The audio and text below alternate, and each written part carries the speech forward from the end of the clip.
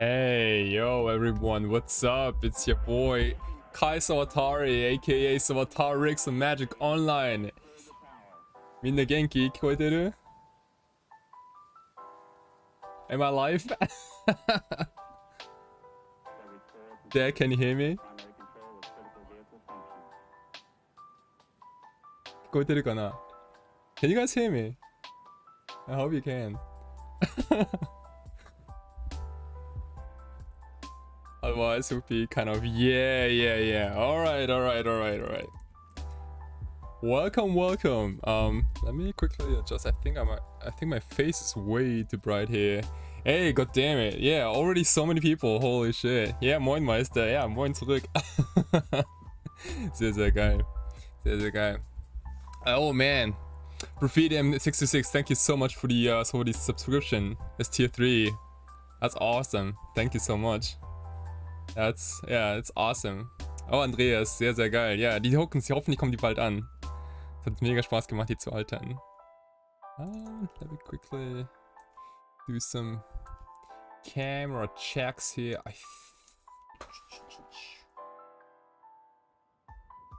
I know, as professional as I am, I should have done all these checks probably like a little prior. Okay. Yeah, okay, sweet, way better. I guess it's not the camera, it's I'm just gonna adjust the lights a little bit. So, it is 11 p.m. in Tokyo. I'm a little sleepy. No, I'm not sleepy. I took a short little nap, you know, 10 minutes, 15 minutes, no big deal. So that's gonna be enough. Tonight we're gonna be playing the let me get this right. Legacy Super Qualifier, you know. Legacy Super Qualifier. This is basically a PTQ. It's like a lot and lots of awesome prizes. I think the prize is up to like the 128th player. But like if you win this, or like I think even if you make it to the finals, you get to qualify for the Innistrad. I guess we call it Pro Tour or not Pro Tour. That kind of event, you know what I mean? That's what we're here for. And yeah, そうだからこんばんは皆さん。今日そうね、今東京夜の11時なんですけど、これからLegacy Super Qualifier っていうね、結構でかいイベントに参加しようかなっていうことで、このイベントはね、優勝か、多分決勝まで行けたらプロツアーの権利みたいなのがなんかもらえるらしいんでね。で、なんかレガシーでそういうチャンスなかなかやっぱりないもんだし、それを今日取りに行けたらいいんじゃないかなっていうことで。Hey, Sunsenista, thank you so much. Yeah. Dude, I can't wait. We already have 189 players sign up for the event. This is crazy. This is probably gonna be like some crazy like 9-round event or so, or at least 8 rounds maybe. Hey Maxim, what's up? Yeah, thank you so much. This is gonna be a crazy event for sure. Yeah, so I don't know exactly how many people need to join for it to be like 9 rounds, but like 8 rounds is probably gonna be like just fire, no? Hey Grim, thank you so much. Yeah, peace my friend. A big high five from Tokyo. 11 p.m. Ready. I should probably get a morning coffee. I should have gotten a morning coffee 10 minutes ago, man. Anyway, this event's gonna start in 3.5 minutes. Hey, Nimso Twitch, thank you so much. Yeah, dude, like we gotta do this today. Okay, I feel super pumped. We have a sick ass list in Legacy. This deck is absolute phenomenal. Oops, let me quickly. Hope you guys can see that. This is a list we're gonna be running today. You can also check it out on the Cardboard Life linky thing, you know, down below. If you click on it, you're also gonna see the deck list. It is in my my opinion, the strongest build of Doomsday in Legacy right now. It is fine-tuned. It is a 14 land deck, 4 underground seas for Volcanic, 9 fetch lands, a full set of Lotus Petals, 1 Lion's Eye Diamond, 1 Poctive Negation, and we have 4 Brainstorm, 4 Ponder, 3 Preordain, and 2 Personal Tutore. Get that Doomsday. We do run full Dark Rituals, obviously, because they are usually the best casting Doomsday. Yeah, こんばんは。いやいや、そう、勉強なんかね、大丈夫よ。もうなんかさらっとやればいいんだよ、Doomsday なんか。あんま深く考えないで、ノリノリ。And, 1 Duress, 2 Thoughtseize. We run 2 Edge of Autumns alongside the 4 Street Race. フォローありがとうございます。ゲンナリくん。ありがとうございます。4 Force of Will, 4 Dazes, 1 Ideas Unbound, Thus Oracle to close out the game for Doomsday, obviously, because this deck is literally called Doomsday. We run all the negations in the sideboard. We run the full set of Force of Negation, 4 copies, just like maxing out of them. Also, the remaining 3 copies of Pact of Negation, doing like a 1-3 split main sideboard. Playing additional 2 copies of Duress alongside the copy in the main, to bump up the count against Bant and Delva mostly, but also against combo. We have 1 Pyroblast and 2 Red Blast. Deal with Meddling Mages, also any sort of counter show and tell, that sort of stuff. Cavern of Souls is excellent against Pyroblast decks. Sherlock Isle Emrakul is awesome against Endurance. The Endurance boy. So, it's not optimal. Wait, what? Bloodstained Maya? No way, dude. Like, why would you want to play Bloodstained Maya? That's gonna tell opponent that we are in combo. Like, if you go Flooded Strand Go, we are so not combo. Like, we are probably, like, you know, opponent might think that you're in Jeskai. But, like, if you go Bloodstained Maya Go, that is so... yeah, I don't think you want to do that. Like, if I see a Bloodstained Maya on my opponent's side of the table, I'd probably be like, boom, that player better cast Dark Ritual than Entomb Reanimate. You know what I mean? Event's gonna start in 30 seconds. I hope you're all ready. Because I am. Good. We gonna be slapping today. I feel like... No, you know what? We either slap or we get slapped, you know. One of the two is gonna happen. Either way, it's hopefully gonna be a lot of fun. 今日はとりあえずね、もう結構やっていきたいなっていう。なんとなくね、こう気持ち的にはね、今日めちゃくちゃ勝つか、それかめちゃくちゃやられるか、なんか多分なんか中途半端なものはなんかなさそうな気がする。どうなんだろうね。We got a new follower. Gabo 2289. Hey Gabo, thank you so much for the follow. I appreciate it. We got a new follower. Hey Loco Cuchos. Cocos? Anyway, thank you so much, and I'm sorry for butchering your name. I'm so sorry. Arigatou gozaimasu. I'm so bad with names, I should probably get better at this. Okay. So, everyone, welcome. Welcome to the Legacy Super Qualifier. My name is SAWATARIX, aka SAWATARIX on Magic Online. This is our round 1 opponent. Kazuga, maybe Japanese. 日本人かなこのプレイヤーは。And we got a turn 1 Doomsday. Well, I mean, I'm not gonna mulligan this. Go ahead.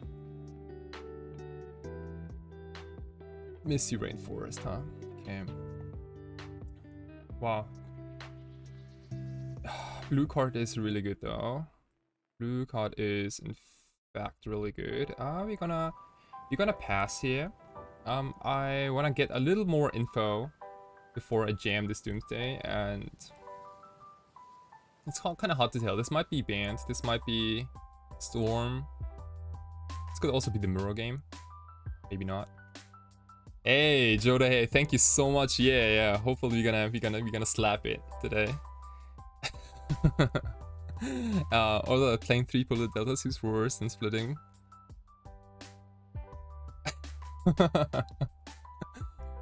I mean, I think the secret behind fetchlands is that like you don't want to give your opponent too much info, you know. Tundra Misty Go is somewhat weird. I kind of wanna keep my Doomsday in hand for now. Hope they maybe tap out. Oh, Jeskai. Okay. Expressive Iteration. So, I could daze Expressive Iteration if I want. But I don't think it accomplishes anything. That's fine. So, okay. So we might be looking for Brainstorm got exiled. Okay. Probably gonna cast Brainstorm and say go. Oh wow, Tropical Island 2. Holy what? What is happening? What type of deck is that? What? なんやこのデッキ。トロピー、ボルカ、ツンデラ全部 Well, I mean, is this like 4-color good stuff? What is going on? Blue card, please. Oh, awesome. Brainstorm. Okay. We are ready to take over the game here. Hopefully. Hopefully.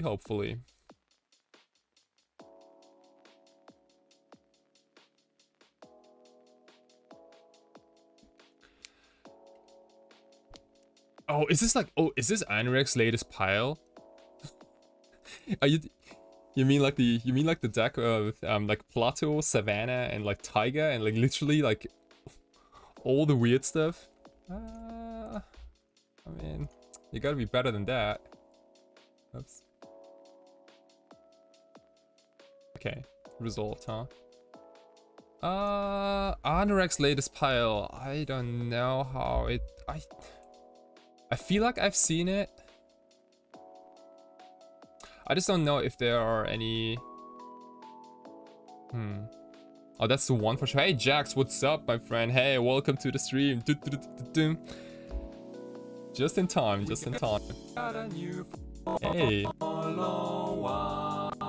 MTG Crixus Delver Legacy, thank you so much for the follow.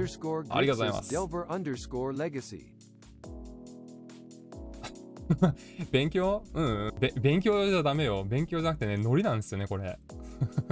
We can 暗視はまだプレイできるね。あ、じゃあ超簡単や、これ。だったら超簡単や。Okay, if this is yeah, dude, this is gonna be an easy pile. We haven't even played a land for turn, I think. Let's see here. So we cost. Yeah, we haven't even, so we can replay Underground Sea. We got a double. Ooh, this is gonna be so. This is the easy money, I think. Yeah, this is like the easiest pile probably of them all. Let's see here. I'd be looking at Pedal Pact, triple Street Wraith.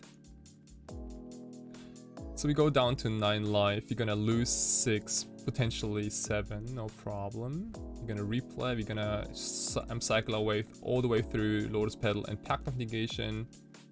Like technically, we don't even need the Lotus Petal, but like, yeah, technically we don't even need the Lotus Petal. Do they run days? Oh, this is so weird. I don't know. Like, probably not. これ絶対デイズ入ってないよね、こんな。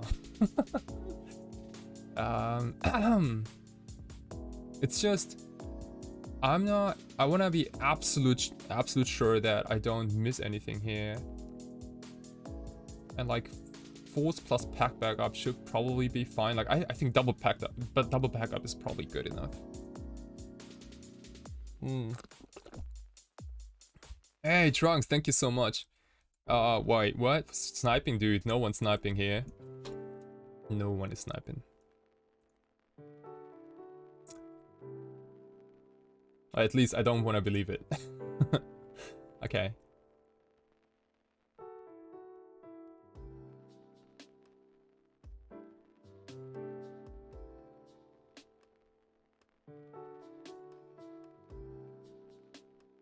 And you know what? Like, even if my opponent ends up sniping, it feel even better if we win. You know what I mean? Boom. Easy clap. Okay, we didn't even need anything.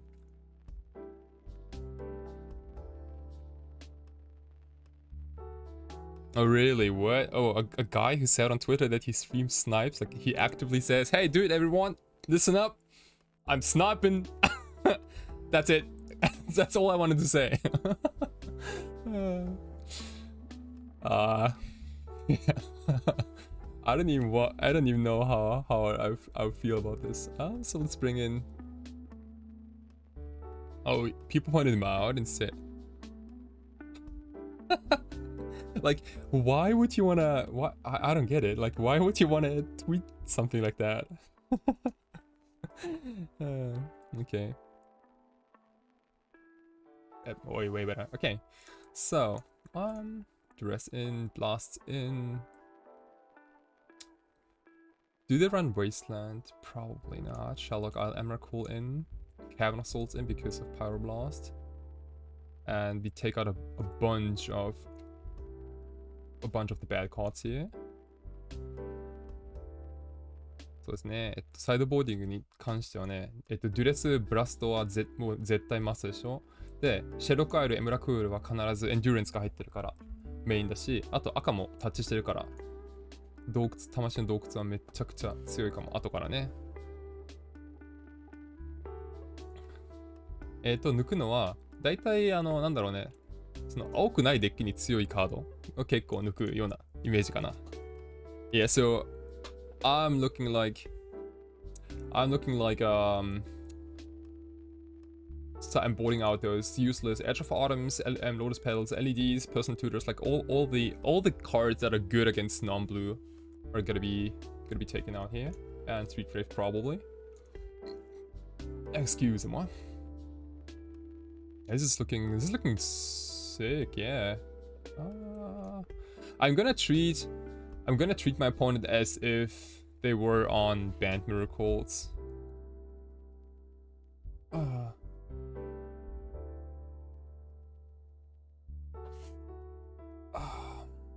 Let's go. Oh, Joda, hey, oh really? Okay, well that's a weird way to put it. Like ultimate, like even if he snipes me, like what am I supposed to do? You know, like I'm not gonna put in a hand hider, because then like you guys can't see anything, and you know it's gonna be a lot. It's gonna be real awkward. This is another turn 1 Doomsday. There's also Days. I love it. Let's keep it. これ絶対キープやね。一旦目に Days バックアップで Doomsday 打てるし。Hey Adam, what up? What up? Hey, welcome. This is round number 1. We are playing against. Holy shit. We got a new follower. Oh god, not you, Pikachu. Mardoc 18.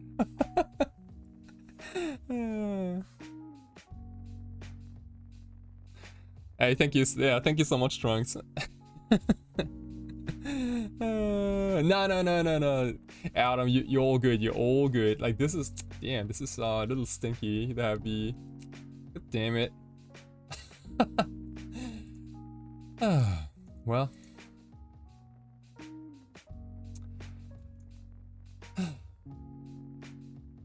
Legacy.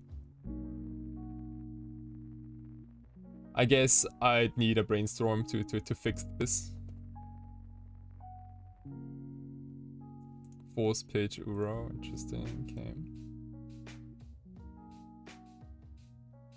Oh wow, they have another force? Damn. Okay. Well, okay. Now our hand is kind of trashy. Hey, Marcus, what's up? What's up? Canonist, okay. How are you doing? Okay, well, Dark Visual is kind of like off the table. So is Emrakul. We're not in Emrakul hard cost territory here. Hey, Noah, Scody, I think. Hey, welcome. What's up? What's up? How are you doing? How are you doing? Welcome to the stream. It's currently 11 p.m. on this beautiful Saturday night in Tokyo. I'm doing great. Yeah, I'm doing great. Playing some Legacy. We are up a game against 4 colors, whatever pile. It might be the deck Anorak played recently. It might be. Yeah, chilling, awesome. Yeah, dude, you know. That's all we want. That's all we want. Carpet of flowers. You got it. You got it. Dude, yeah, I mean we gotta rip Brainstorm eventually, so.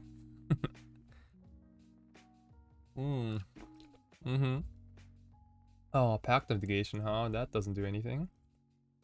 So, we have 1 card in hand. If that's a Flusterstorm, I'm gonna be mad, but you know, let's cast that Sweet Doomsday. Come on. If this resolves, yeah, sick. Okay, we drop to 7 life. They only have a Canonist here. I'm not too worried about anything, to be honest.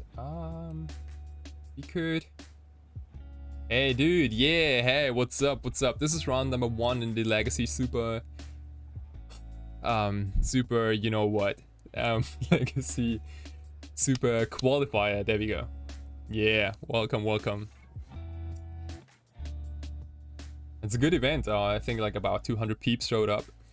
If you make it to the finals, you get a proto invite for Innistrado.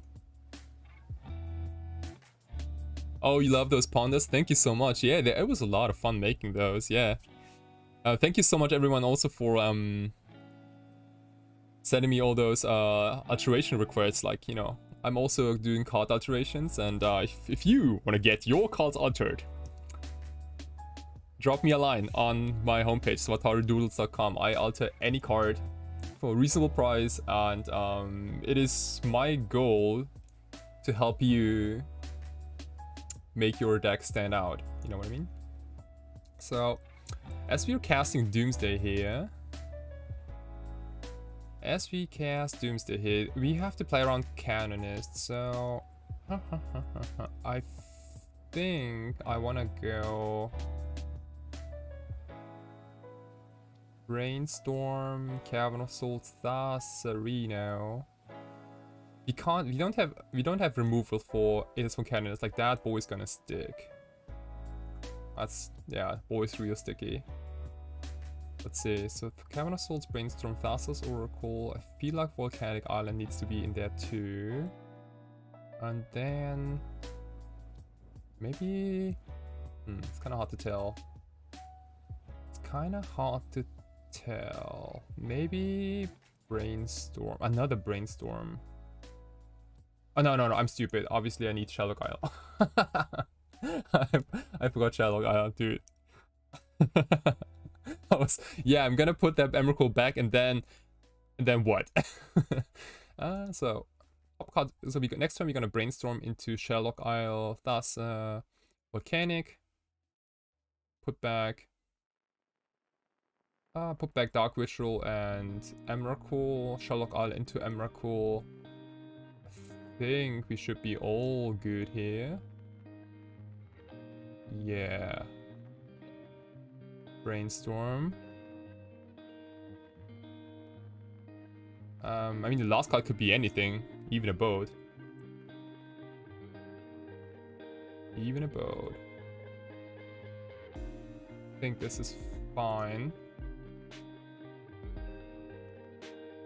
Volcanic Isle is better than Pedal because... Pedal would have been better. Yeah, Pedal would have been better.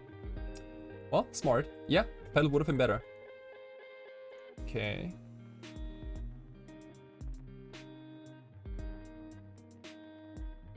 Pass the turn here. Yeah, no, Pedal would be excellent because it goes under Aegis Canonist. I totally missed that. Damn. Yeah. Smart. First little mistake here on my end. Okay. Nothing. Brainstorm. I need this brainstorm to resolve. Okay, sweet. Let's go Dark Ritual and Emrakul. Shelldock Isle.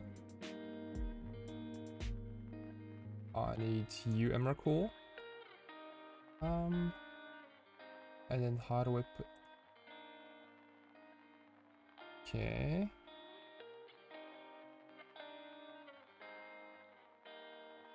Ooh, I need to be careful to... I could deck myself here. Oops.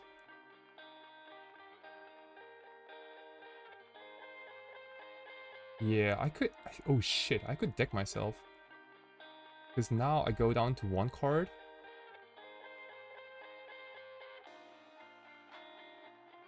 Huh. Ah, but I think... No, I think we're good. Because what's gonna happen is... We're gonna cast Emrakul here.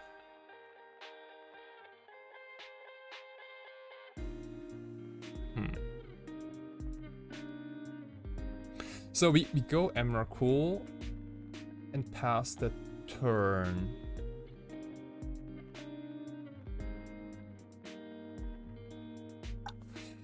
And then we draw our last card. We attack. They sacrifice the whole board. And since Canonist is gone, we can then go Thassa's Oracle with Pact and Pyroblast back up. I think that's the plan here. We obviously lose heart to... What's it called? Dress down.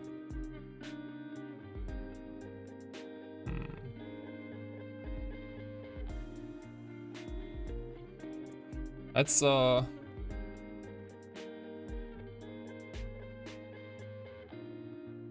like if they have yeah, I mean they only have 2 cards, so they can't have dress down plus counter or some weird thing like that.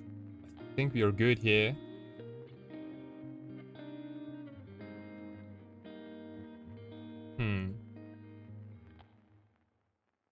Yeah, yeah, let's do it then.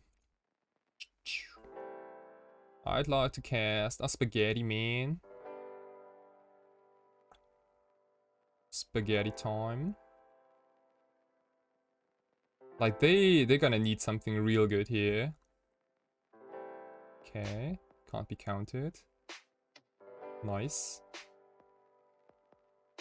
I like to take my extra turn and draw the last card of my deck, so we are also removal proof.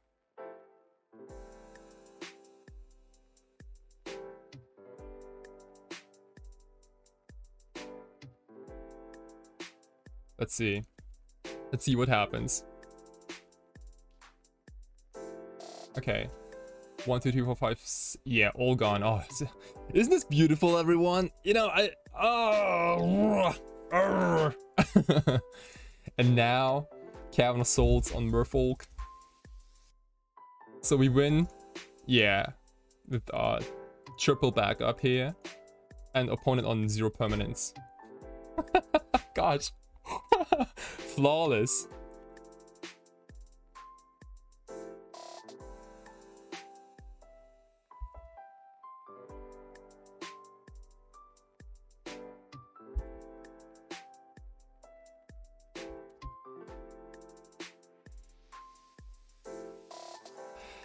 Yeah. Flawless.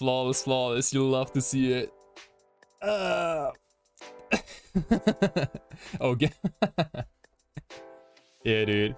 Sick. Okay, alright. Okay. That was crazy fast. Let's take our little notes here. We call this the Legacy Super Qualifier. We get a crisp 2-0 against. How do we wanna name this opponent's deck? Any suggestions? Do you wanna name it like Bant, or do we wanna name it four color Undead, or do we wanna call it something else? I don't even know. Like how.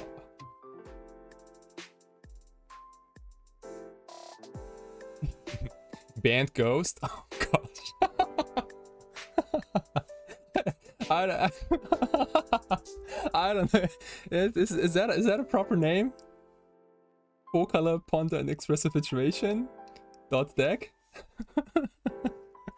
Come on, guys. I mean, you gotta be a little more creative than that. Bant? Gosh. Like the problem, hey Robert's your mother's brother, welcome. The problem is that this is not even banned. This is like some weird 4-color, you know, the soup.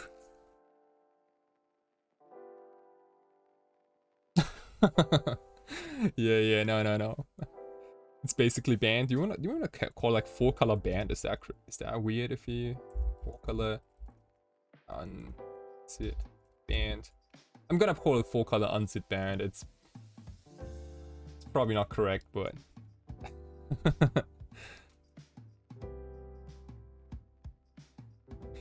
yeah, that's a problem, right? Like we didn't see any relevant cards. I mean, we saw a Snapcaster getting pitched, we saw an Uro getting pitched to forces, and we saw a Canonist and a Carpet of Flowers, and that's it. That's literally everything we saw. Like, so. It's kind of hard to you know, make early judgments. Yeah, Forest Jeskai was kind of weird. Anyway, since we are in this probably like 8-round tournament, I thought y'all would probably enjoy if I do alterations between rounds. You know, like something I like. Doing alterations and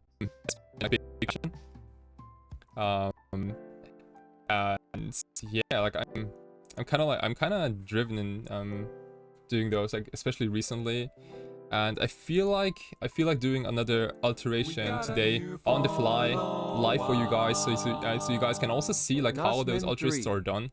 Hey Nosman3, what's up? Thank you so much for the follow. Adios. Did I alter my own deck? I do alter, like, for example, this is my deck. It's obviously a little outdated, you know, like the deck's not particularly strong or anything, but as you can see, like I tend to play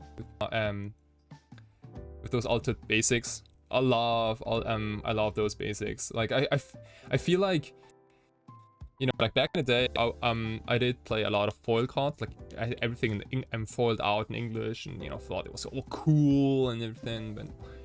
But like recently, I got off the foil train, and like I'm kind of thinking like, as long as your deck is consistent and unique, I prefer that. And yeah, it's like, I mean, people already have strong opinions on basic lands because, like, you know, there are like so many to choose from, and like I personally do like old border and basics in combination with dual lands and fetch lands.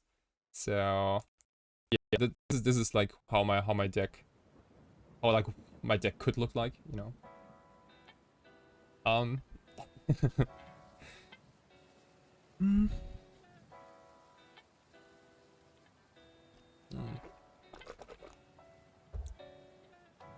Hey Nosman, oh wow, thank you so much.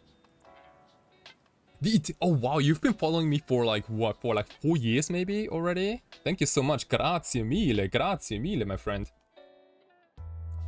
So what I did, like my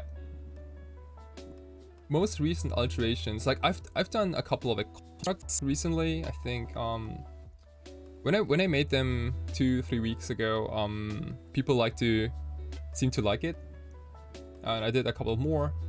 I also did like some Japanese tokens.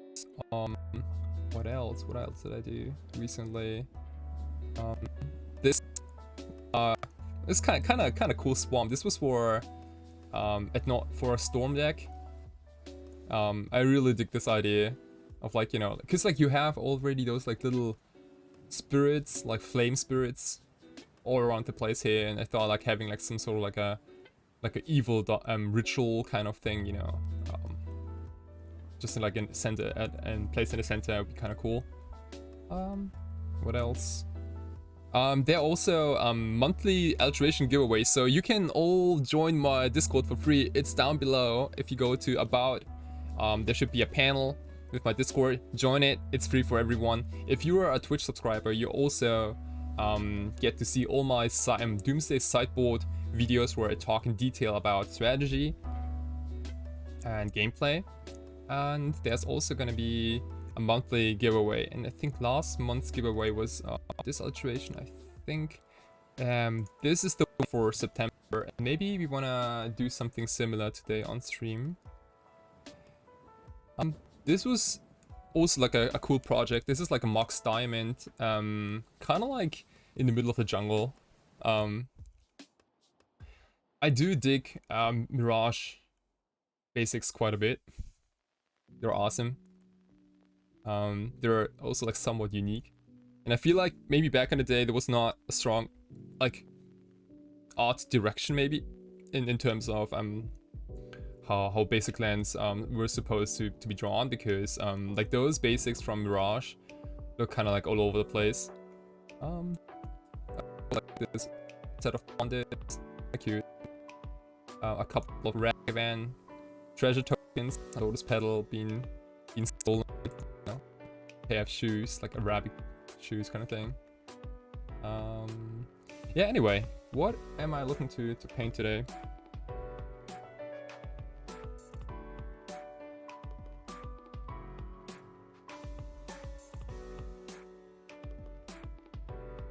Am I in the 14k Facebook group for alters? People tend to sell a lot there. Ooh, I am not. I'm not. I'm not. Because I also think that Facebook is kind of dead.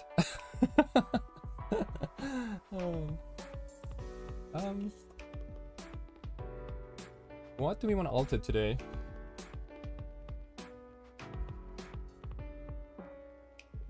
We could either alter a basic land. You could also do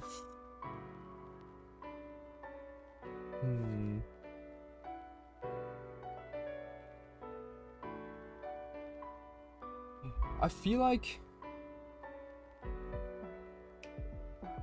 altering a swamp today. A monk token? Oh, there's a lot of other folks buying altars. Oh wow, okay, so maybe I should give it a try.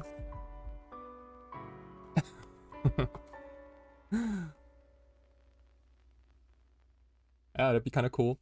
You know what? I had this weird thought the other day.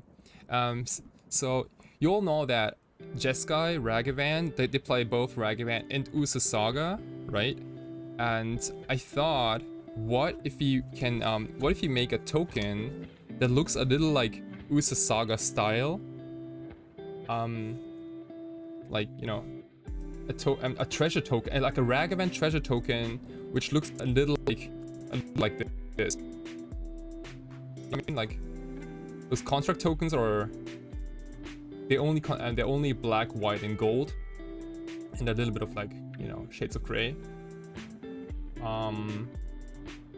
But maybe it'd be kind of cool if we can make a treasure token for Ragavan, which also looks a little bit like those construct tokens. Because like if I'd be playing Jeskai Ragavan, I kind of want to have construct tokens and also treasure tokens for Ragavan, and they're kind of like matching. Maybe that's like a sweet little, you know, if you have enough time, we're gonna do more alterations. So I kind of feel like it. Let's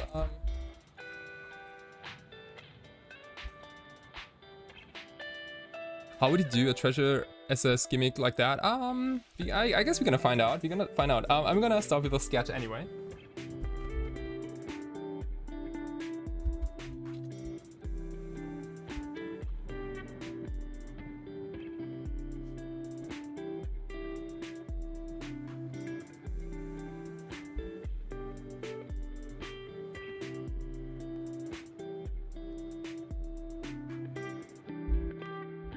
Okay, let me quickly set up my workstation here. So it's gonna be ready in a second. Oops. And how I'm doing this is like I have a camera here which points down, so you guys can all see. Yeah, perfect. Can you guys see everything? Let me adjust the lights here. It looks a little dark. Okay, can you guys see everything?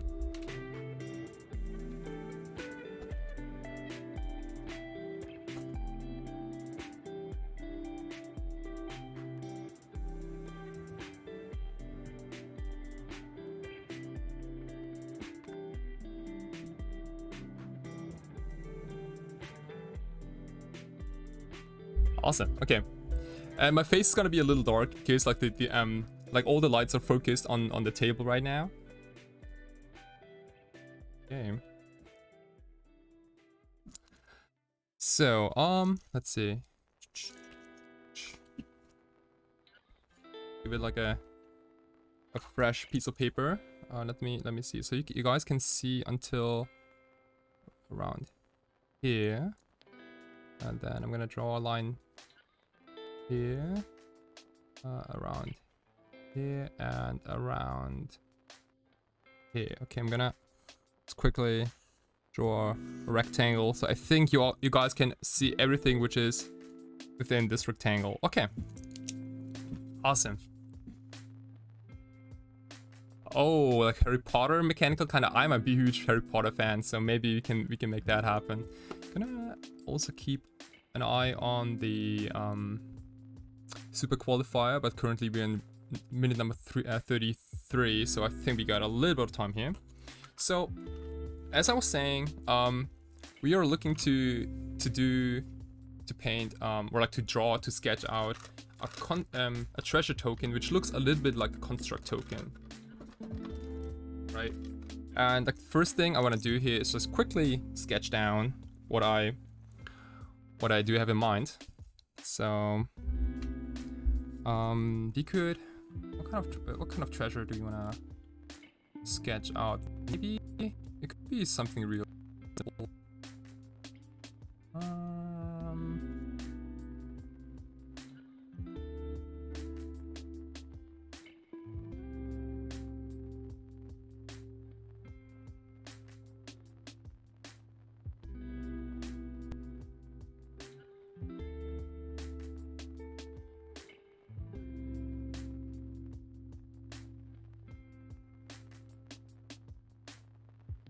For instance,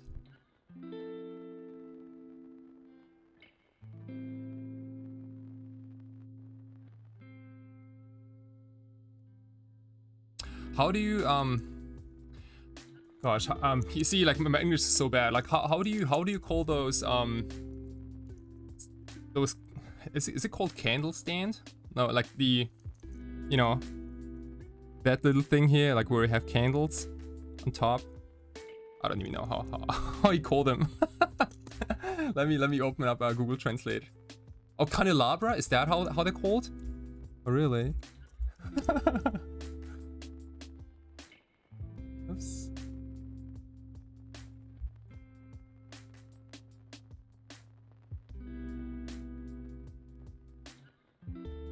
It's called oh well, I mean Google Translate tells me it's called candle holder. Is it candelabra? Huh.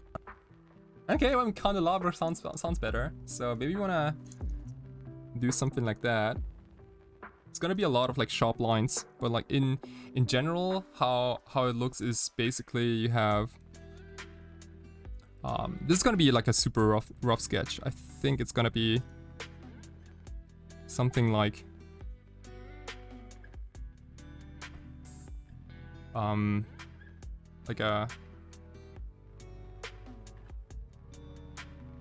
something like that, and then you have stand here in the bottom, and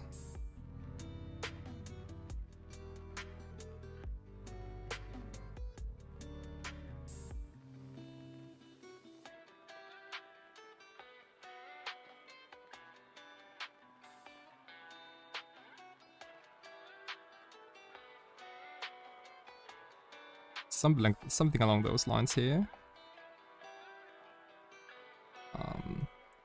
You wanna give it probably a little more details later, because it's overall it's like it's no shabby like like $2 candelabra, like it's probably gonna be like golden or like silver or something like that, and because like after all it's gonna be a treasure token, right?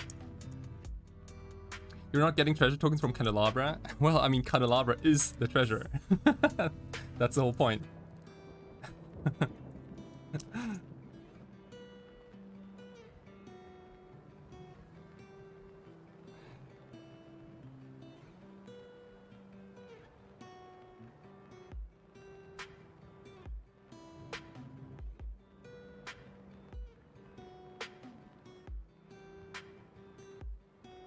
And so this is basically it.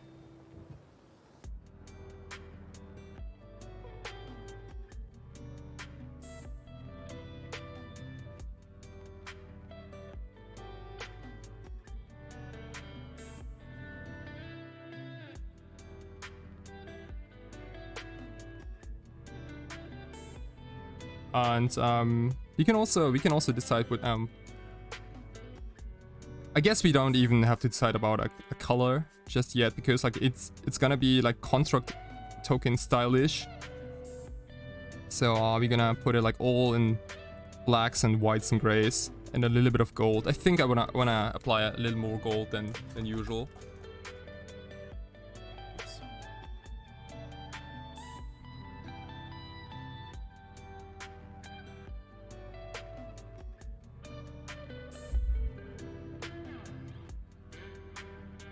This is usually my gold pen.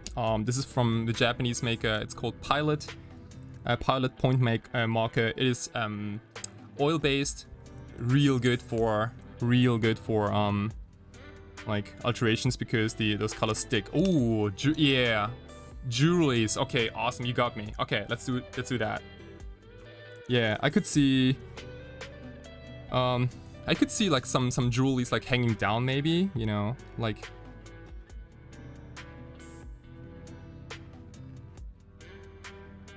Something like that.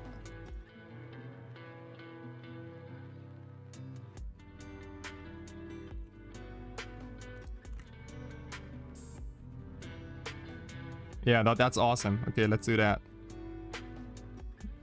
Great idea, Adam. Perfect. Can I hire you as my content manager, or like input manager? Like someone who constantly gives me like ideas about like what things I should paint and alter. That'd be sick. Okay, so gold probably like on these parts here, a little bit on the highlights, probably something like that. And also those jewelries mainly.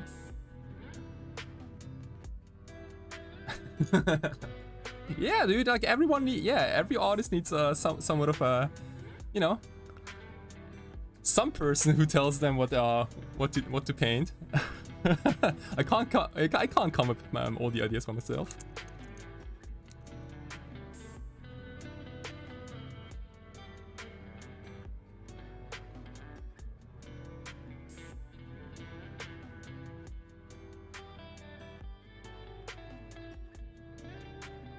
Okay, okie doke. And like, I mean, 50-50 disaster acceptable. Yeah, don't worry about the disaster ideas, because I'm gonna ignore them. So you'll give me your ideas, and I'm gonna go like, yeah, I like that. That one I just pretend I didn't even listen.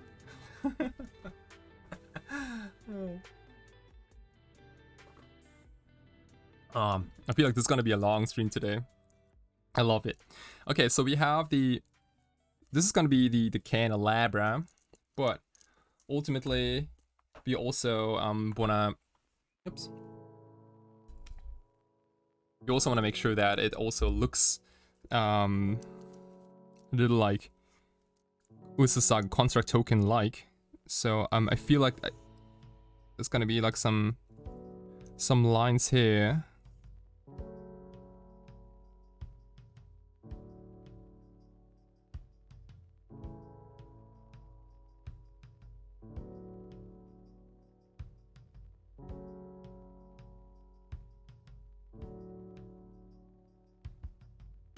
And what's typical for those Usasaga tokens, a little similar to Guru Basics, is that you have this like circle of I guess it's like the like how the moon turns into the sun and then vice versa and that sort of thing. So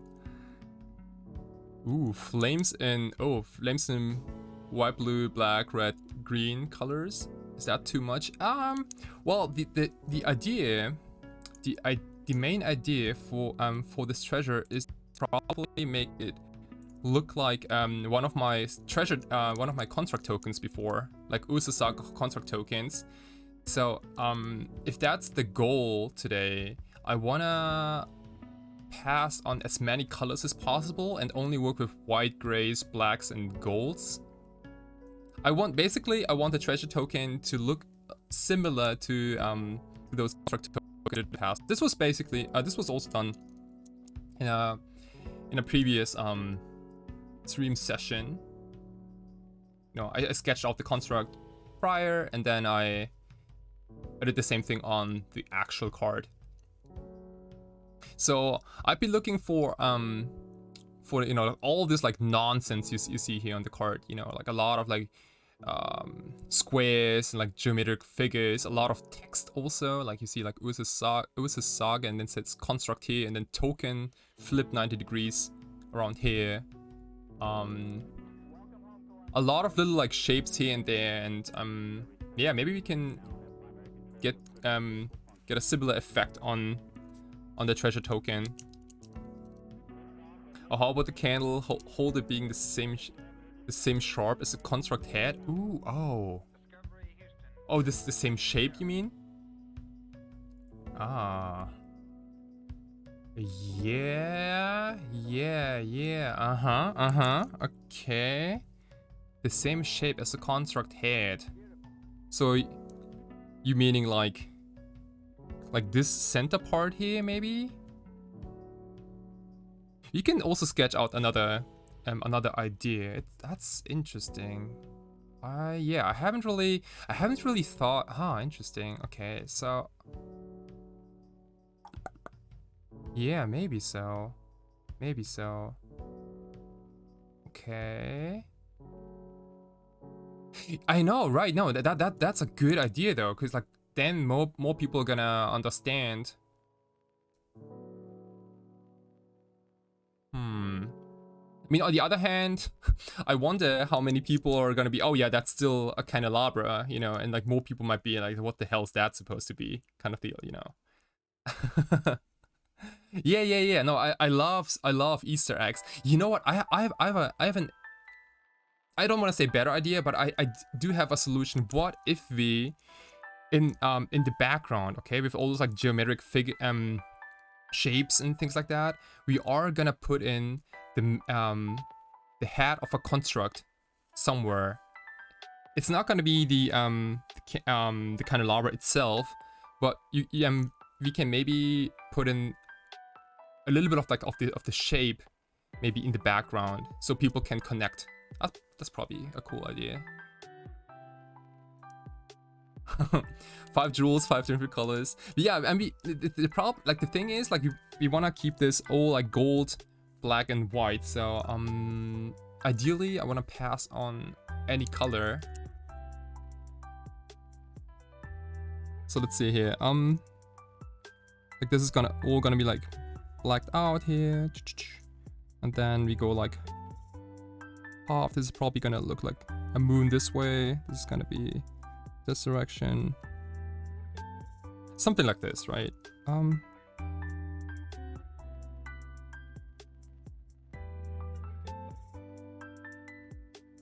And then if you could take the construct head and maybe place it.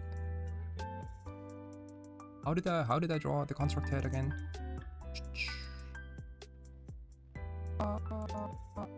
It looked like... Oh yeah.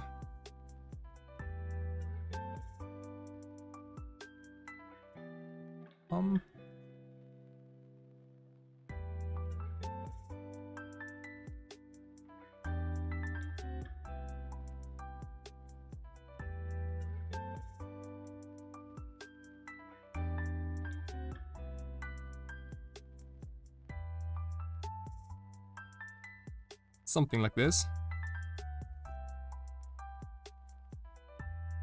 What if there was a shadow from the candelabra spread across the background and it's resembled the hat? Ooh, wow. This is... No, yeah, that's a cool idea. You know what? That idea I would probably use for an actual painting. The problem is, like, it looks real interesting. The thing is, like, we'd be altering on a small canvas. It is only like this size, and if we... Yeah, so if you have the candelabra and it resembles the head, okay. So if you start casting shadows, I wonder if you have enough like space for all the rest. That's a somewhat cool idea though.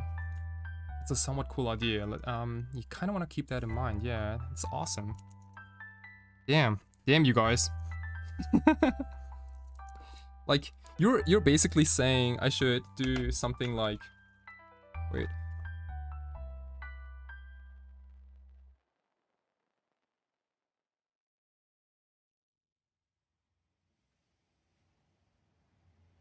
Something like this, right? This is what you're saying basically, right? I have the candelabra and it casts a shadow in the background, which is the shape of a construct token head. Is that what you meant? Oh, that's cool. That's cool. Let me keep that idea. Dig it.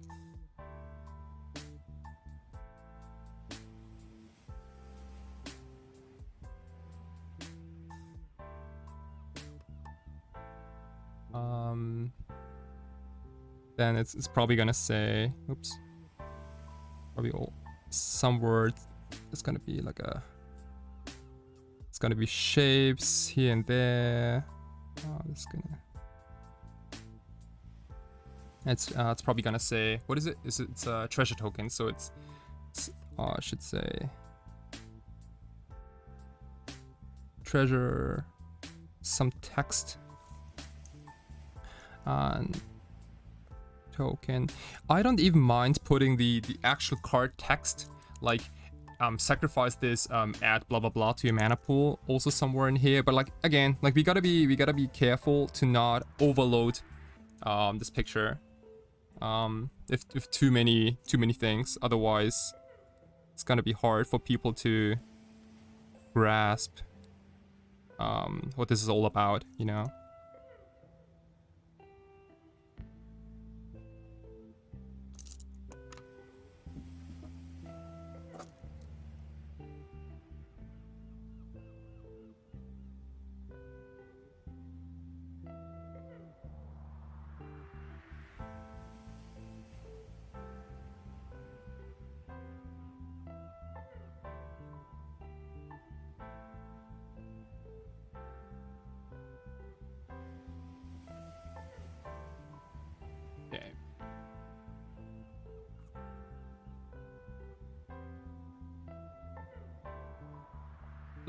Kind of like the Vanitas painting. Yeah.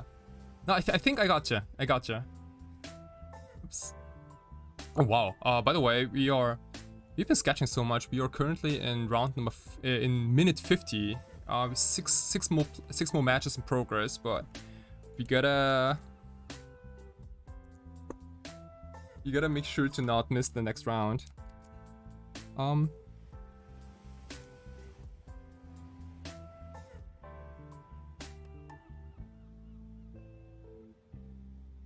Okay.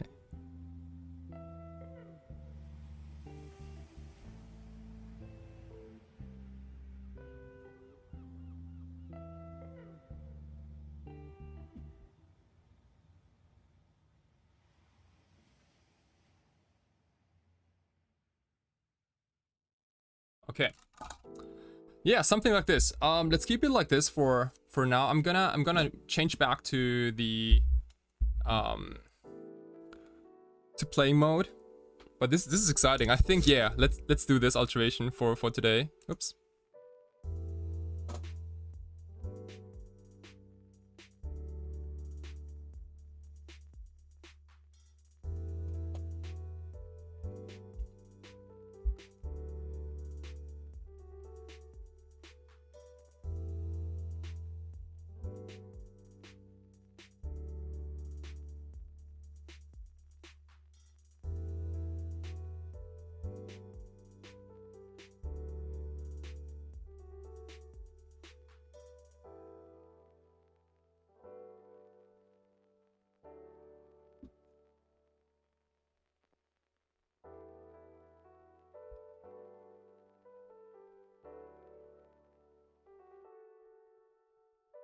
Awesome. Okay, so welcome everyone.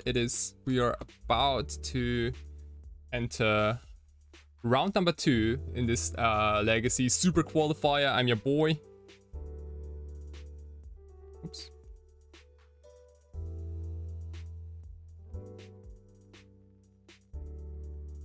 I'm your boy, yeah. I'm your boy, period.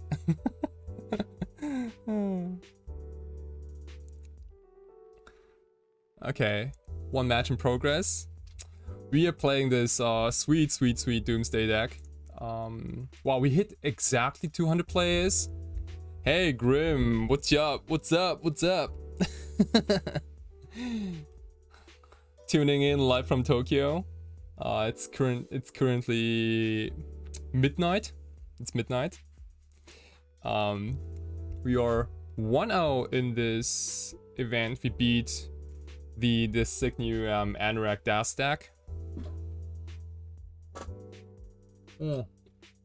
And before the next round starts, I'm gonna quickly go to restroom. I'm gonna be right back in 20 seconds. Okay, don't go anywhere. It's gonna start in just a couple of seconds.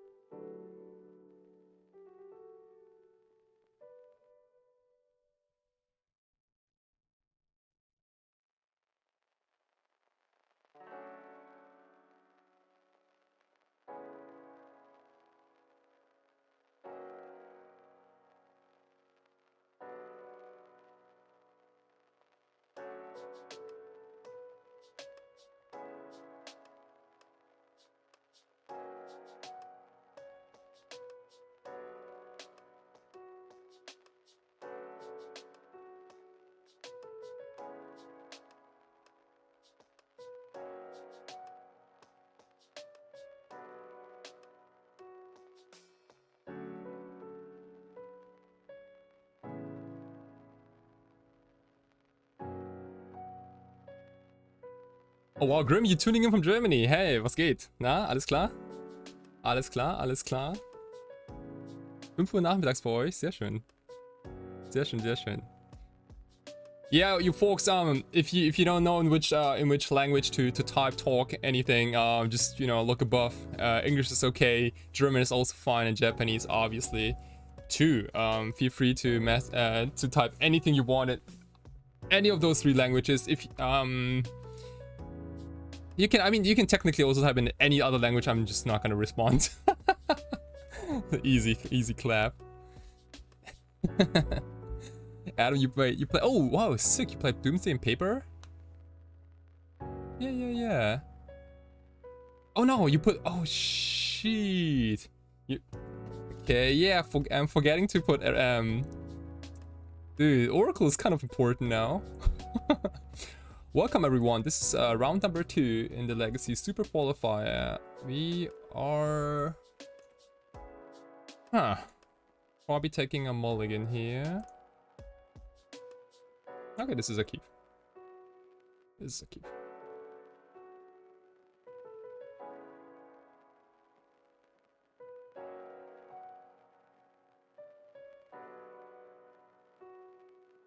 Oh, you played mono black aggro in paper yesterday? Like, you mean like mono black aggro in Legacy? No. Standard? Question mark? It better be standard. Is there even a mono black deck in standard these days? Oh, in Legacy? Oh shit, okay, that's Oracle. Yikes. Please no Wasteland. Okay, Flooded Strand go, huh? Flooded Strand go. Okay, let's chill for the time being. It's kind of hard to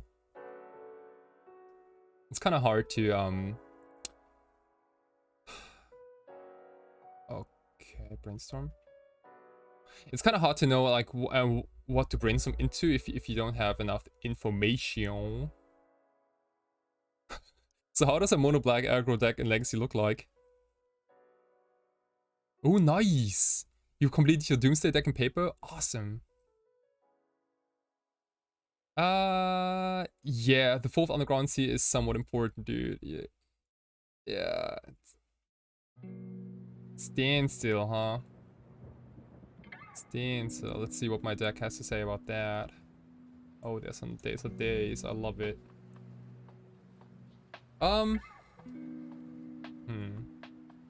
So there's one problem, which is I don't get to 3 mana right away.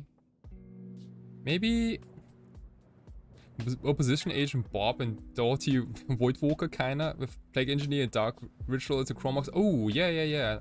Okay, I think now I have a... Is that even still called an aggro deck? Let's daze the standstill here. Oh, Chains of... Ooh, shit. You own Chains? That's a somewhat expensive magic card. I should... Dude, it's... Yeah, I don't know. Maybe you should call it...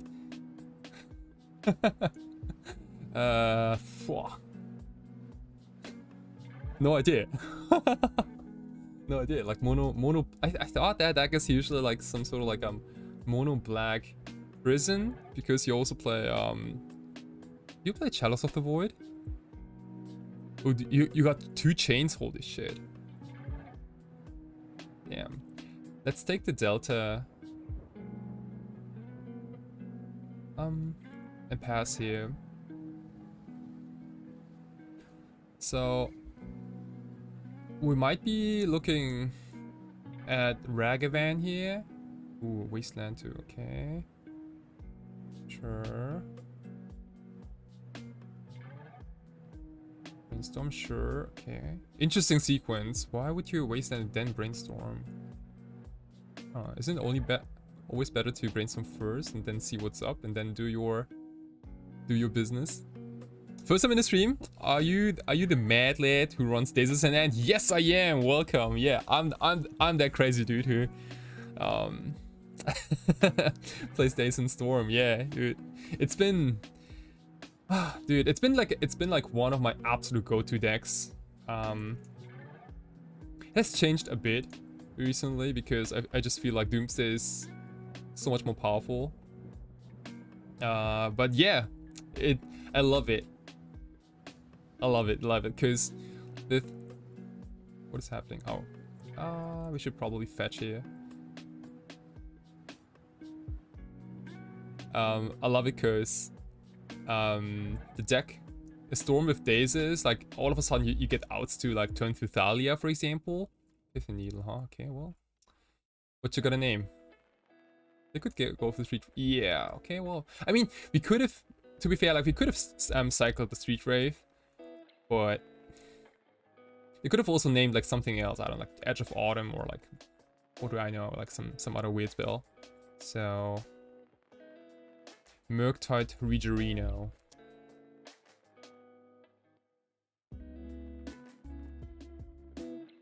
Hey, sup, mate? Thank you so much. Yeah. Oh, no, I'm not the best Doomsday player by any means. I just like playing the deck. There are probably a lot of other big brains out there casting spells. We got a new follow. Hey, Blasted Man, thank you so much for the follow. Blasted man. Arigatou gozaimasu. So Murktide Region is somewhat of a problem. I don't know if I'm supposed to counter this Murktide. They exiled 1, 2, 3, 4, 5. They exiled 2 cards, so it's gonna be a 5/5, huh?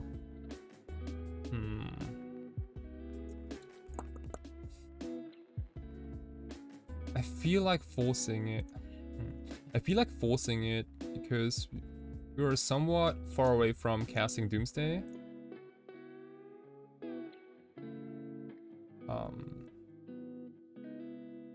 Oh wow, they force back. Pitch Ponder. There. Okay. What did you generally cut for the Daisies? Cantrips, hand attack? In Storm you mean? I mainly cut... Okay, with there's days. I mainly cut a discard spell. What else?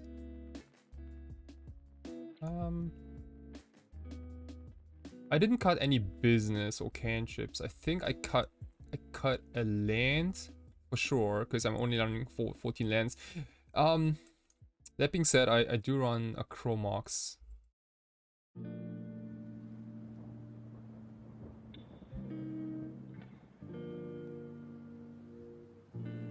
There are no Wishclaw talismans in the deck, by the way, so maybe that answers the question. Kills a Saga, nice, no Wasteland. Opponent's on 3 cards and we can technically kill now. We can kill.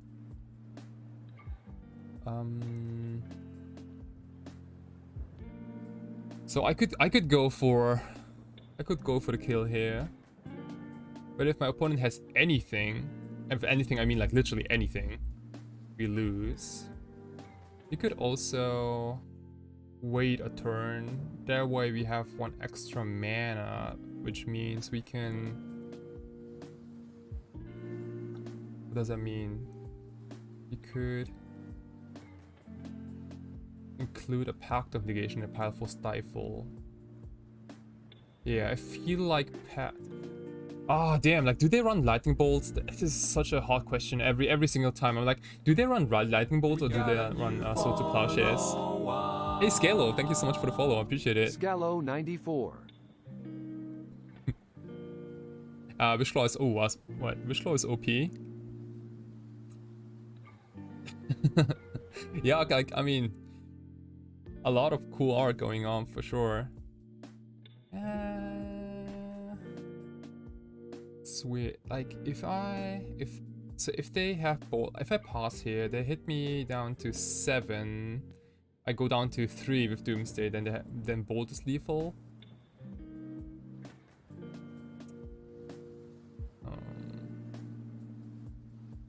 It is definitely a closer call. I feel like waiting is probably gonna pay out here, hopefully. Because like the card I fear the most here is Stifle. I don't want to get wrecked by Stifle, so if we wait another turn, then... Oh shit, Wasteland. Okay, well, never mind then. Okay. That Wasteland was... Thoughtseize, huh? A little late, my friend, a little late. Okay, well, I mean, I have to go for it here. And I can't beat anything. Like, I can't beat Lightning Bolt, I also can't beat any counter. That's what it is. You know, if my opponent has another counter, then so be it. Okay. Doomsday Resolved, interesting.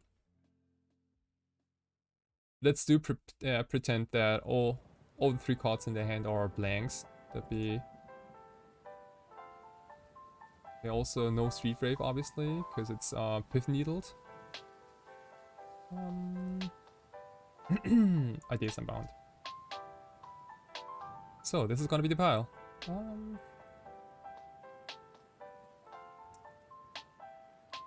It's playable. One Chain of Vapor in the main board. It's a catch-all. Like a card you can also always put in the pile. Maybe, yeah. The thing though is that with Force of Wills and Dazes, you can counter most of the things anyway, you know. Okay. So you could play a copy, but I don't know what to cut. Like most of the because like most of the permanents again, like you can answer on the stack. So what did we see? We saw Jeskai colors, we saw Wastelands, we saw Murktides. I do like Cavern. I don't like Shelldog. I don't like Personal Tutors. I also don't think I like Force of Will here. 4/6. Maybe I do. No, wait. Maybe I do the same sideboarding. Like, maybe I treat them as if they were on Delver. I think that it's probably a little better. Like this. Duress in? Yeah, I treat them as they were Delver. Like, they do a lot of Delverish things, so...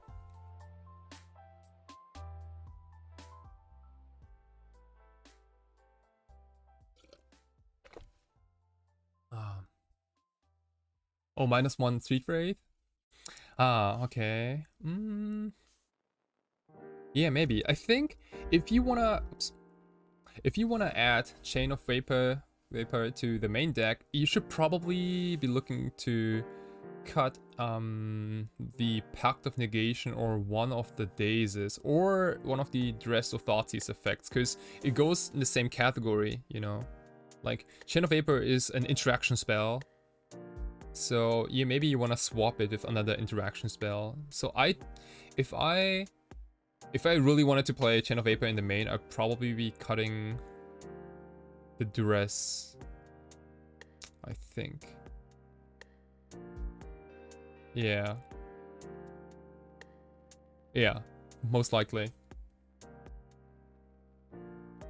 It's kind of hard to tell. I have never thought about Chain of Vapor in Doomsday, and I mean, I hope it also tells you enough of, like, you know, how good deck already is tuned to beat permanence. Okay, wow, this is a terrible hand. Mulligan. This is another terrible hand.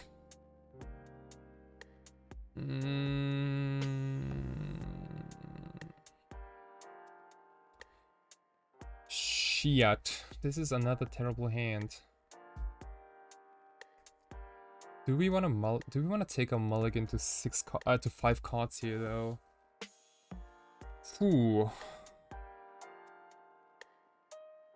Foo.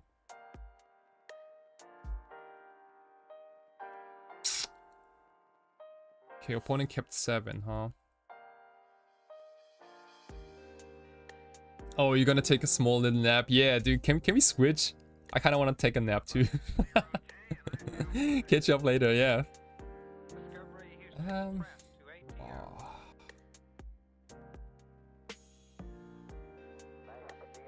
I really... This is a mulligan to 6. I really dislike going to 5.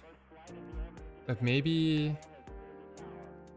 a 5-card hand with an Explosive Doomsday will make it. Like, if I bottom Underground Seed, like, this hand is so weak. It doesn't... I mean, it does have a lot of things except action. This is my only action spell. Maybe I'm supposed to go down to 5 on the play.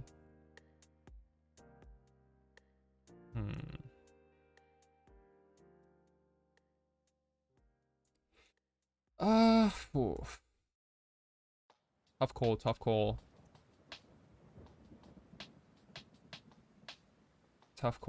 But also, like, they're on the Wasteland deck, and at least we have mana. Like, at least we don't lose to Wasteland, and we also have Duress to... Like, if we see cantrips or Doomsdays early on, like, then this hand is fine. It's kind of close. Like, but I also hate hands that don't do anything. Like, this might also be a game where, like, we just, like, simply don't do anything. So maybe it is better to take an aggressive mulligan here. Come on. Okay. I guess this is better. Yeah, this is better. I don't think I can mulligan this. So if I keep this, what do I even bottom? I think I wanna keep both Brainstorm and Preordain, and I think I also want to keep both lands and the Dark Ritual. So, which means Daze and Pact of Negation have to go. Okay, well, that's if they are, that's probably what's on the menu. You're gonna draw into interaction anyway, eventually.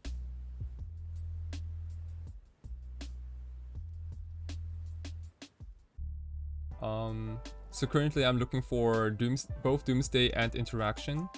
Okay, bottom both. Okay. Underground Sea is not terrible if they lead with Wasteland. Volcanic, huh? Okay, wow, this... Nice, nice. Welcome, Doomsday. Okay. I'm gonna keep the Brainstorm for now. I'm gonna use the Brainstorm once they tap out.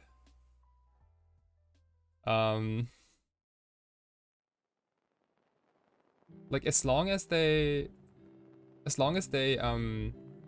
play a slow game, I'm totally cool with. Like the last thing I wanna see here is a Ragavan. Brainstorm, huh? So I think I'm supposed to Brainstorm in response here.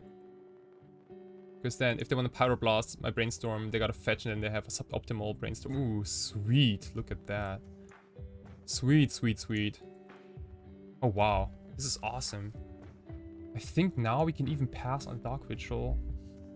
What if we get rid of Dark Ritual and Preordain and then we have 4 lands, Thoughtseize and double Doomsday? That beats a lot. That's fairly strong against counters. Damn, on a mulligan to 5, this is impressive. That's good. this is the juice. So with this many lands, I don't think I want Dark Ritual anymore. Even though they run Wastelands and Days.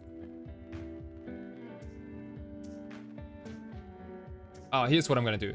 I'm gonna put Preordain bottom, Dark Ritual top, and I will decide on the fly if I want the Dark Ritual or not, based on what they do.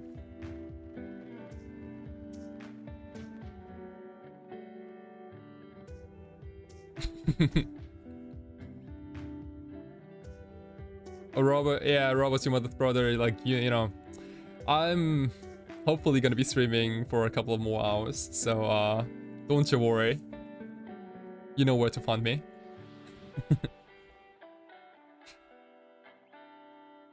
Don't you worry.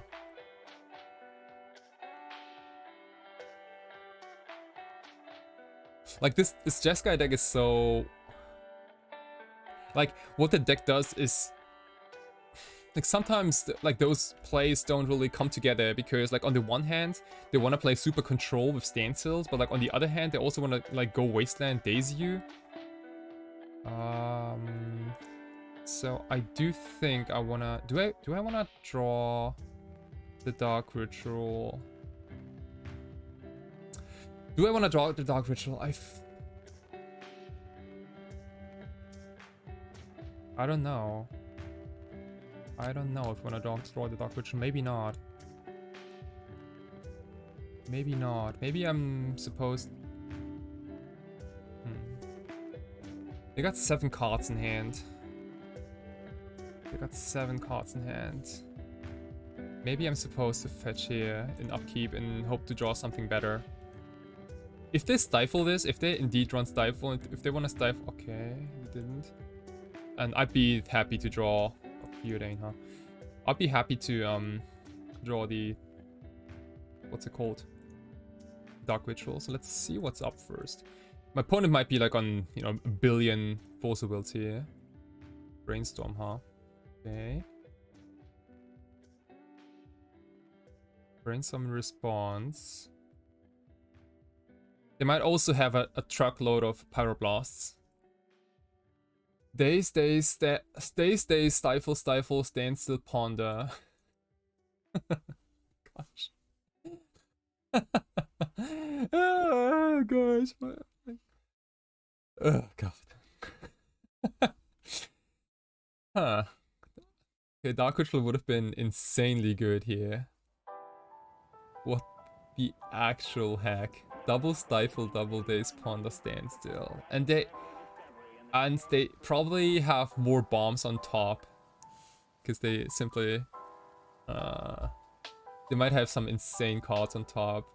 What do I even take here? What do I even take? Hey, B Goose, thank you so much for the sub. Appreciate it. Thank you so much, everyone. We are also getting closer and closer to our sub goal of 150. Thank you so much, everyone. Yeah, dude, that's That's the gas. Thank you so much. Appreciate it. Awesome. Hope you guys having a good time. So I gotta take Stifle eventually. Dazes can be play around. Yeah. Like I don't. One thing about Daze, like it kind of stinks that we can't win this turn, but I think we're still fine. Let's take one of the Stifles and preordain here. Ooh, another Duress. I like that. I guess we can also keep the Ponder maybe. I really do like Duress here, but I think I'm supposed to hold on Duress for now. Because if I Duress now, they're gonna Daze plus Stifle. Hey, MTG BS Pons, thank you so much for the sub. Appreciate it. Yeah. I mean, opponent's probably gonna go. Oh wow, opponent fetched, huh? Okay, so no Force of Wills. If you you have Vintage Doomsday too? Yeah, I do. I also do play Vintage Doomsday. I also have Vintage Doomsday in paper. I can show you the deck list in a second. Yeah, no problem. Honda, okay. It's interesting. Okay, so we kind of have full info here. Okay, that's probably a standstill. Yeah, I mean, sure, you got a standstill.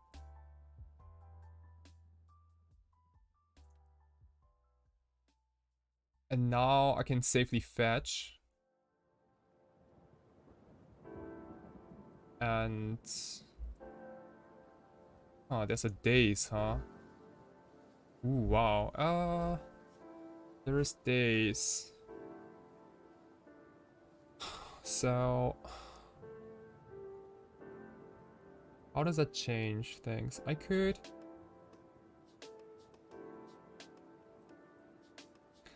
cast Duress here. It doesn't. Is it better for me if I wait?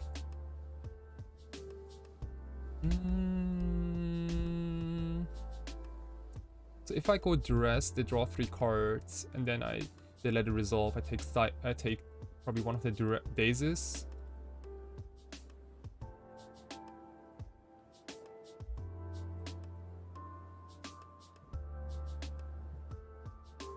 The problem is, like, next turn they're gonna make the first construct, and once they do that, it's gonna be harder for me to. I don't think I have enough time to cast all these Doomsday. Maybe I'm supposed to just jam the first Doomsday now. Yeah, I feel like jamming the first Doomsday now. They gotta rip the Force, or they have to double Daze my Doomsday. Like, I wanna have enough time to cast both Doomsdays. And if they double Daze, then it means that it's gonna be harder for them to make constructs and also have mana for Stifles.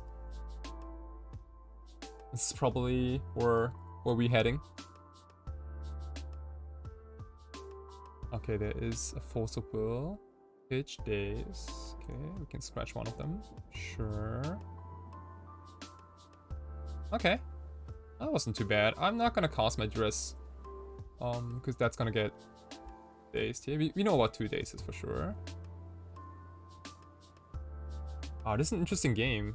Okay, another Ursa Saga. Soul Guide Lantern, that card doesn't do anything. You wanna take here? Okay, Brainstorm, sure. It's fine. Dark Ritual, oh excellent. Okay, so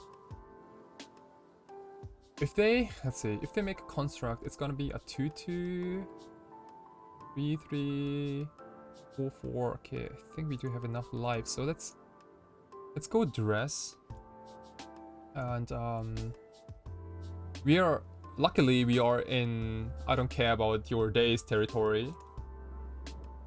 Daze, Force of Will, Stifle, huh? I mean, okay, easy answer. So Tundra, Scalding Tarn, Stifle, Daze. Okay, can definitely beat those. I can definitely beat those cards.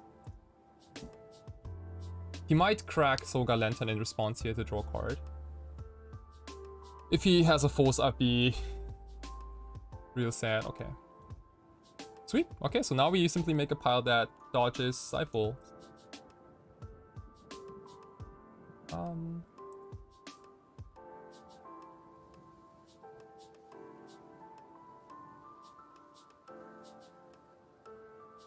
I'd be looking at a pile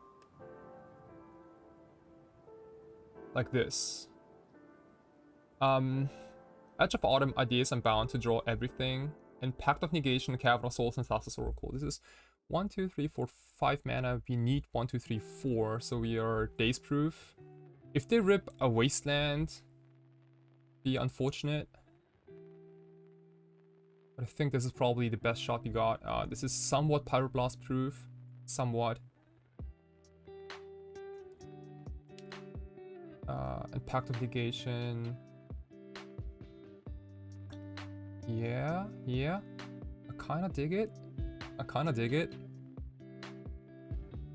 Okay, so Pact of Negation goes on their Stifle. Daze is irrelevant unless they top deck another Wasteland or another Daze. We empty our library, so we are Swords of Plowshares proof. Don't think they have any copies, but you never know. And like, I'm not gonna play around with any top deck wild whatever cards. And there's also some pressure. Oh shit, they're gonna get a Pithing Needle here, so we gotta make sure to not. Maybe this Edge of Autumn is supposed to be a Street Wraith. Shit. Oh, we don't. You know what? I don't think I put any. I don't think I put any Cyclists in my pile. And let me put in another Pact of Negation. That's maybe better.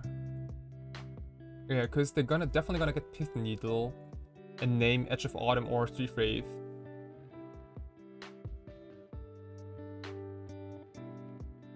Yeah. 1, 2, 3. Okay, let's do that.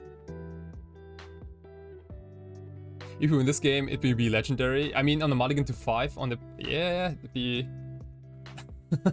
I'd be excited if he can pull out a win here. Yeah, I mean, like, we started on 5 cards and opponent drew 3 off standstill, so like, they drew so many more cards.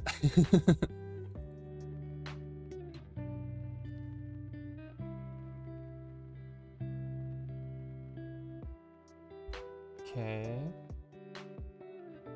You got a construct, sure. Yeah, like my days in hand probably doesn't matter for the rest of the game. I'm just really curious what my opponent does here. Oh wow, no construct, huh? It doesn't make it interesting. Why didn't they make a construct? They're probably not interested in. Okay, the chosen card is Edge of Autumn. Boom, dodged a bullet.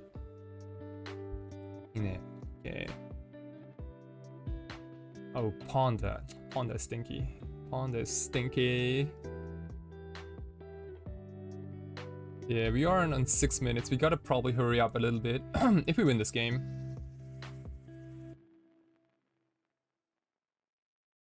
They drew a lot of cards with standstill, but they also drew a lot of lands with standstill. So like all those like Sculling Tundras, like they're all irrelevant to the game.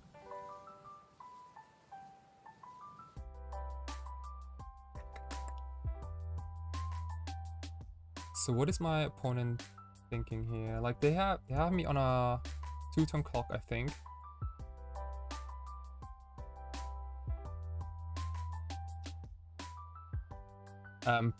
If they ripped a Pyroblast, that'd be absolute disastrous for me. But it's also like I can't really play around Pyroblast anyway.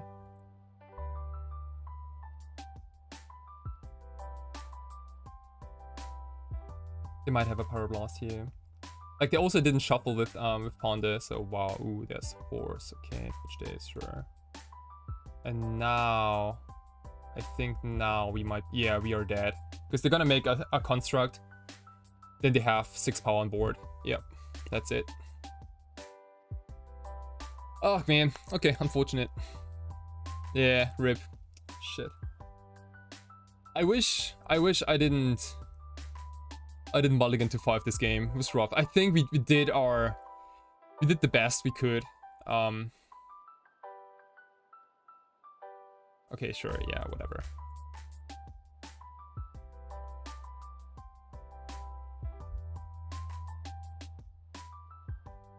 Yep. Okay, I guess that's how the cookie crumbled in round number 2. Okay. Alright, we got an 0-2 against Jeskai what? Jeskai stands still. It was really close though. Yeah, that's damn. we almost had a good shot in this game. Like despite a mulligan to 5. Like we almost pulled it out. But their top deck Ponder gave them the force of will they needed for my ideas unbound. Yeah, things just didn't line up well.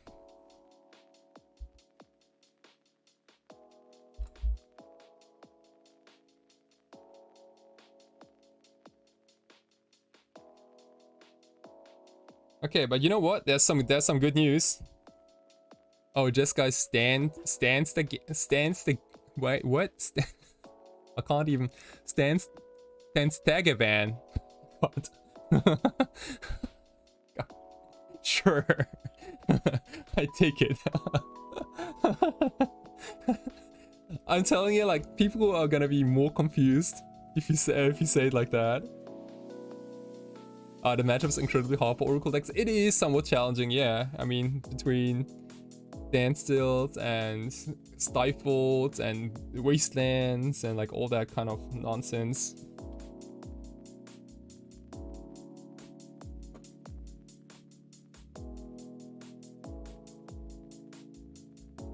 Oh wait, let me take a look at the.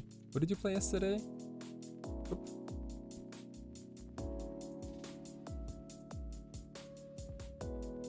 Oh nice. So what is MBA? Is that the deck name?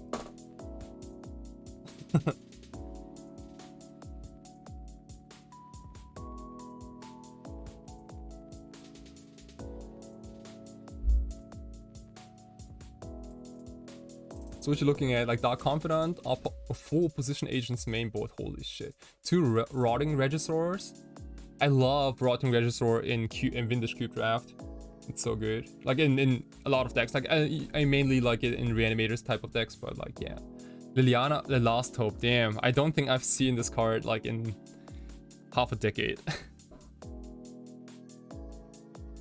Blood Chiefs versus Dark Ritual, Thoughtseize, Him to Torok, Sunny deck, Chromox, interesting deck. 2 Chalice of the Void in the sideboard, that's also wild. 4 off, dude. Oh, get the hell out of here.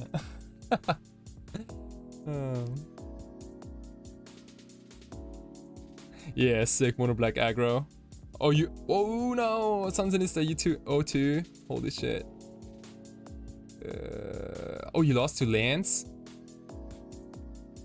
Oh, MBA's mono black aggro. Okay, well, my bad. Yeah. my bad. Right. Okay, wait. Let me. Should probably zoom in a little more. Like that.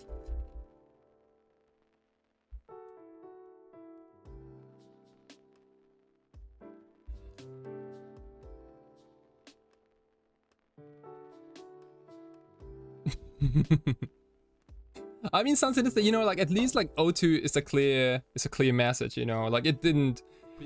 Yeah, maybe you have more time now to do other things. I mean, you can also still play. I think there are still like good prices, like all the way down to like 125th place or so. So I wouldn't worry about too much. Yeah, you'll fight until the end. Sure. Yeah. It's good practice, you know. It's good practice. The competition is real high. So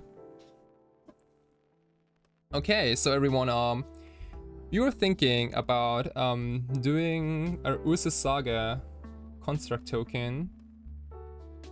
No, we were thinking about doing a Ragavan treasure token, which looks a little like the construct tokens I made in the past, like these, for example.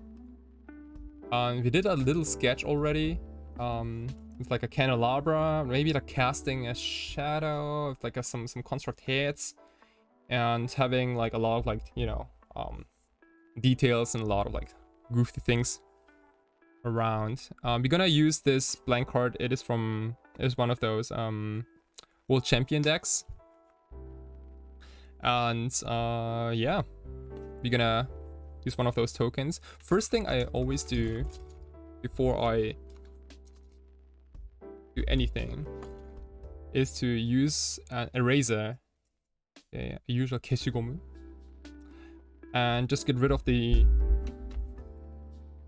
top layer, because there might be, I want to absolutely make sure that there's nothing on top of the card, so we have a clean surface.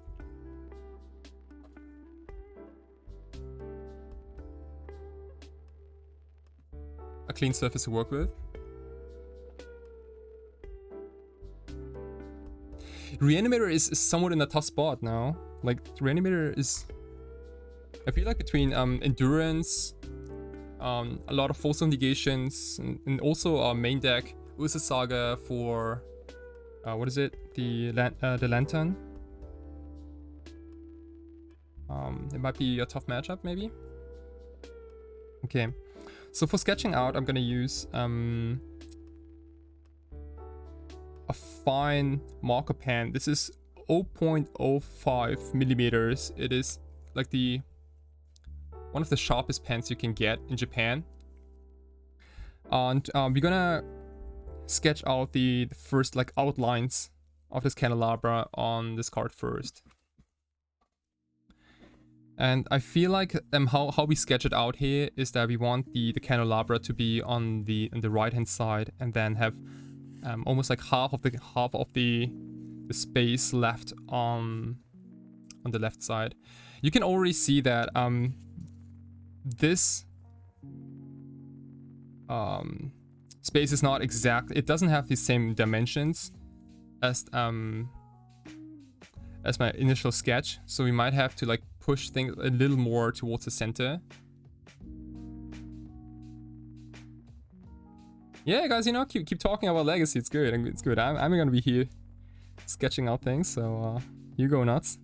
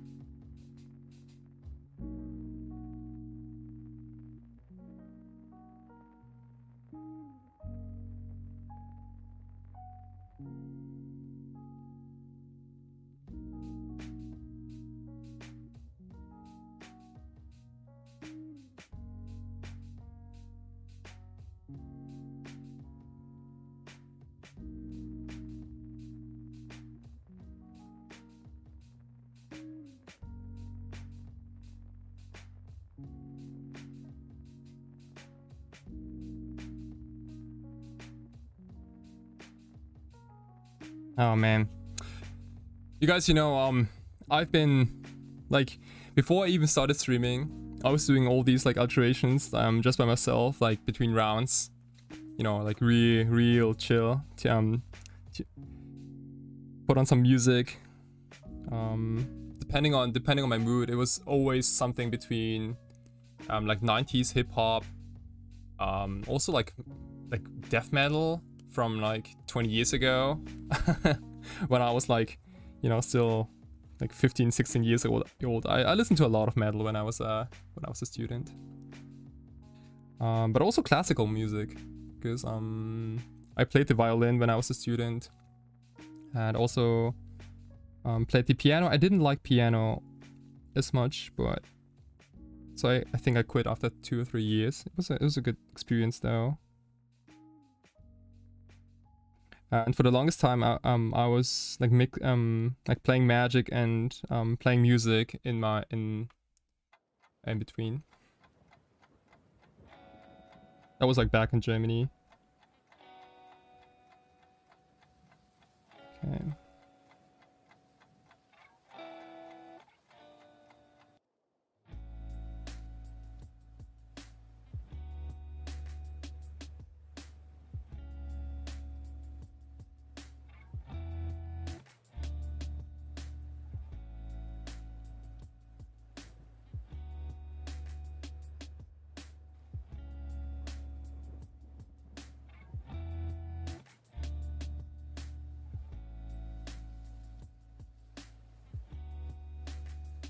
I mean, death metal is basically classical music. Did you know that most like a lot of death metal songs are like especially with like guitar solos are somewhat based on classical music? That's insane. Like the first time I heard that, it blew my mind. But it is not unusual that those guitarists have a classical education, like musical education. Those are wild, yeah. And like if you listen to like for example the Hall of the Mountain King by Edward Grieg, like that's death metal.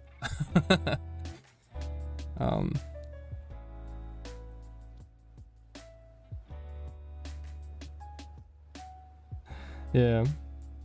Hopefully one day I can go back to I can go to some festivals again. That'd be real nice.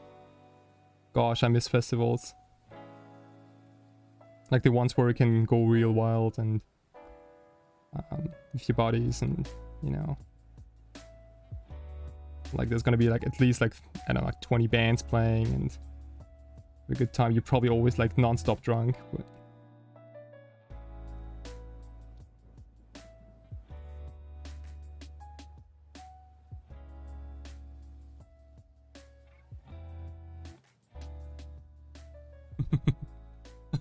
Dwarves check, beers check, underground check, yeah. basically that. Drunk check. But like metalheads are like the nicest people out there. Like they look all dark and angry, but like they're really not. At least when I was in the scene, so.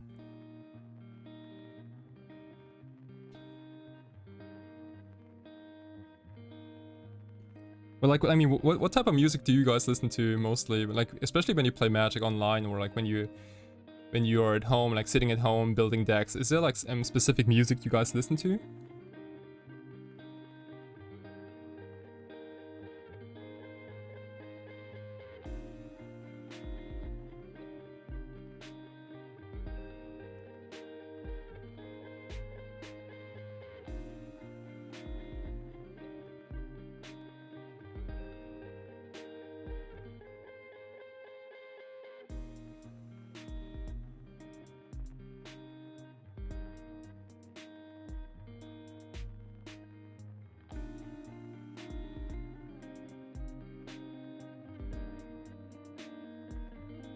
Raps with Paganinis and Jam right now.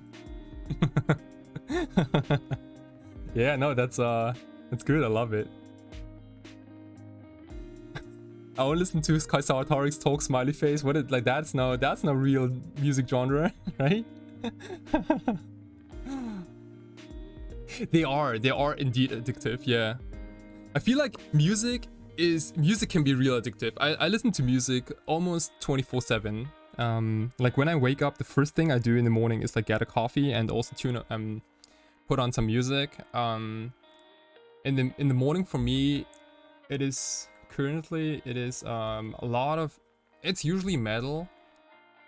And when I start altering cards, for example, I usually listen to more like chilled music. Hip hop can also be a part of it.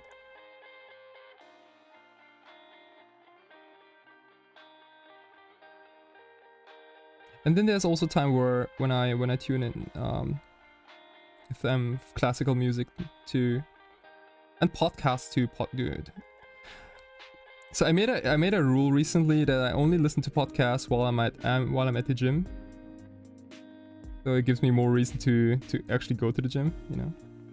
Like if there's a podcast you really like, and you wanna don't miss on the stories, then you're like, okay, well, I guess I'm going to the gym 3-4 times this week.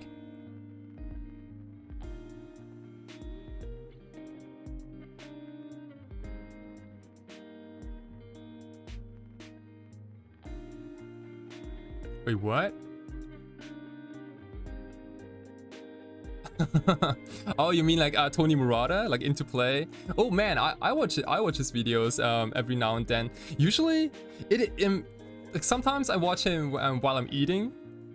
Like the top videos I watch while I'm eating breakfast or lunch are like Tony Murata, Mono Green Klaus Post, Primetime Slam games, or LSV vintage cube draft videos are also like something I really enjoy.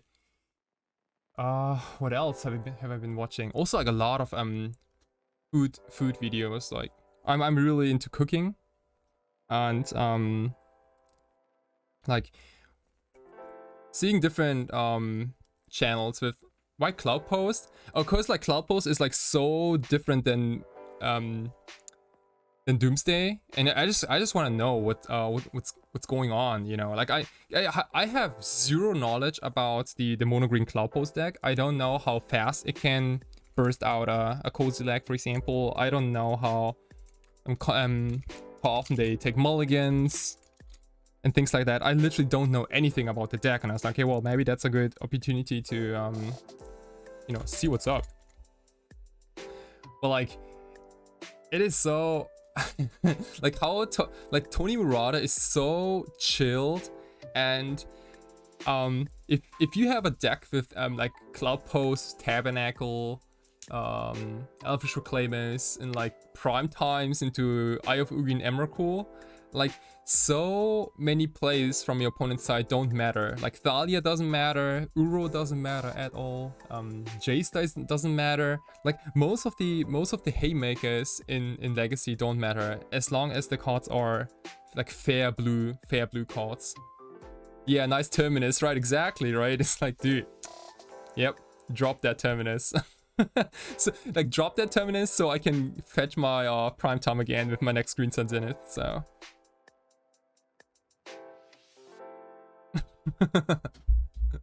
yeah. Oh wow, we're close to round number 3. Let me change screens here. So before let me quickly show you guys. So this is just like the first outline of the candelabra for now. As we go deeper into this event, hopefully I'm gonna finish this one later. Oops. And we are currently in 15th minute. Okay.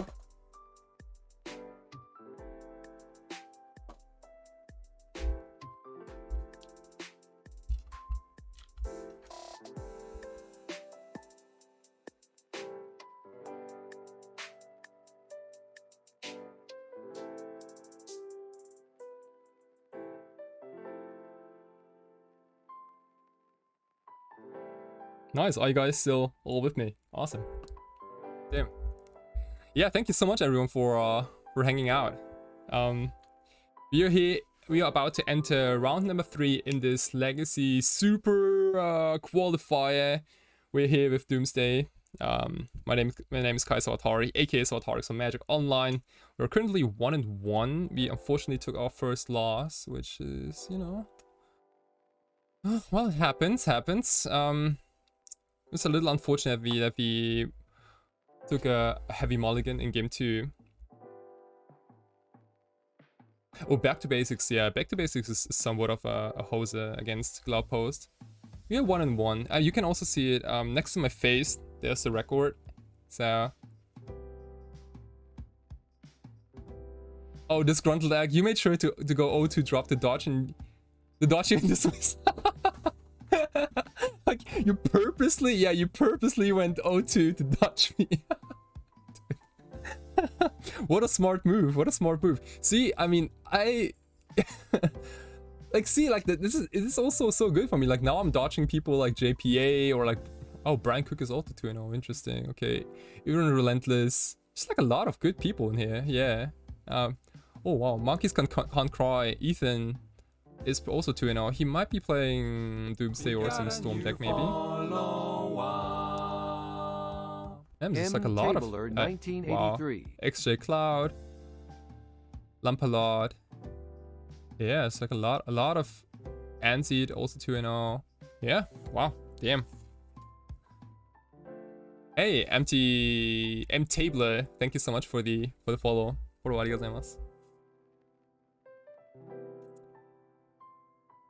Okay, we are currently in 19th place, which doesn't mean anything, but you know, just so you know,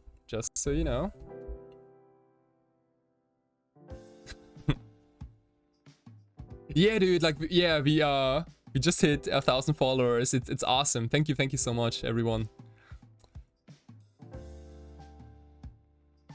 What is a showy? Tell me what it is and I will think about it. Oh, phone answered and tell him to saw stream. I don't know. I don't know if he wants to stream this event too. A lot of regular streamers don't stream events like a super qualifier because they're afraid of getting sniped, I think.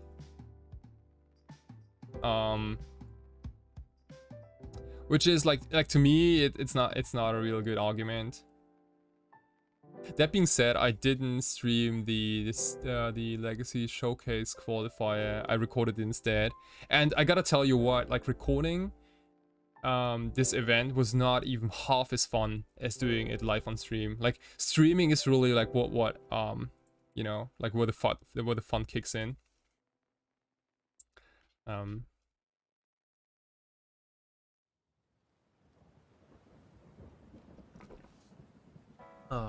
Oh, Shui is a beer from the shoe. Ooh, yes. I say yes to the shoe, and I also say yes to the beer. The problem is if I sip a beer now, then you can bet your arse that's gonna be like a 03 incoming. I don't know how good I am building paths when I'm drunk.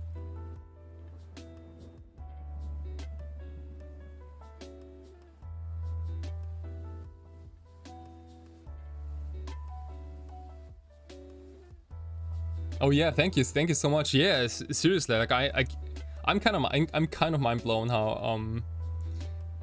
how we got so far. Really, thank you so much everyone for your subs and for your follows. I really appreciate it. It's awesome. You know, I get to do my thing.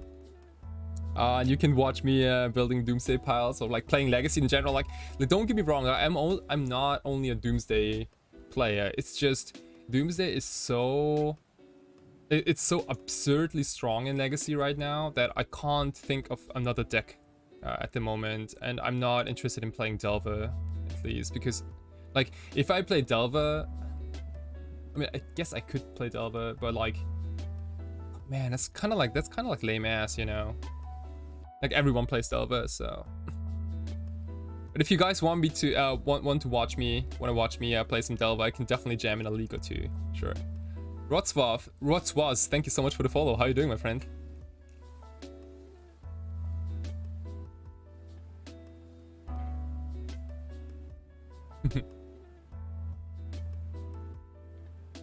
Okay, opponent's taking a fair amount of time here. They won the die roll. I don't know, maybe they're grabbing a coffee or two. I mean, that's at least what I would do if I was them.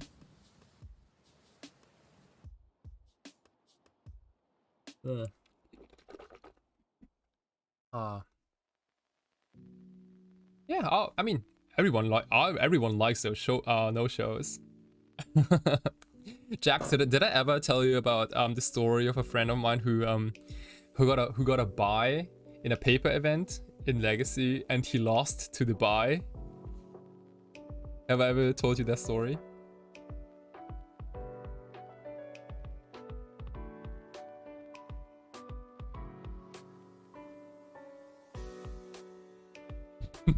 Yeah, it was yeah. Yeah, it was a stone play, and he goldfished twice, and he killed himself twice with that Nauseam. So he technically lost to the buy. It's so funny. Like, you told him, yeah, you know, like, you got the buy, you know, at least you can maybe like goldfish a little bit, and then he took his storm deck and he killed himself twice. It's like, dude. And then he also asked the tournament organizer me like, hey, could you maybe give me like a match slip so I can write down that I lost to the buy?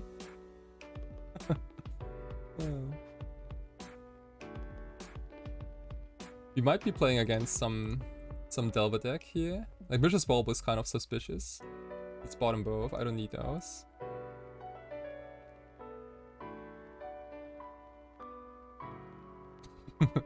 It's so funny. Like, I mean, that story gets me every time. Ragavan, huh? Oh, do I want to force this?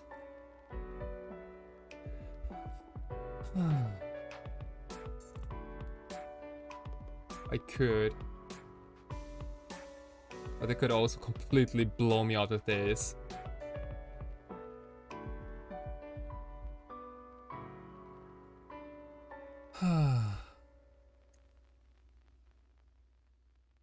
Maybe I'm supposed to... Oh, man. This is so bad, because, like, I don't want to Street Rave in response, because, like, this Street Rave I need for, the turn when I cast Doomsday. I just gotta hope they don't hit anything Dark Witch. Okay, well, that's, you can have it. Ooh, okay, I guess we dodged a bullet here. Yes, now we have every turn Ragavan business.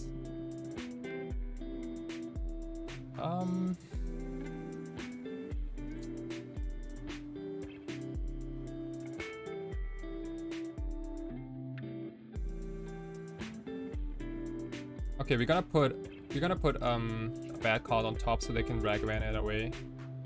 I'm looking at either. Is there something cool they can get with Personal Tutor? That can probably get Expressive Iteration, maybe. Let them take Misty Rainforest.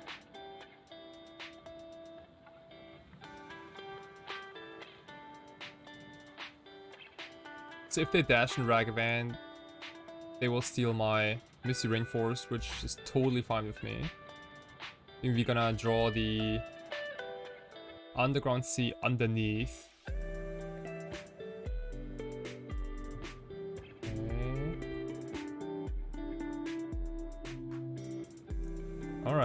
Alright then.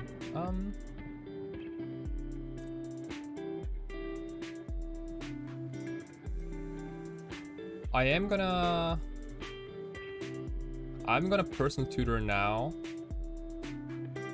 and immediately Brainstorm.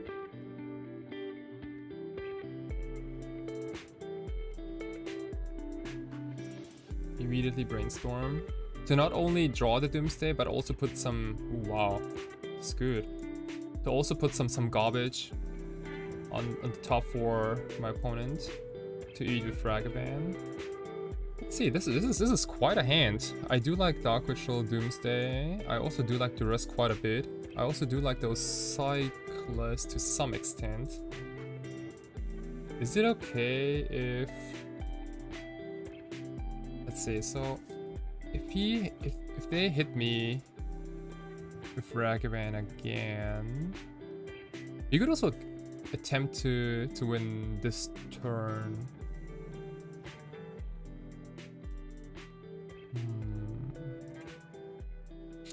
So let's see. If they Ragavan next, let's say we put back I don't know, like blue card and then Flooded Strand on top. Yeah. That means we pass a turn. They hit me with Ragavan to 14. We resolve Doomsday. We go down to 7. We have double cycler. We go down to 3. We are in bold range. That's a problem. If you go for Doomsday now, we might get blown up by days. Like, they haven't even cast anything meaningful. They might be sitting on multiple counters here.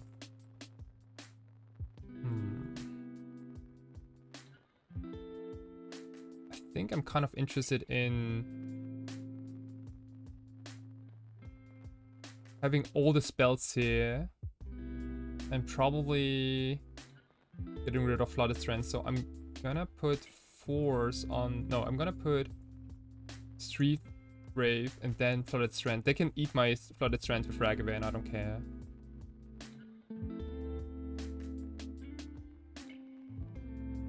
This is rather complicated. It's kind of hard to tell what. Okay, sure, Ragavan, there you go. It's kind of hard to tell what they have in hand. Like, this might be regular Delver, but like if this is a regular Delver, then there's like no Wasteland, also no other threat. Like, what do they have in hand? I guess we find out. Like, my gut tells me that they're probably sitting on like multiple Force of Wills and Lightning Bolts, because everything else they would have cast already. Maybe they have a lot of Brainstorms in their hand. Huh. Okay, let's see. So, Ragavan, Daze, Force, Ponder, Unholy Heat, Lightning Bolt. Well then. Well then.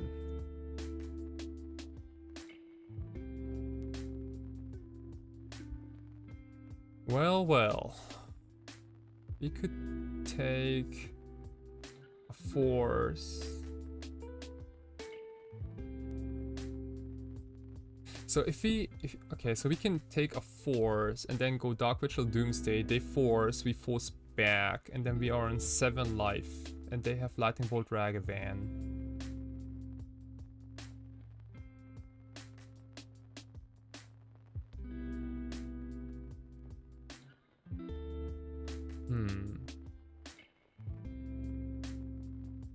I think I'm gonna take a Force here and go for Doomsday. And probably do a pass a turn pile. This is rough. I'm gonna take a Force. I'm gonna Dark Ritual here and see if Doomsday resolves. Like, they gotta pitch one of the blue cards to Force of Will. Right. Let's see what they do here. Force, pitch, Ponder. Interesting. Pitch, Ponder, so they have days in hand.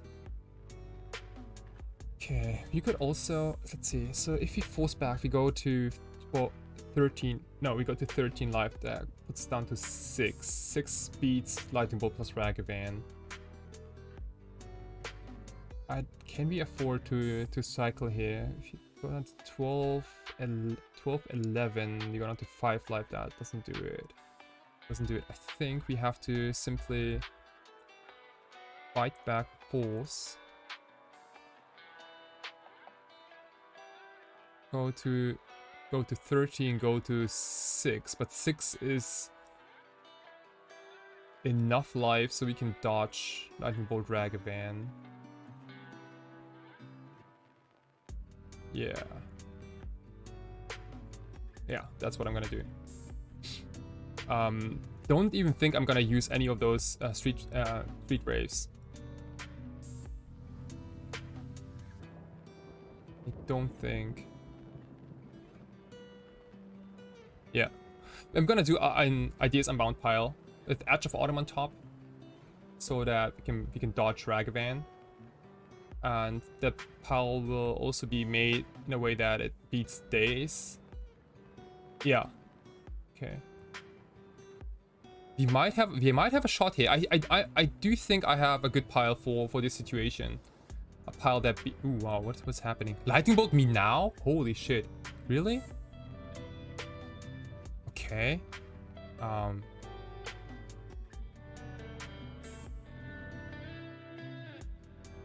Why? What? What? Okay, well, I guess now I just win. Right? They have days on. Okay, so Unholy Heat doesn't do anything. Yeah, we simply win now. This doesn't do damage to players. Ragavan doesn't do it. So they only have a daze now. Holy shit. Okay, we win.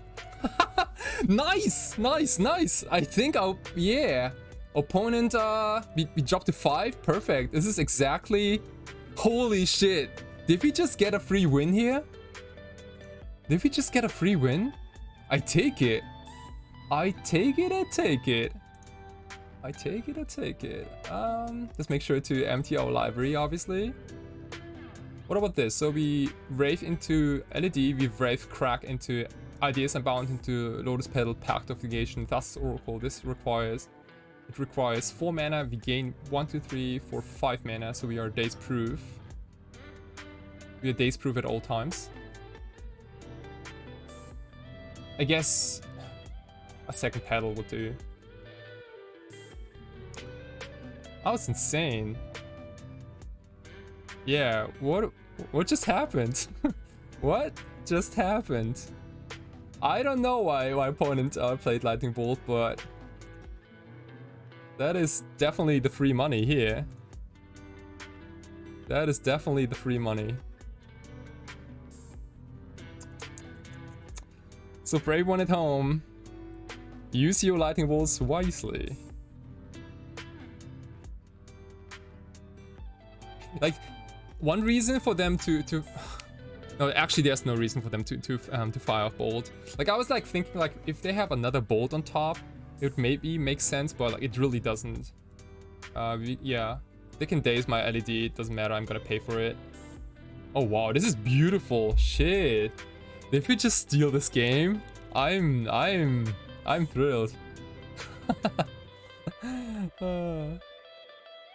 But 2 years later, people still don't know how Doomsday works. That is like, so I want to say there are currently 4 tier 1 decks in Legacy. It's Delver, it's Bant, it's Jeskai, and it is Doomsday. I think those, maybe Death and Taxes Hurian also. And like, Doomsday is the one archetype where people have sometimes like no idea how to fight it.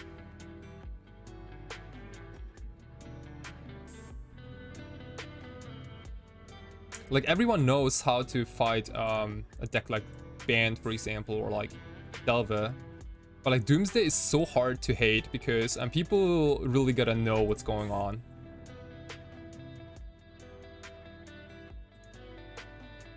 Yeah. Okay, so we take game number 1 here against Blue Red Delver, it seems. Empty library. Yep. Boom. SAWATARIX wins. Oh man. Feels good, feels good. Okay, let's bring in Duress, Cavern of Souls, all the pacts. And let's kick out all the Force of Wills and the personal tutoronis. Dude, you're so happy to beat a Bolt deck? Yeah. Lightning Bolt is the real enemy.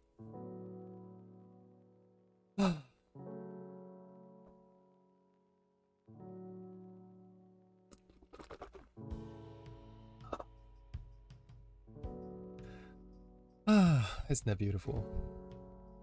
Okay. This is the standard sideboarding against Delver. Is we cut down on Force of Wills and personal tutors, and we bring in 2 Duress, Cavern of Souls, and Pacts. And the reason for that is that Pact of Negation is essentially Force of Will, but we don't have to pitch a card.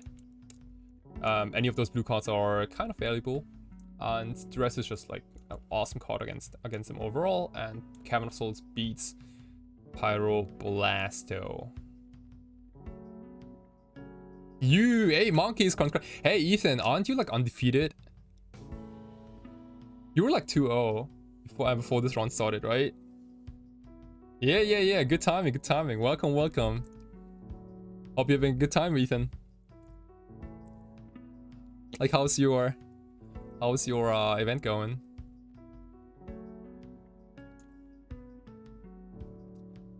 This is a good keep. It loses to Ragavan probably, but you know. Oh, 3-0 now? Holy shit. Damn. He beat a Bakurian deck? Okay. Obviously, there's Ragavan. Okay. That's the one thing I didn't want it to see. Yeah, but that being said, we do have a Ponder, so we can try our best to blank Ragavan as much as possible. Okay. Ooh. Yeah. Yeah, maybe. Maybe we are supposed to take this. Volcanic. I want. Do I want them to take the fetch or volcanic?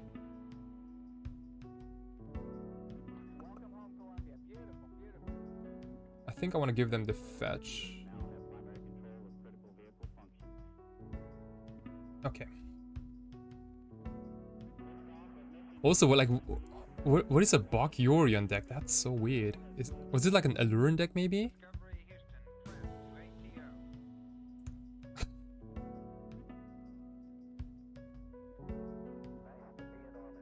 Honda, sure.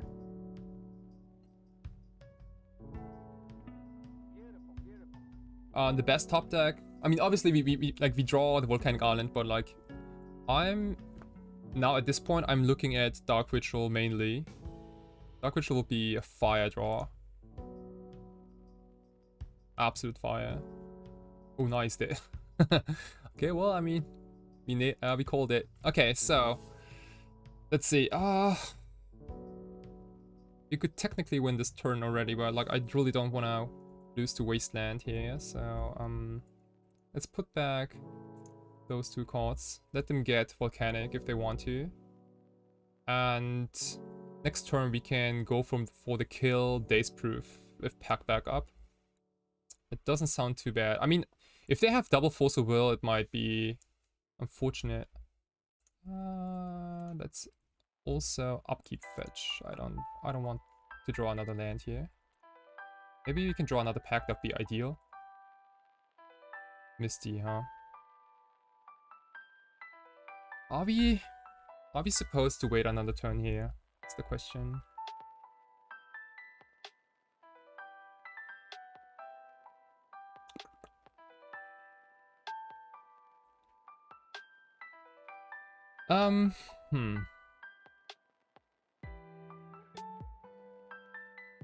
Oh, you saw Forcible Endurance, Green Sun Zenith, guys, Leo, Volcantus, Wasteland, Ursa Saga. Oh my gosh, what is going on? Like, Ursa Saga in a 3-color deck? Holy shit.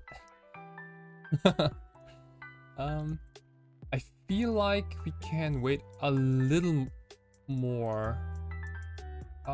Like, we lose if they have double Force of Will.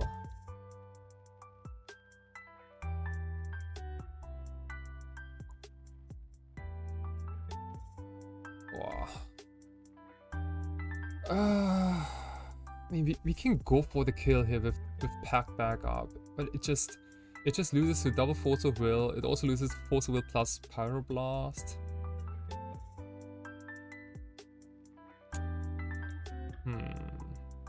Like, they didn't make any land drops.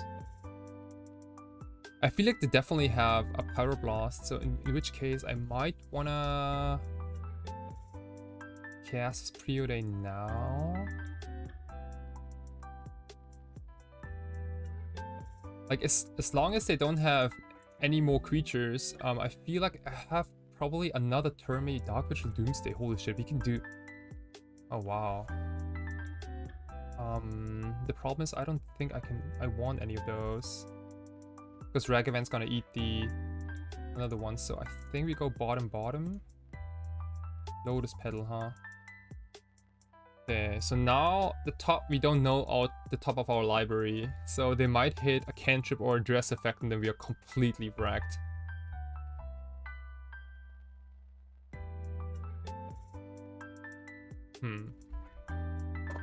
So given that we don't have a cantrip left in our hand, given that there is a Ragavan, an active Ragavan, I don't think that it favors us if we pass a turn here, because it's like they get another top deck, we get another top deck, but there's also Ragavan hit, and we are looking for a very specific card. Like we are looking for Pact of Negation or Duress only. Any other card would suck. So it might be go time. It might be. We also somewhat dodge. Yeah, we play around days. It's really just like Force of Wills and Pyroblasts here. If we go Dark Ritual Doomsday, they force, we packed, Doomsday resolves, and then what? Then I think I'm gonna etch into another Pact of Negation and Ideas Unbound. Yeah.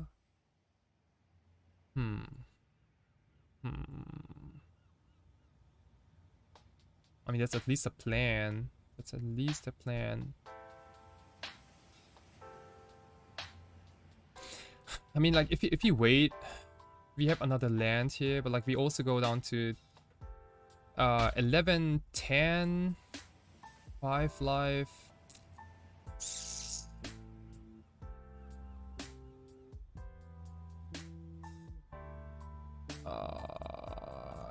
Yeah, I think it's go time. I think it's go time. And the reason is like I don't wanna lose to a random Ragavan hit of like, I don't know, like hitting Duress or something like that, or like a cantrip. Plus the Oracle would be disastrous, obviously. If they have if they have enough interaction here, then so be it. Let's see, they might have a Red Blast for my pack, maybe. Maybe baby. Maybe baby.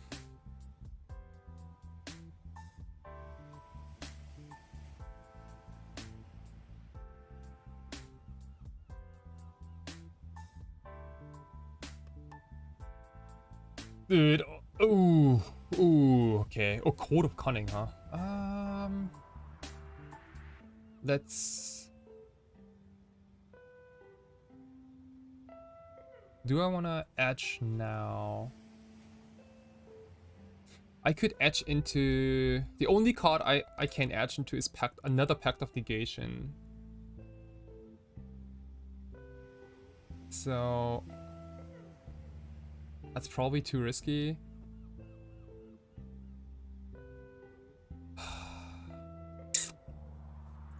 But again, like, I mean, I don't have many outs here.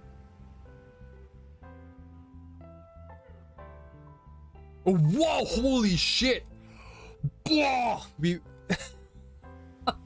I mean... okay. Oh gosh, what a rip. What a rip. Oh my gosh. Okay.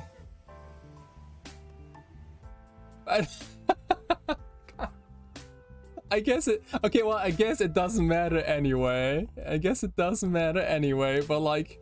Dude, that... Sure, alright, okay, well... Yikes, yikes, yikes, yikes. Gosh. That was... What... What a rip. What a rip. I mean, we might die anyway, but like, what a rip.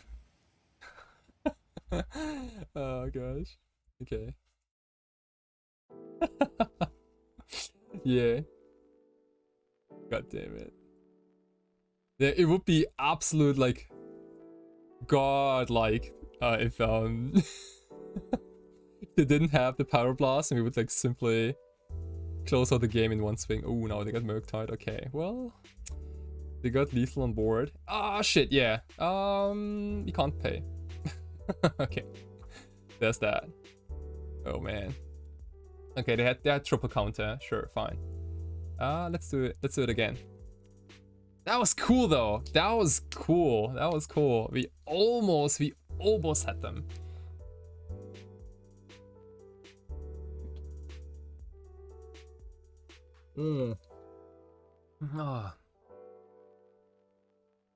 Edge into Darkwood, yeah, to pay for the pacture. And then die to... Oh, hello. Hello. This is a turn 1 dooms. This is a turn 1 kill. If they don't have a counter, this is a turn 1 kill. And I think what I want to do here is I'm definitely going to keep this hand. I think what I'm going to do is I could Lotus Petal Brainstorm to hit a land and then go Dark Ritual Doomsday, and then I can daze their Force of Will if they have one and then win on the same turn. This is quite risky because I might miss on the Brainstorm.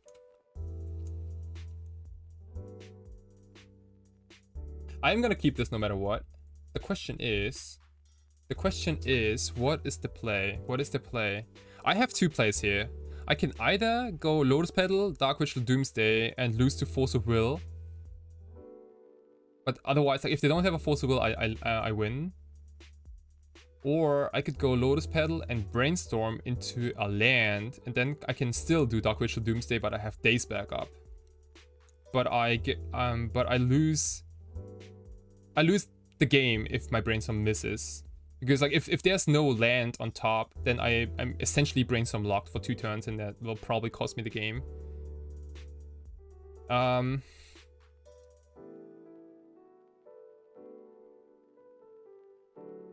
I could technically also Street Wraith now and try to hit a land that way. I guess that's free. That's pretty much free. So I think I'm supposed to Street Wraith no matter what now, and then see what. Let's see what where we can go from there. Days, huh?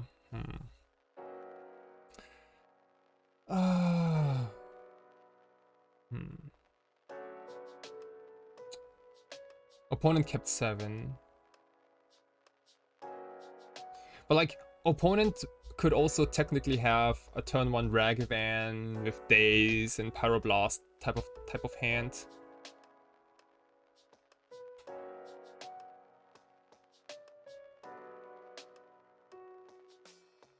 So let's think this through. Like if I Street Wraith again, and if I hit the land, I still have a turn 1 kill. The problem is like if I miss with Street Wraith, like if I don't hit a land with Street Wraith, then I'm in trouble, because then I can resolve Doomsday, but I can't win on the same turn anymore.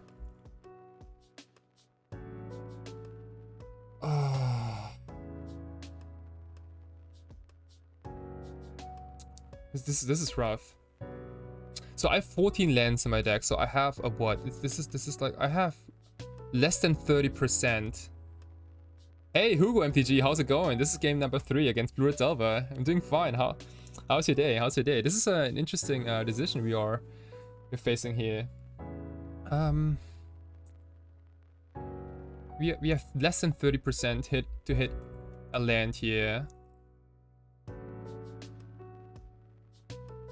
So maybe... And if I go Lotus Petal Brainstorm to find a land, it also doesn't win me the game, does it? No, it doesn't. Not this turn.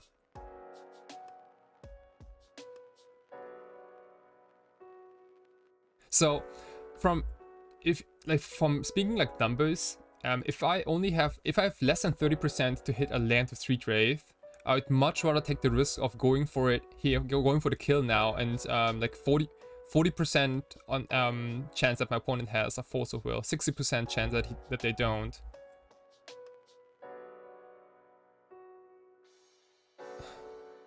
Like this hand is vulnerable to Force of Will no matter what, so I feel like going for it here. Obviously, if I go Lotus Petal Brainstorm and they force the Brainstorm, it's disastrous either way. So, hey, Adolorenzi, thank you so much for the follow. I think it's go time. Yeah, that's my call. I think I'm gonna go for it. If they have Force of Will, then so be it. Like all these like, hey, like trying to street drift here and brainstorm here and blah blah blah. Like it, like I get why those plays are reasonable.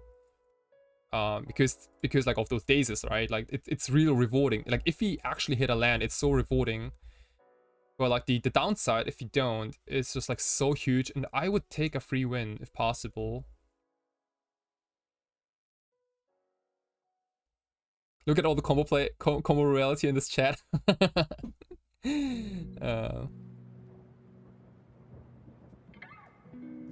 Please don't have a Force of Will. Oh shit. Oh shit. Oh, damn it. Damn it. Oh no! This would have been the land. This would have been the land. This would have been the land. I want it. Damn it. Damn it. Ah.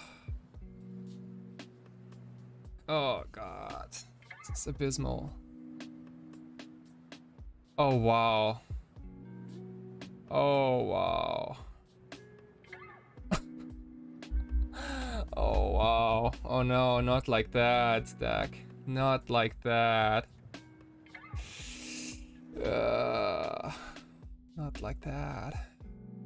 Yikes, yikes, yikes, yikes, yikes. Yikes, yikes, yikes, yikes, yikes.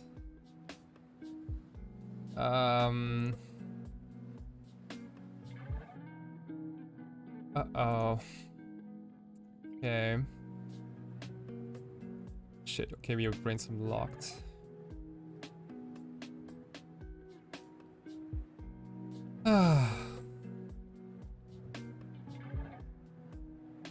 Was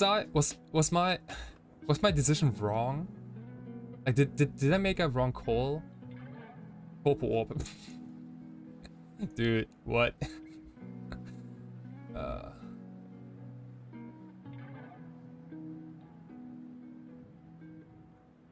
Damn. Yeah, maybe I'm.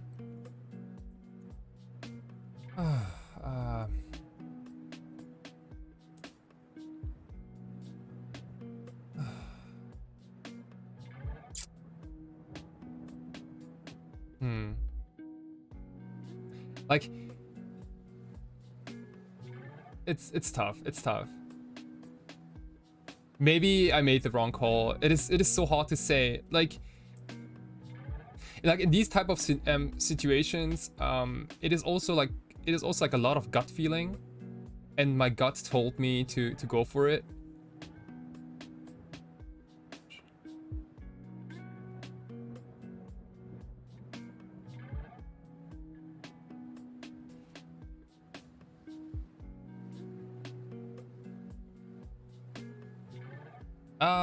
The chances to win if they don't have a, oh wow, no, they have a start is, yeah, okay, we're done here. We are done here. That's good. The chances, if they didn't have Force and resolve Doomsday without a cycler, the chances to win are reasonable because I didn't put them on Stifle, so I probably make a pile that beats Wasteland, and yeah, and maybe like a daze or two. Oh, Jax, you would have cycled the second Wraith. A lot of the time, so keep a turn one Ragavan. Yeah, that's exactly what I mean, right? Like Ragavan is so strong that people keep questionable hands just because they have Ragavan. And like, I don't know, like for example, like Ragavan, Ponder, 4 lands, for example. Like they like people keep those hands, right? Just because like how busted Ragavan is. And I simply made, I had a 60% chance to win the game, I feel.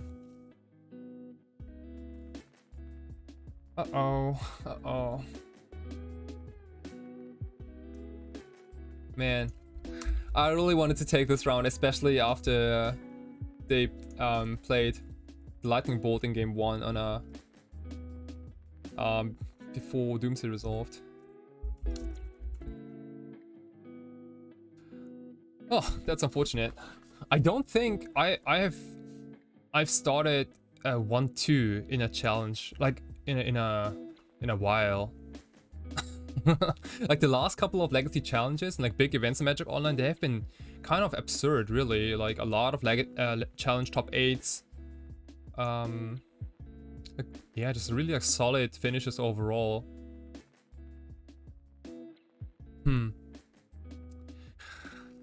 I mean, yeah, and like,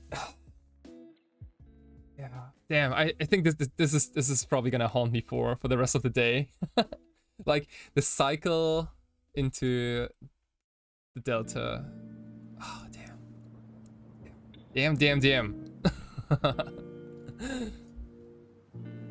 Anyway, we minute number 40. We have three more tables.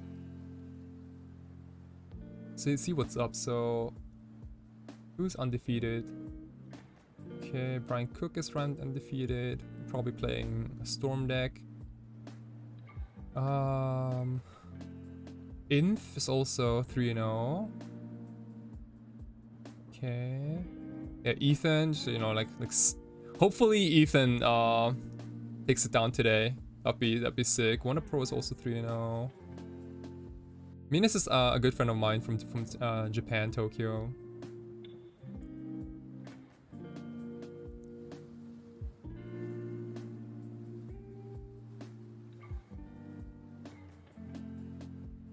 And like, so when you look at those prices, like prices go down all the way to like 128th place. So given that we have 200 players, like almost like half of the people get prizes.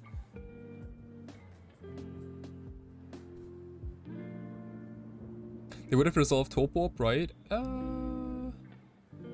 Not necessarily. Not necessarily.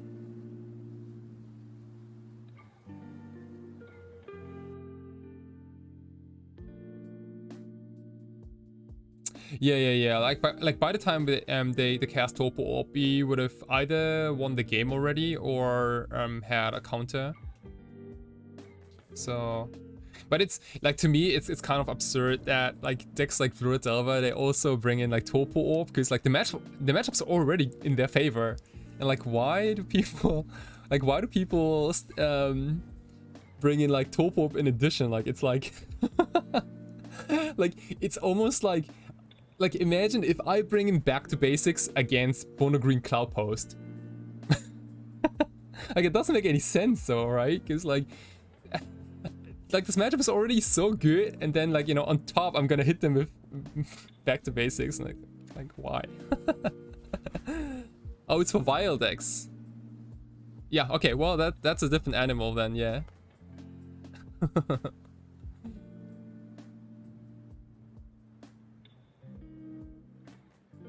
You know what's interesting though is like, why do people play Topo Orb these days, and why didn't anyone play Topo Orb like 3 years ago? Because Death and Taxes was a deck 3 years ago. XJ Cloud ruining our day. Yeah, it's probably like the splash damage, definitely.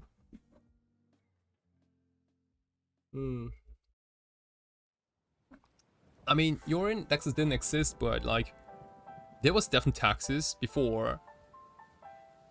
So I don't know.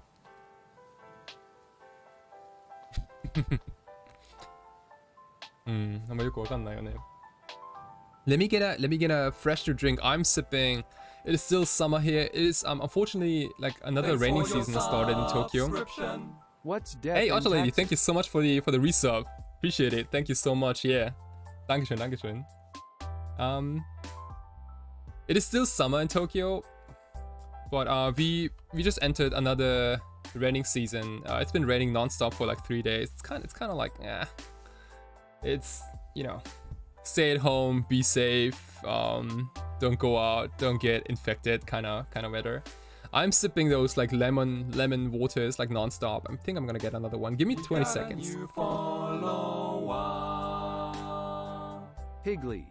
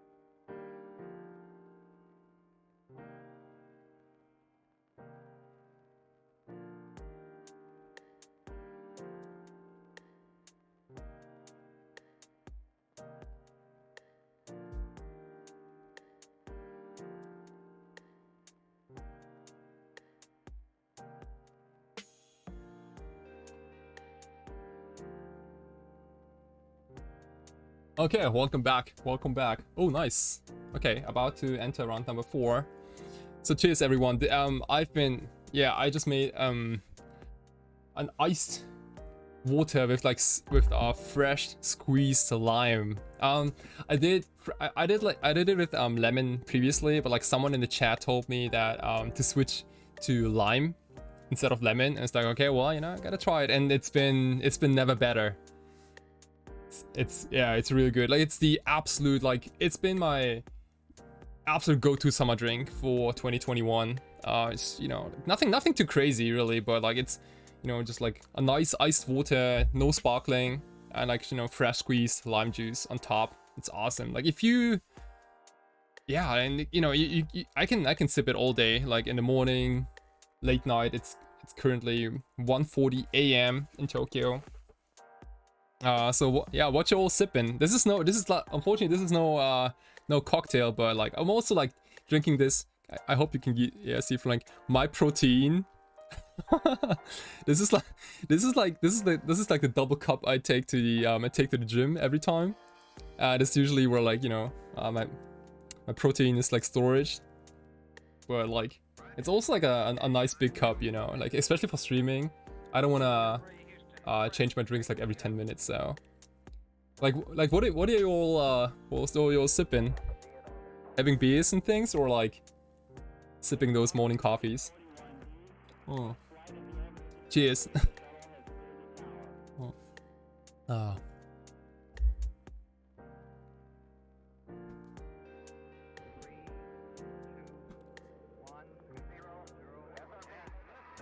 A Red Bull. Red Bull's good. So since I'm constantly talking here, I don't need energy drinks anymore for those events. But like, before I started streaming, I always had like about like 2 espressos, a coffee, and sometimes even an energy drink to like kind of keep me alive, because, like, you know, I just didn't talk. Hey, do you sell your art? Yes, I do. Check out my homepage. It's check out my homepage, SAWATARIDoodles.com. Just right here. Everything on my homepage with a price tag is on sale. And you can also order custom alterations. Like, if you want to get your cards altered, you can either send them to me, or I can get them here in Japan, alter them, and send them to you over. Yeah. Got a lot of requests from you guys. Thank you so much. Lot of cool alteration requests, like from, like, you know, hey, could you alter my Doomsday? From like, hey, I have 4 Aether Vials, could you put like something like a Wasteland theme on it? Or like, I also had a cute Adam_MTG request gifted a tier 1 by, sub to AR0CK. oh my gosh, Adam. 1331. Thanks for your Adam, stop! subscription. Adam_MTG gifted a tier 1 Adam, sub to Bartby. oh my gosh, thank you so much, Adam. You're my man. You are my man, seriously. Thanks for your Thank you so much. Adam_MTG Oh wow, the true number one gifted sub champion, Adam. Thank you so much. Thanks for your subscription. Adam_MTG gifted a tier 1 sub to King Regal. Thanks for your subscription. Adam_MTG awesome, thank you so gifted a much. tier 1 sub to Thank you so much. Gaming Inc. And welcome everyone. This is the Legacy Super Super not challenge, super, you know what I mean, like super event. And dude, you're welcome. You know, Adam, you are my man. You can mess with the stream as much as you want. It's all yours. It's all yours. We entered round number 4 in this event, and it looks like opponent is taking a little bit of time here, similar to my last opponent. Maybe they're getting another coffee here or something.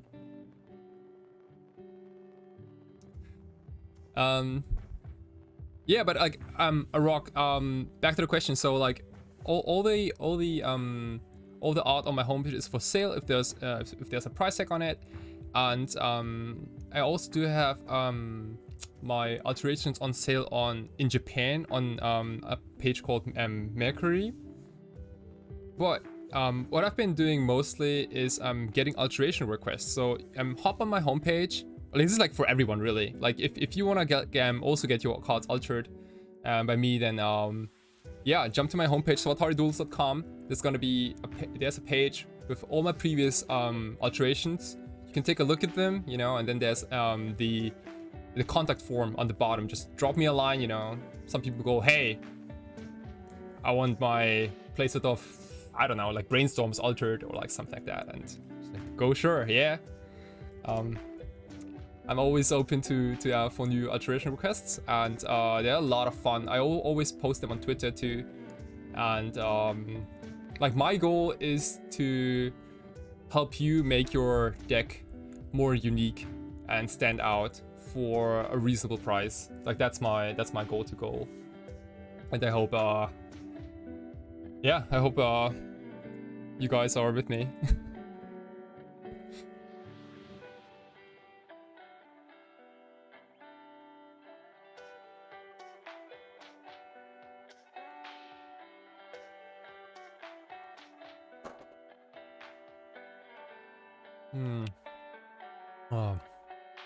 Hey Romario, you know what? I kind of wanna swap to Red Bull too. Like now that you talked me into that. Okay, we are on the draw, and this is an unkeepable hand.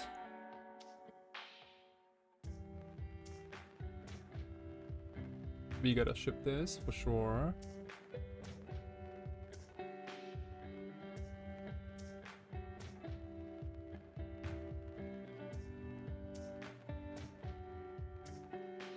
What happens at 150 subs? Dude, there's gonna be a huge giveaway. Yeah. On Discord. And like I had some ideas the other day.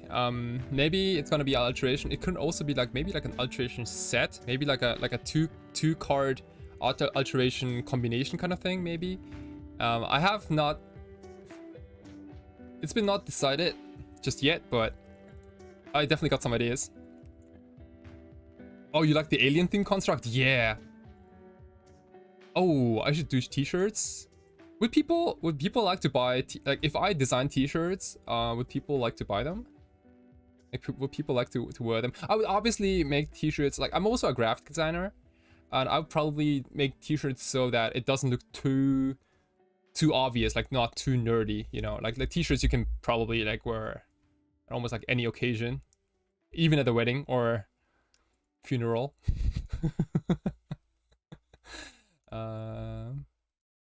Wow, what? Dude, those hands. What? I guess I'm keeping this. Yeah. This at a funeral because it's GG. Holy shit, that. Holy shit.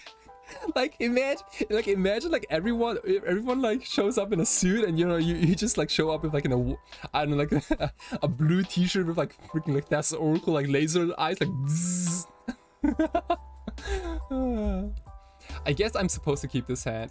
I'm not thrilled about it, but if we have a lot of shots to hit something real nice here. The opponent kept 7.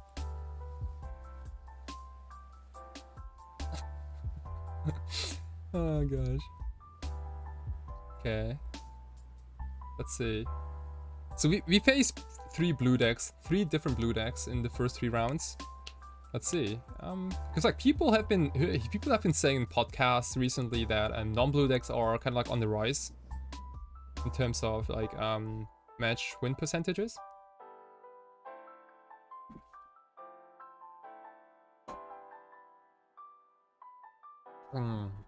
But I'm telling you, that lime water. Ooh, mountain, huh? Oh wow, what the hell? Chromox, okay, you got it. Is that Stompy? Chandra Torch of Defiance. Chalice of the Void X0, X1. So I don't think I want to do anything here.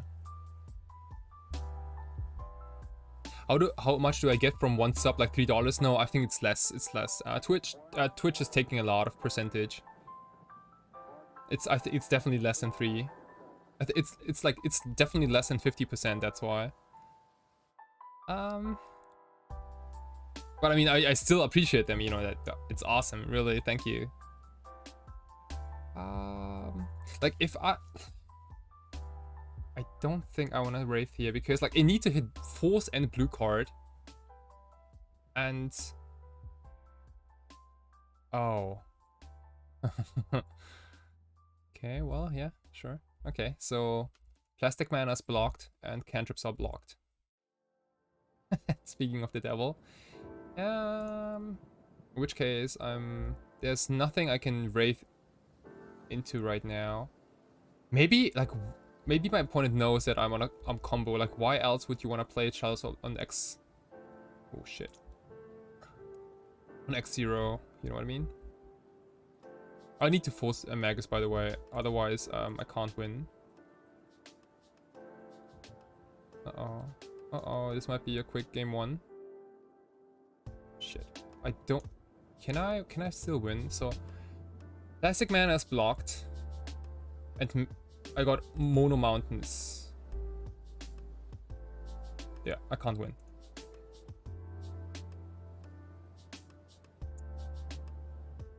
Okay, not bad, not bad. And these type of matchups will bring in the full set of Force of Negations. That's about, and also the Cavern of Souls. Cavern of Souls is real nice because we can beat Chalice on X2. Yeah, that hand was stacked. We beat Pyroblast and we also beat Chalice of the Void X2. Cards I don't like are Pact of Negation, Duress Thoughtseize, and 1, 2, 3, 4.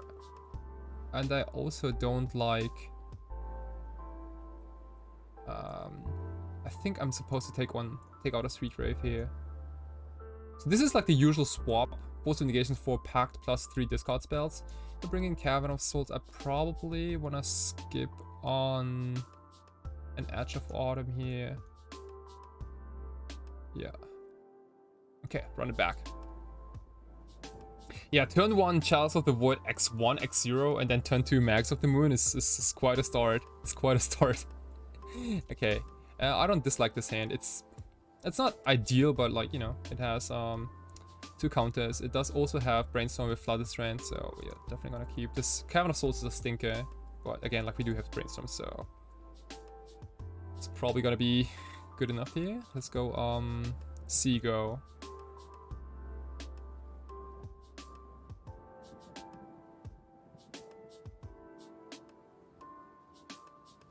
Sorry, did you hear if you make t-shirts, do emotes? Oh, wait, what? Oh, that's... Shit, I might have missed it in the chat.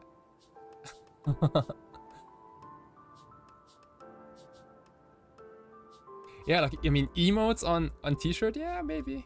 That's... yeah. What is happening? Trinisphere, huh?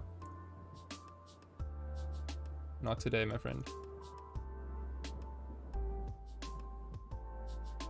Not today. Okay.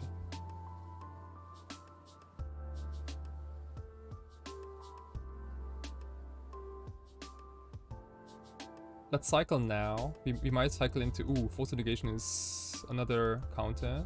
Sweet. Like, I can definitely dodge like the next 1-2 bullets for sure. Well, my preferred bounce spell for Chalice and similar cards is Echoing Truth. I like that card a lot. Echoing Truth is good. Blood Moon, huh? Okay, so... Let me Brainstorm now. Okay. Ooh, wow, sweet. Look at that. Dark Ritual Doomsday. Holy moly. Let's put back... Let's put back... Oh, wow. This is insane. This is an insane Brainstorm. Yeah, so I guess we can Force of Negate the Blood Moon Pitch Force of Will and then take the kill here. Damn, what a brainstorm. Holy damn. T-shirts or emotes for Twitch? I do have, I think, we are close with like this many subscribers. We are close to also unlock new emotes. I already have a couple of emotes like in my head. You know, they have not been fully designed just yet, but dude, I love, like, everyone loves those emotes. So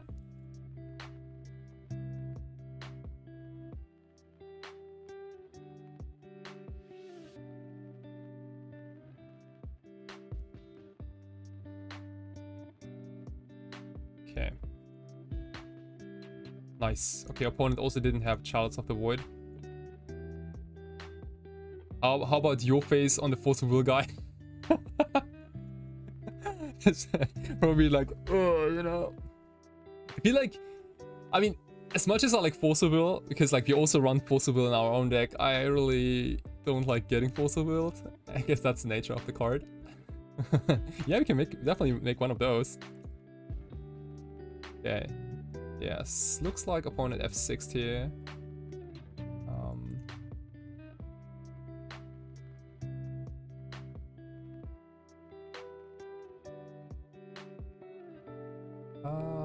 Let's put in a Daze too. They might have a Mindbreak Trap maybe somewhere. Where's the Ideas Unbound? There you go. There you go. So Daze, Ideas Unbound, LED, Lotus Petal, Thassa's Oracle. Sounds crisp to me. Yeah.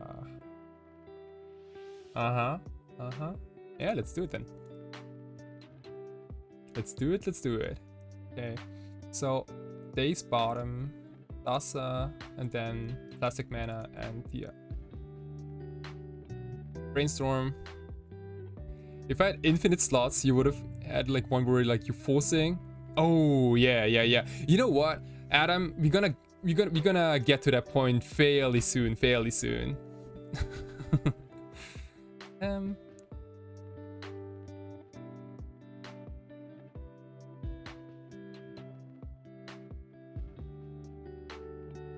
And obviously, like, if you guys have any requests for Twitch emotes, then please let me know in the chat, and also like on my Discord, anywhere. Because ultimately, you guys are using them, right? You are the users, so I want to make sure that you have the access to the best emotes ever, and I will make them, you know.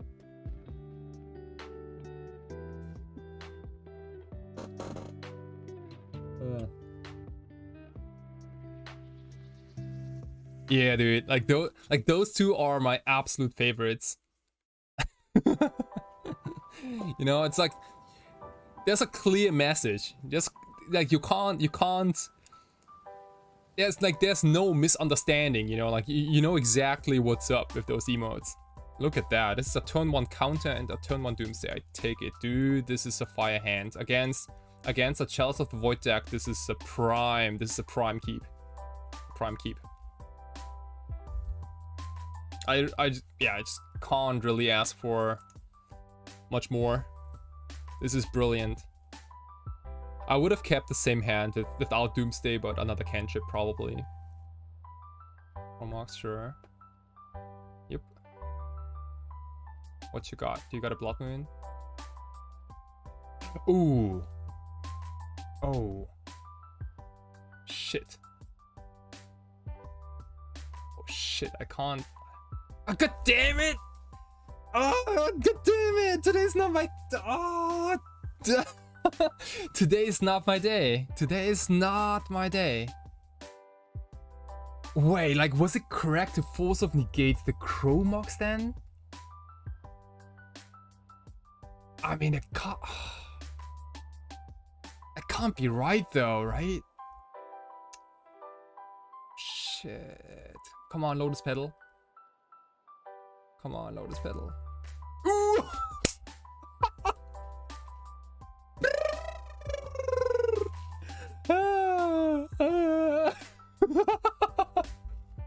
Oh my gosh. You know, never didn't have it. Never didn't have it. Okay, so I want to make an official statement here. Okay, so for everyone who thinks that I'm a good player or anything, I'm really not. I'm really not. Oh my gosh. Dude, this is like this has so much meme potential. Holy shit. Oh.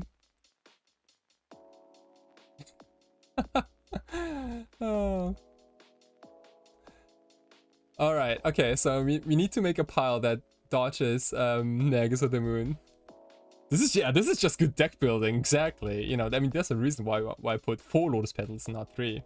This is just good. Yeah, I deserve to top deck one of my 4 Lotus Petals. That was like literally the only out I had, by the way. Like any other draw would have been terrible. Oh my gosh. Okay, so let's see. We do have a counter. We can't daze. We don't have any islands, but we do have a Force of Negation. And we need a lot of plastic mana to eventually win here. So can I do something next turn? How do I win? So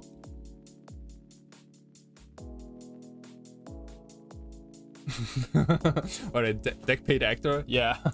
Dude, I'm paid like it almost like sometimes it feels like I'm paying like $50 per month to Magic Online so that they give me like reasonable top decks every now and then. So let's see here. I'm gonna take Thassa's Oracle. We could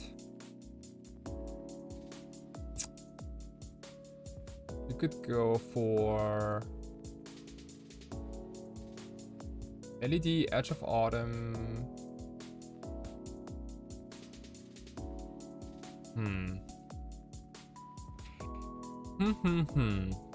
The problem is like we have to pass twice, I feel.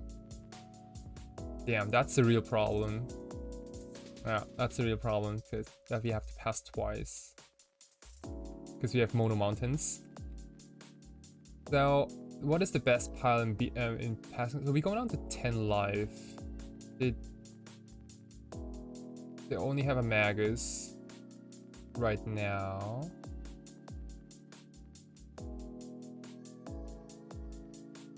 Maybe we want to make it real simple and go like Edge of Autumn, LED, Wraith, Oracle. Is this K? And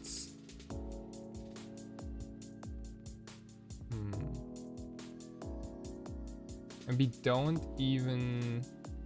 Hey, Freak, what's up? Hey, what's up? The one question is, like, do I want to empty my library against them? I don't think so. Because they don't run removal. I don't think. And I wanna have enough life so I don't die, you know, like this is like 4 life. Maybe I'm gonna go like two bottom cards are gonna be Street Raves. Middle card is that's Oracle. So that's this way, like if they have a surgical and shuffle my library, I still have outs. Maybe. Oh, you miserable failed my first Doomsday FNM. Had all the luck, but lacked all the skill. Dude, don't you worry. We're all getting better. At least you didn't do it like damn, who was in the chat? Like someone also came from a FNM like paper event and forgot to put Thassa's Oracle into the Doomsday pile. You're not alone. You are not alone.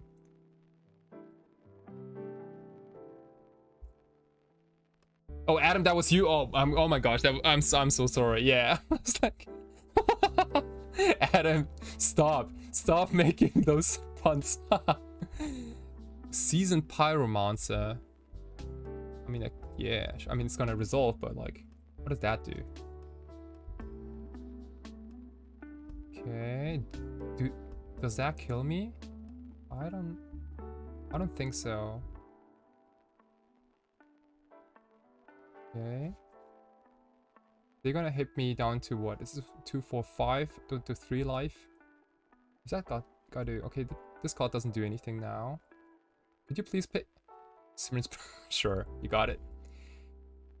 You got it. Okay, drop to 3 life. They have 1 card in hand. I mean, here goes nothing. So they gotta have Pyroblast here, otherwise I win. Like Pyroblast and Lightning Bolts are the only card that... Yes! Okay. Nice, nice, nice. Okay, we took it. Nice. Whew, whew. That was close. That was close. That was close. For a moment, I thought we lost this round. Like when I saw Max of the Moon, I was like, dude, I was sweating. I was sweating. Okay. Sweet, sweet, sweet, sweet, sweet. Okay. Let's go 2 and 1 against Moon Stompy, and like they had the fire draws in game 1, dude. That was unreal. That was unreal.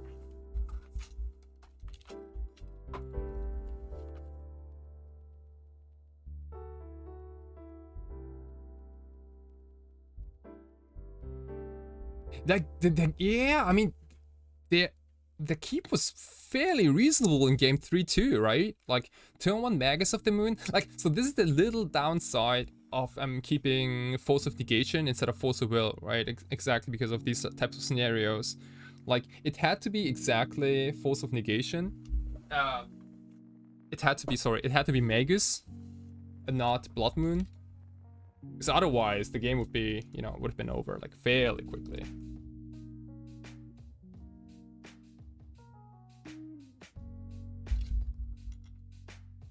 Okay. Nice. We have a fair amount of time, so let's get this candelabra going.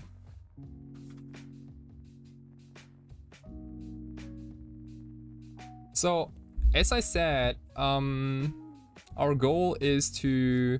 This is like the little sketch we sketched up. I don't know the right word. The sketch we sketched up.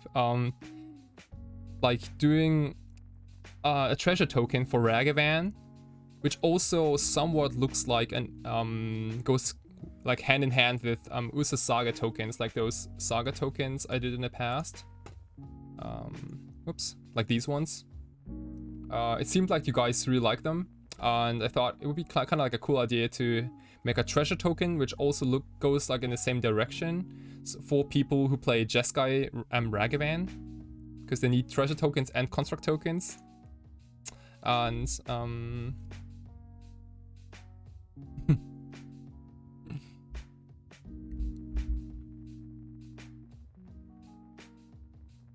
does the base need to be wider than the balance on top? Ooh, I don't know. I don't think so. Maybe so. Yeah.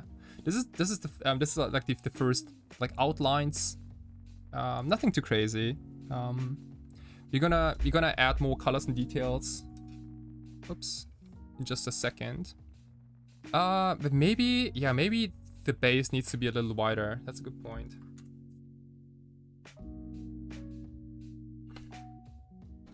I just haven't owned a candelabra in my life, probably like in like 30-40 years maybe, but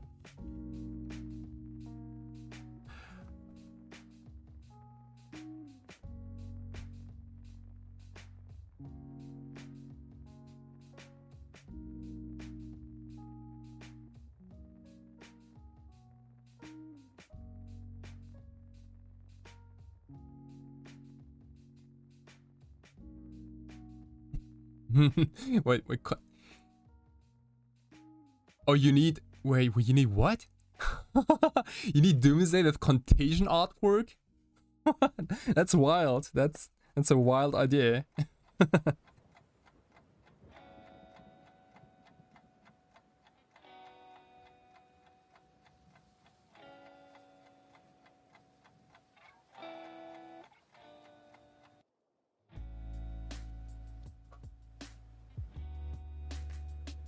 Oh yeah, the initial sketch is definitely...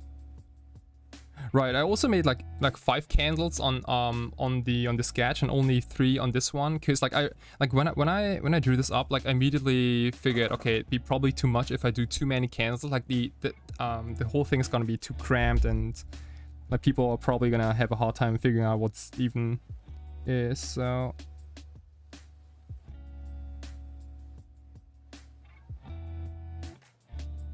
let's start with applying a little bit of like shadow effects to this whole thing, because like this is a 3-dimensional object. Usually candelabras are silver, I feel. Oh, I don't know, maybe they're golden? I don't know, man. I'm not old enough, you know, I'm not old enough to know what the typical go-to color is for candelabras.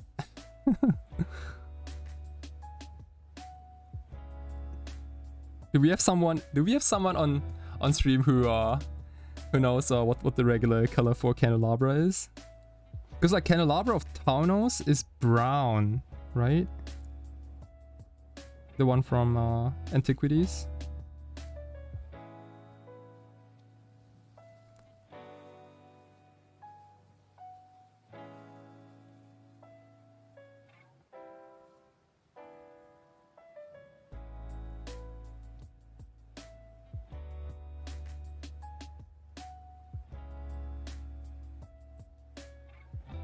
Oh, it's brass. Oh, pardon my French. That was brass. Obviously, that's no brown. Yeah, like brown would be so, like, it would be like all rusty. That's probably like a Golgari, like the Golgari version would be brown. Yeah, like gold to silver, brass, huh? So, I'm asking because they need to be somewhat like heat resistant. Right? Because I mean, they got literally like candles on top, so I guess they have to be heat resistant. And I don't know how heat resistant brass is, like as a material.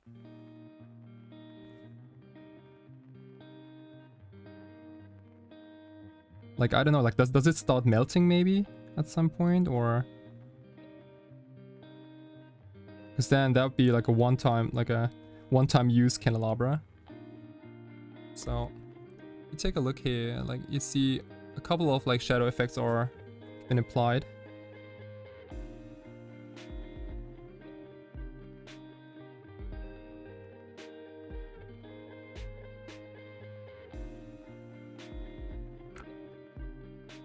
Yeah, I mean, like, is there like anyone in the chat who has a candelabra at home, like casually? And so yeah, I mean, you know, that's sitting on my that's sitting in my my second living room.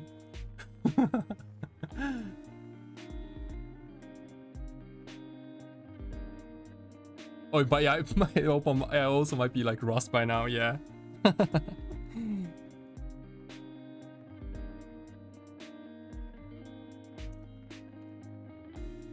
Okay, let's get, okay, so for the construct phase, I think I wanna probably place it around here.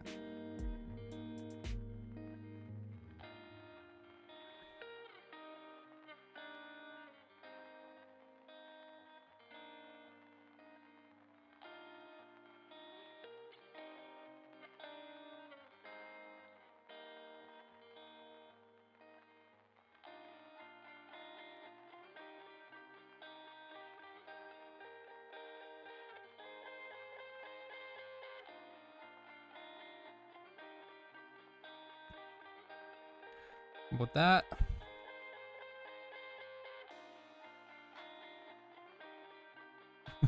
In the pool room. Okay, oh, I'm sorry. Okay. In the pool. Wait, what? In the pool room? Aren't like pools always outside? No? In what country do you live where you have like pool rooms?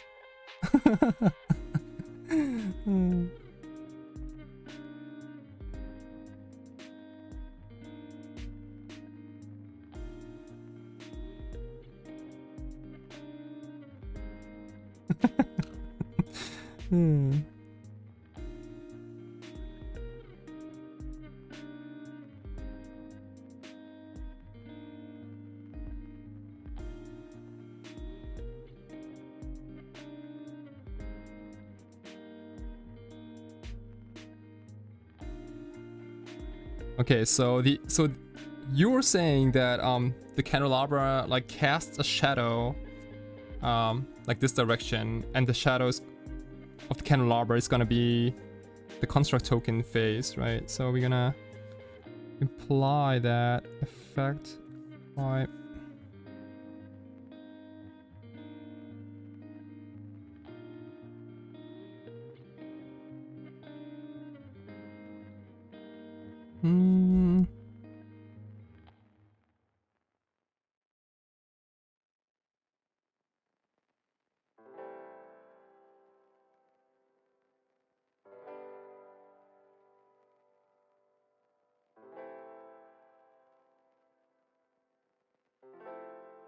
yeah. And I think we wanna yeah, since this mask is already, I mean this is the shadow, we wanna maybe probably like darken it.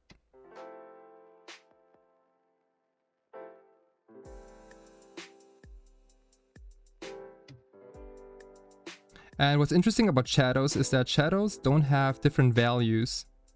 Like value is like how bright or how dark a color is. Like a shadow is always the same color. Like they're like no different like values within a shadow, right? That's like it's always a silhouette. Oh wait, you that got a candelabra? Oh wow, like did okay. I mean, sometimes you go to those like free markets and you can get them for like fairly cheap. And by fairly cheap, I mean, I don't know, like 50 bucks maybe.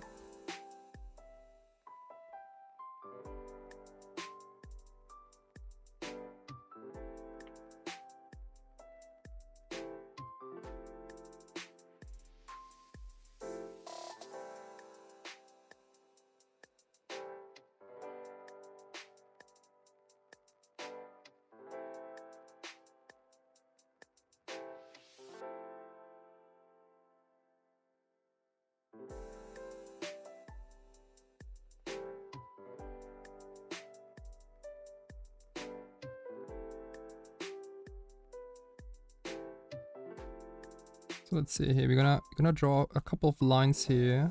I could also try to make them like freehand, but it's a little easier this way. Sorry, planes. Kind of like abusing you. It's a little easier, and those lines have to be kind of accurate and like on point. That's why I prefer this method. Like most of the time, like I try to go like freehand whenever possible.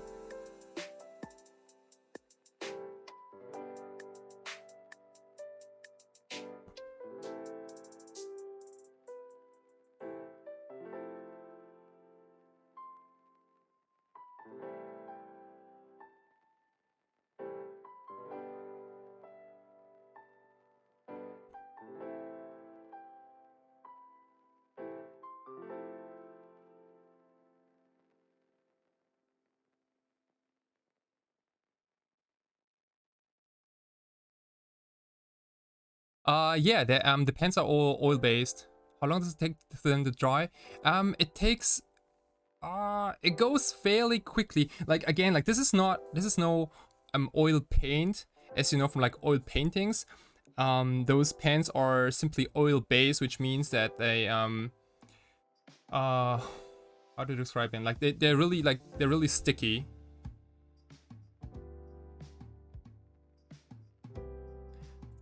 And you can also paint on, you can also go like different layers on top of each other.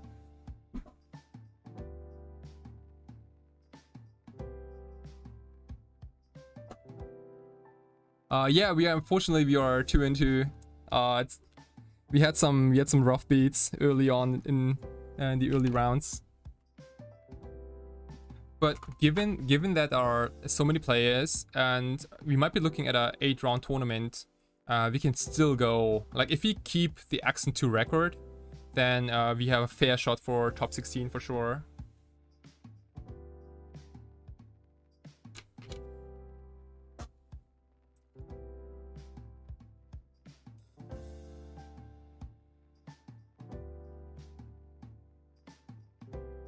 Wait, what? Oh, 2-2 is life? Technically, is that so? I mean, like, our breakers are somewhat abysmal.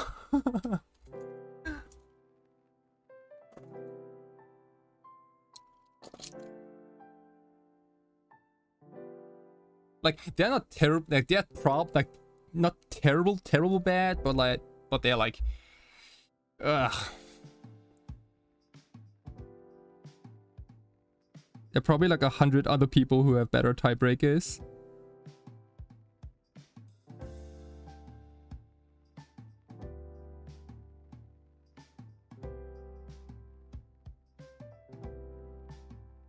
We got a new follower. Decker CWB. Hey, Decker CWB, thank you so much for your follow. Appreciate it. Thank you so much. Welcome, welcome. How you doing?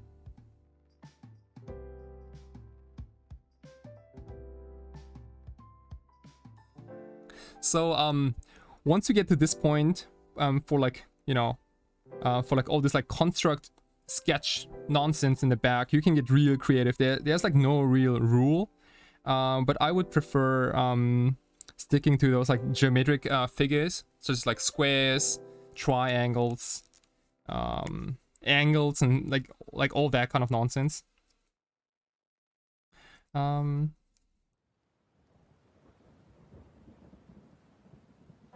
You could. I wanna have a part where I go where I sketch down like treasure token. Should probably be on this part here.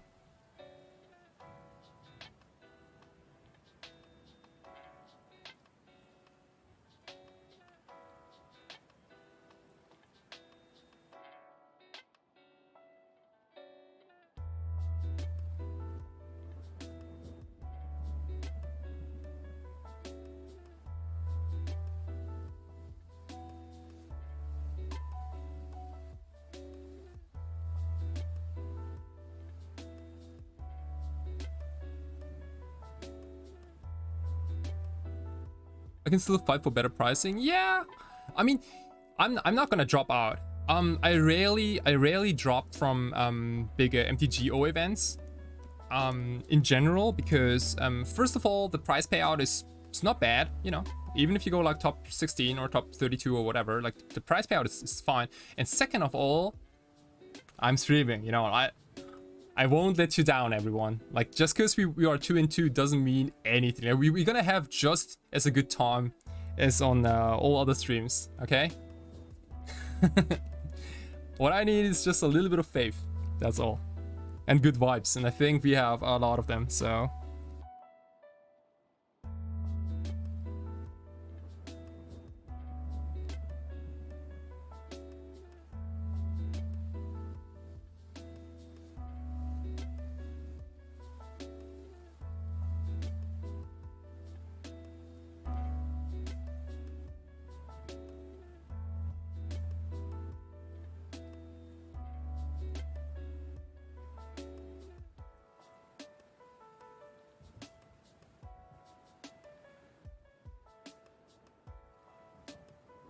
You put me in a box with Francis Bacon method of drawing. Like, I mean, everyone has their own style. Like, I mean, do you like to draw? Like, drawing is fun, really. Like back in high school, like at least in Germany, how the German school system works is that, and once you go to high school, you can pick up to 2 subjects, which you're gonna, like, where you enter like a somewhat like a, I don't know, like a more like intensive class. It is called Leistungskurs in German, and you can pick almost a combination of any 2 subjects. And like most people pick, like, I don't know, like, for example, like math and English, or like, I don't know, like sports and I don't know, like geography or something like that. I was the only student who picked physics and art. That was a weird combination. I was the only guy with that combination, because, like, so I went into the physics class, and everyone in that class was like a big brain, you know, like, and I think like 80% of those students also picked math as the second subject. So like you had all those like super like Einstein level like math genius people, and then it was me, you know. And in the art class, I was the only dude. There were like 21 girls, and I had a good time. I had a good time for sure, yeah. Yeah.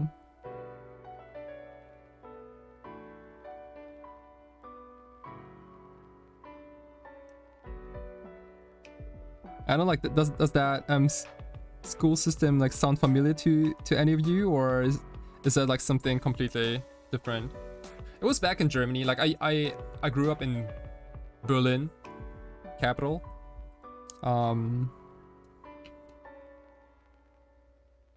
But I also know that there are different school systems all around the country. So I wouldn't be surprised if Berlin is like simply doing the Berlin thing.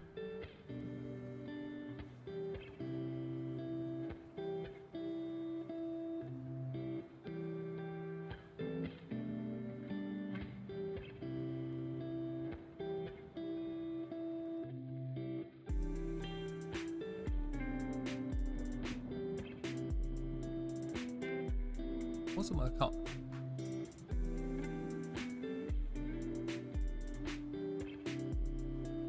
Signs up for our class, yeah. maybe one day I should make my own art class and be like, hey, you know, who wants to start making alterations? And see how many people show up.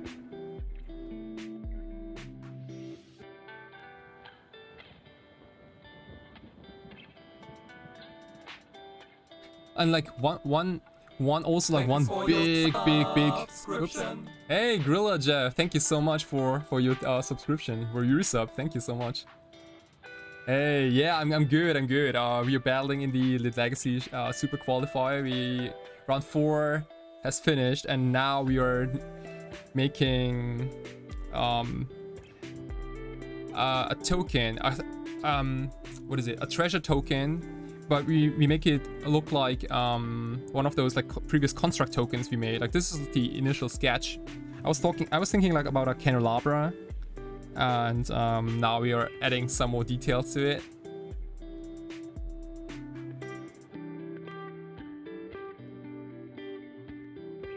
Ooh, that's a good idea. Yeah, Thop.so and a 4-4 construct next for Retrofiller Country. That's a good idea. That's a really good idea. Because people have been using just like all sorts of like random tokens to represent them.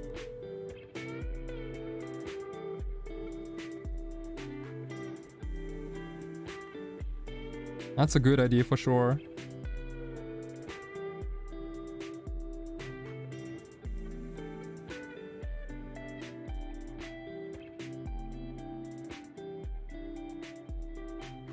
And like it's crazy how much this card is used. Like Retrofiller Foundry, it is like people call this a legacy staple now. And like previously, like that card was printed in what, like a commander set, no?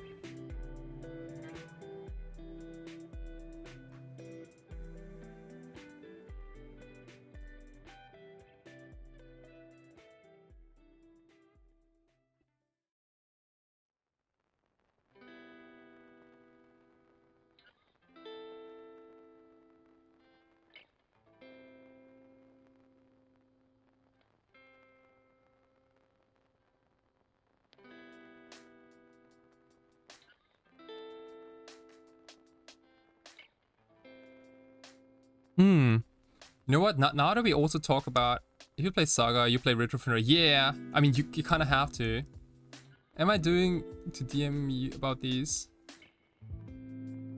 Yeah, sure, of course. Anytime. Either on my homepage, sawatariX.com, or you can also DM me on Twitter or really anywhere.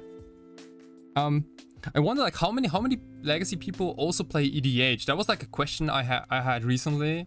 Because I don't play EDH. Like I tried EDH. Sure, yeah, this one is fine. I tried EDH a couple of times in my life, and I didn't get it.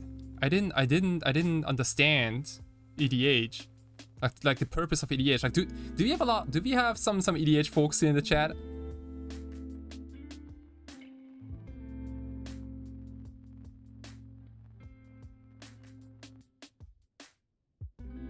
And can someone please tell me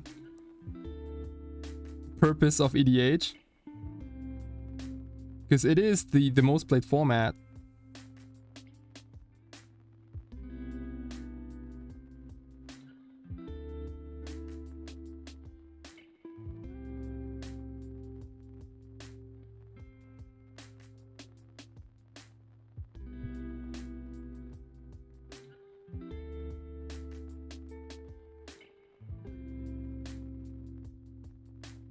Like, I think like once I had a Captain Sisay deck, and like everyone got mad at me because I, you know, like I fetched up all the good stuff from my deck. I was like, okay, well maybe that this is like too powerful. Like, what's going on? And then I built something else, but like most of my decisions didn't matter.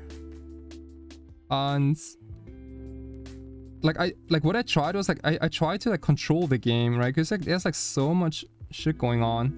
Like people I don't like drawing like 5 cards per turn and like ramping to, I don't know, like, and you know, I'm gonna put like 50 10-10s on the tables and things like that. And I was like, oh wow, okay.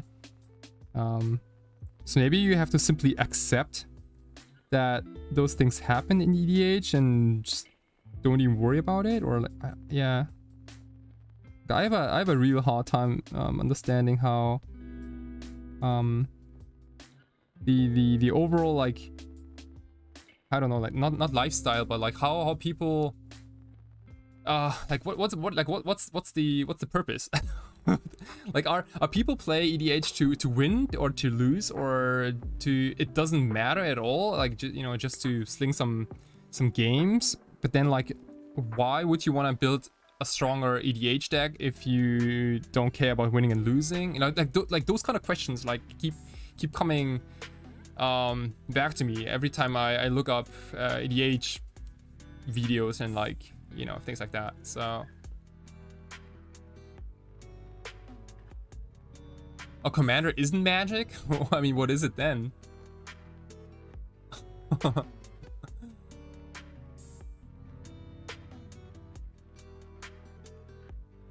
you know how awful the name of Sherlock is in German? Ooh, I have no idea. You gotta tell me. It's like Sherlock Insel, maybe? I don't know.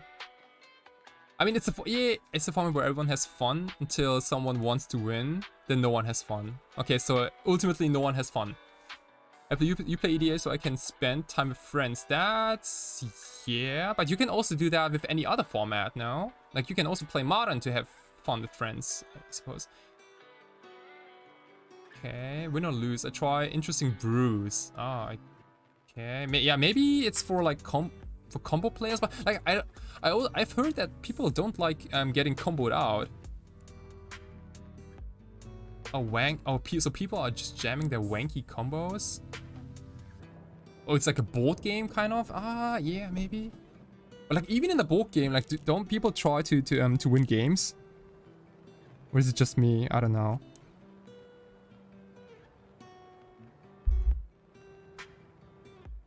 They don't play Legacy or Modern. Okay, well, so yeah, basically you have no outs, like no other option.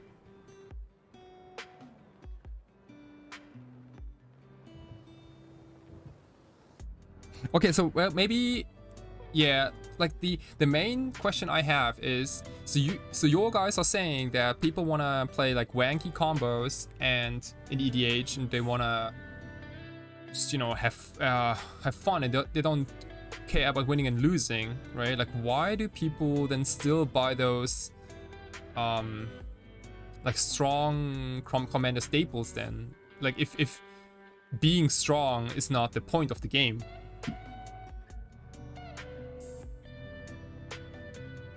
Maybe it depends on the playgroup. Oh, Sherlock Island is Muscheldog Island. Oh gosh, oh my gosh. Oh my gosh. That's abysmal, yeah. Real bad translating.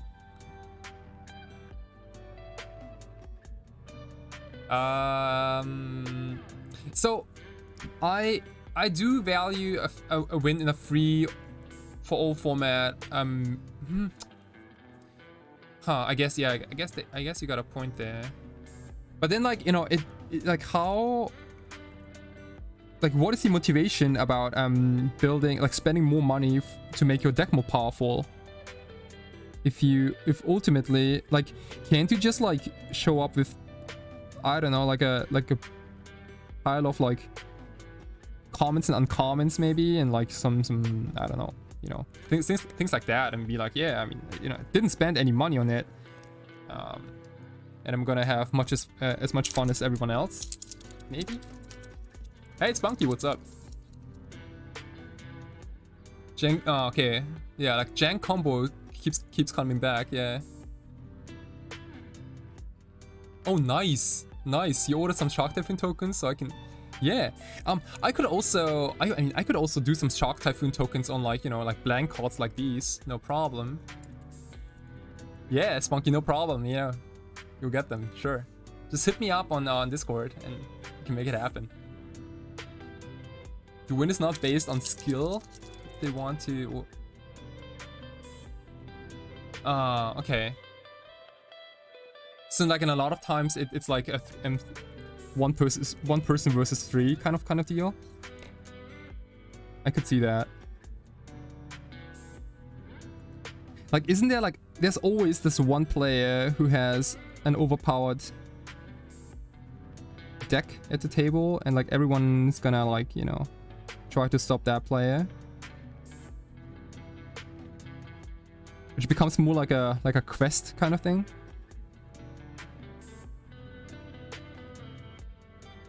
Like, don't get me wrong, I watched those Commander episodes with Post Malone, but mainly because, like, I mean, I listen to Post Malone sometimes, and I mean, he's also like a goofy dude.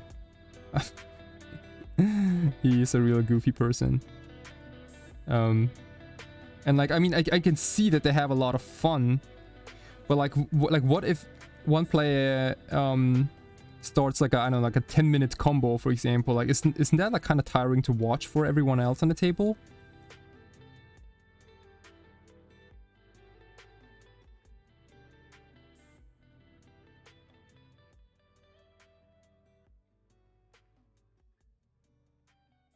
Oh, nice, Funky. Wow, full foil in the oldest editions. That's, yeah, beautiful, beautiful, beautiful.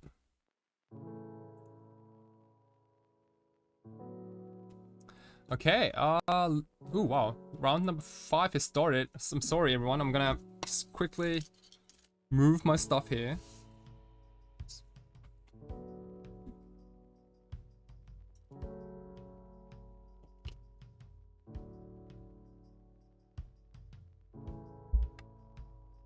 All right. Welcome, everyone. This is round. We're gonna keep talking about EDH, by the way. Until you guys fully explain me what this format is even supposed to mean. Okay. Welcome. So this is round number 5. We're playing Doomsday. We won the die roll. I think this might be the first die roll we won today. This hand is fantastic. We're gonna keep it.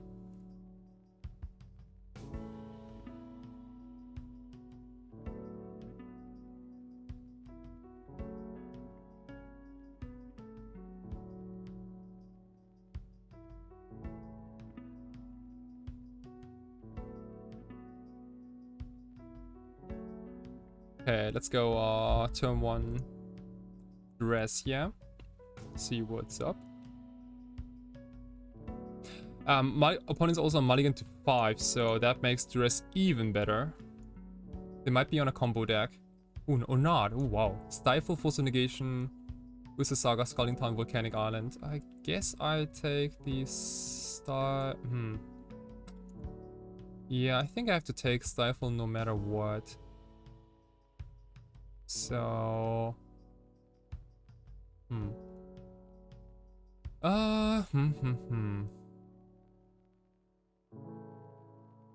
Maybe...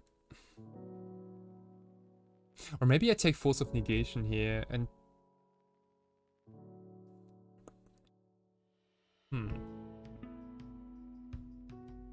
This might be yeah, this might be like a Jeskai control kind of deck. Oh, this is a hard question. I might take the Force of Negation here. I think I take the Force of Negation. I kind of feel like with Preordain and Lotus Petal and Underground Sea already on the table, like I might find ways to get 3 mana, and also like once Doomsday resolves, post Doomsday we can easily make a pile that beats Stifle, no problem. Okay, or we can obviously also rip a Thoughtseize. Let's Preordain first. I wanna hit mana. Okay, those are both bottom. I think even Brainstorm is a bottom here.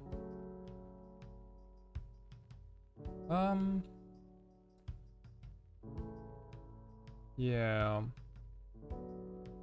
We could Wraith. Maybe I'm supposed to Wraith here. I think I'm supposed to Wraith here. Okay, well, that was somewhat of a break. Okay, Scalding Tarn. Oh, they're doing something. This might be, this could be a Ragavan or like a Standstill maybe? I don't know. Ragavan with dash. Okay, well, you got it. You got it, you got it. Please don't do something, don't do anything stupid. Ponda. Ponda's a good hit. Damn. Ponda is indeed a good hit. The good news for us is that they don't have mana to cast Stifle this turn. So if we find a land, we can go for Doomsday and also win the same turn. Days, huh? So let's see.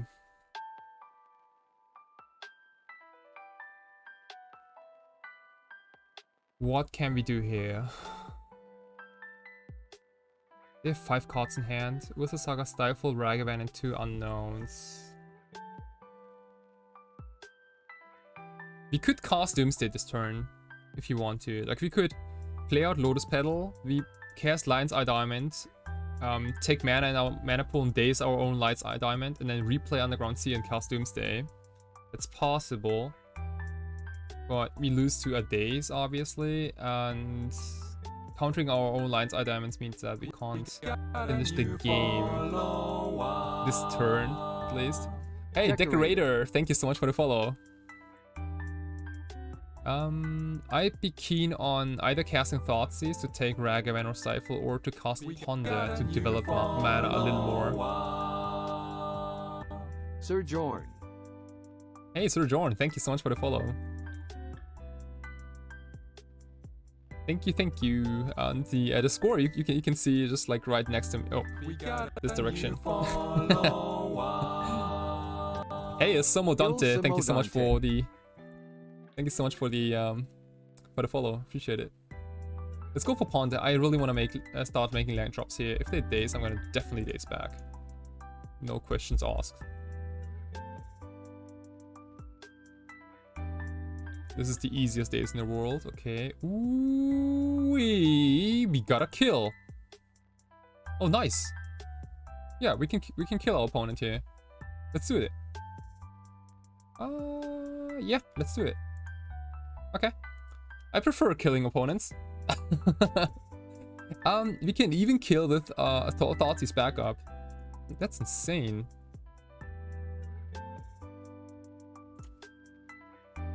Holy shit. Okay, what do they have? They have this useless, yeah. Stifle and Ragavan, doesn't matter. You're all dead. Ah, you know, sometimes the deck just gets you exactly what you need. Ah, isn't that awesome? Okay, let's go. Ideas Unbound. It doesn't have to be anything crazy here, really. Ideas Unbound, double Lotus Petal, Thassa's Oracle, and a Street Wraith, because why not?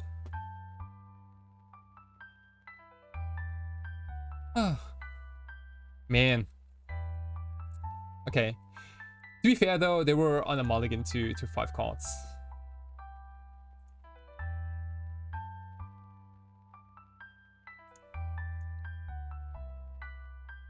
So we gotta give them a little bit of credit here.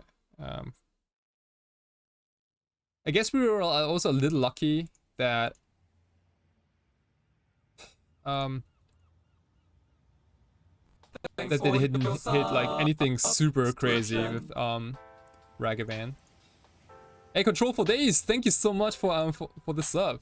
Appreciate it, for the resub actually. How are you doing, my friend? Are you still playing Storm? Hope you're doing well. You've been doing a lot of workout now. Like I see your pictures on Facebook, so it's like you're a buff.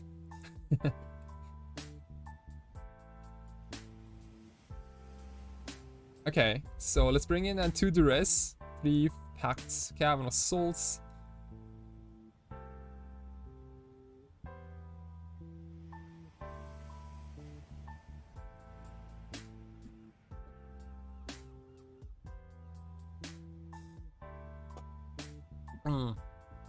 Oh. Damn.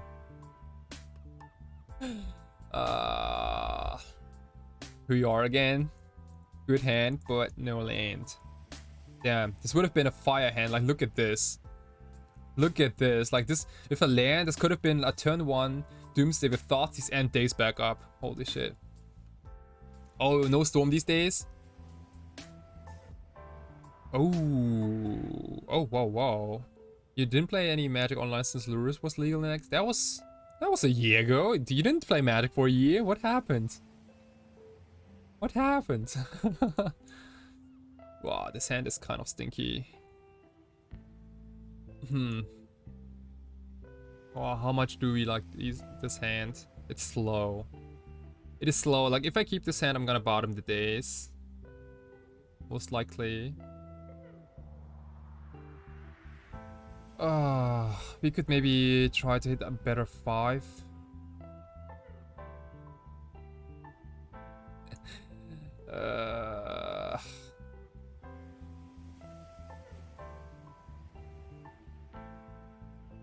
I mean, this is also unplayable. This is mulligan to 4. Do you have a deck list? Yes, you can check the deck list down below. If you click on the Cardboard Life button. Cardboard Life also pretty awesome.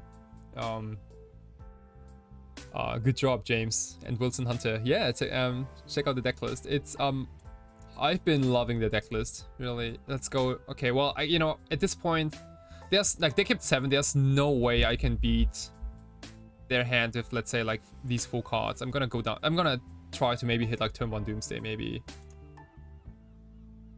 3 cards, huh? Okay, I guess we can mulligan to 2 cards. Okay.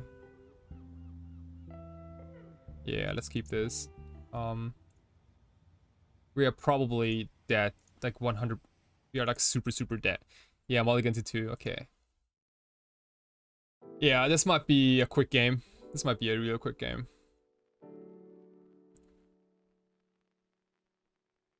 Like, basically, we might have a chance if they have 0 interaction and no Ragavans, and also no creatures for like the first 5 turns or so. Is Storm still a viable strategy in Ragavan Legacy? Good question. So, first of all, oh wow, sure, dude, hit me with the Wasteland. First of all, people don't play Veil of Summer anymore. Unless they're on blue-green Omni. So you shouldn't be too concerned about Tendrils of Agony. The problem with Storm is that exactly this. Yeah, Ragavan. That fella is basically the reason why you can't play Grinding Station. Like those like old, like super slow, you're gonna make like at least like 4 or 5 land drops and then kill with like a natural Tendrils of Agony out of your hand. Like, you don't have that time. You don't have time for doing that. Also, people do play Uro, and Uro gains you a bunch of life. So I don't know how good Grinding Station is. If you play Storm, you might want to be looking at something a little faster. This is a good hand, by the way. But you don't want, like, you don't want to constrain your mana too much. Like, have you seen those like the Epic Storm decks? Like, they are running 5 colors. They're running 5 colors in a 13 land deck, I think, which is pretty crazy. Wasteland, Saga, Canonist, Force of Will, huh? Let's do take Force here. Yeah. Canonist does not matter in this game. Especially if they go Wasteland Go. Then, yeah. Let's see, Volcanic, huh? Ponder? You got it. Okay, next turn we definitely gonna go for Doomsday. Brian is a madman. Yeah, I don't know. Like, have you seen the mana base? Like, there's like Tundra and like Scrubland and like a Taiga and Underground Sea and Volcanic. Like, literally, like the whole training binder is in there.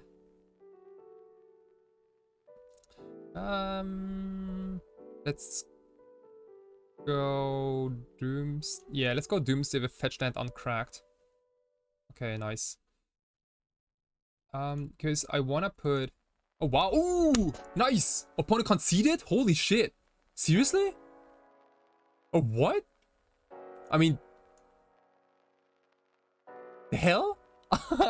I mean, don't they have Aedes-One Canonist in hand and like Wasteland and what is going on?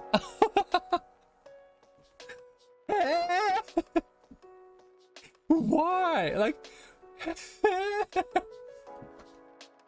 I mean, if the hand was like Mono versus Saga, then I would maybe understand the concession. Like, also, like, they didn't shuffle with Ponder, and like, why do you concede? Thanks for I your might- subscription. I might still fuck it up and I don't know, forget to put Fast Sword in the pile. Who knows, right? Hey, man, Adam, thank you so much for the gifted sub. Yeah. Pact is better than Fluster, yeah, because 0 mana is better than 1 mana. The pile I would have made was would have been, let's see, so I would have made a pile with Cavern of Souls, Volcanic Island, Thassa's Oracle, definitely a Dress in there to dodge Stifle, and maybe a Force of Will. We gotta see about that. Yeah. Basically, pile would have been one where we beat at least one Wasteland, and we can also go a little slow. A pile that also empty the library because of like removal spell, and Cavern is golden here. Yeah. But damn. I think so.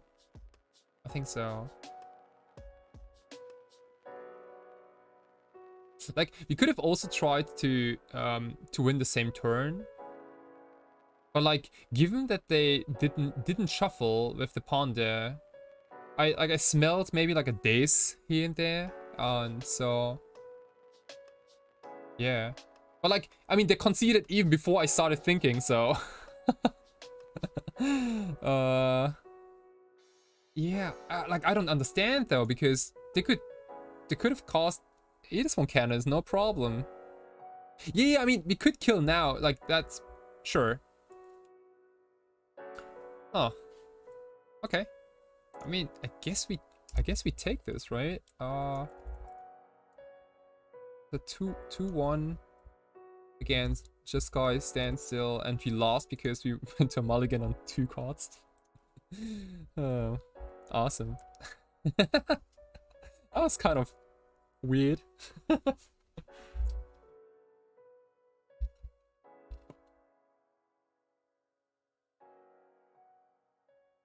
Yeah. Also, like, if you're in an X2 bracket, people are dropping at like X2 already,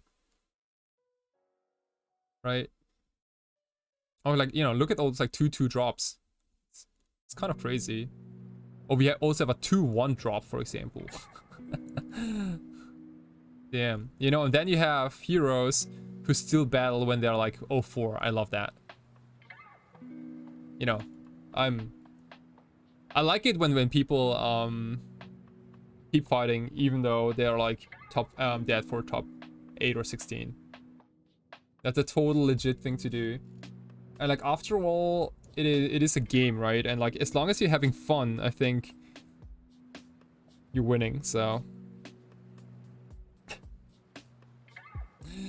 Have seen an uptick in Gutshot in Modern to deal with Ragavan. Think it could be reasonable considering him playing Ant. So, the problem, you know, the problem with playing removal spells for Ragavan in Storm is that you really don't want to play removal in Storm against Ragavan, because that means that you have fewer cards for your actual combo.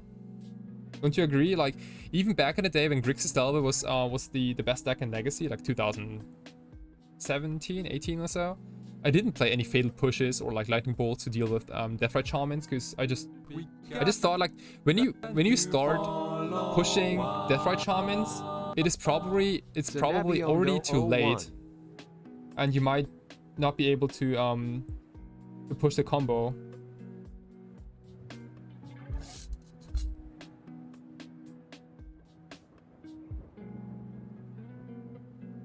Yeah, I mean, like, even in the sideboard. Yeah, Ragavan is much.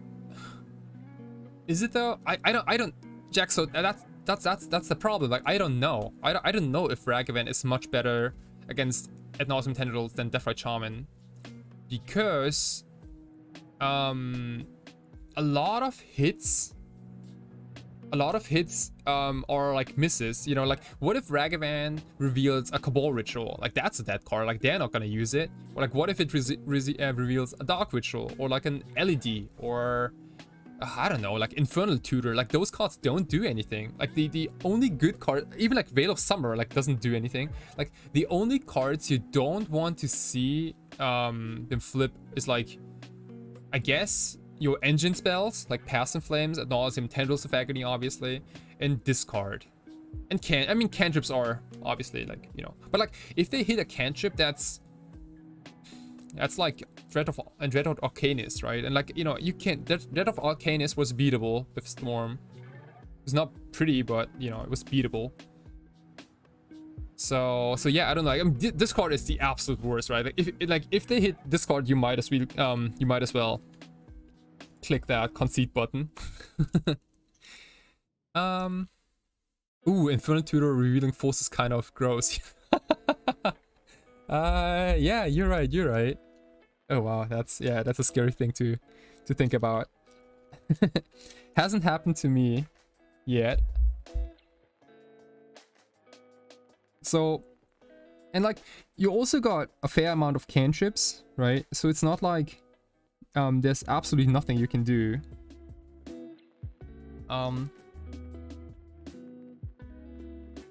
Yeah, right, exactly. Like casting Brainstorms, putting lands, or like things you don't want on top of your library. At least it made some people even stop attacking with Ragavan if that happens.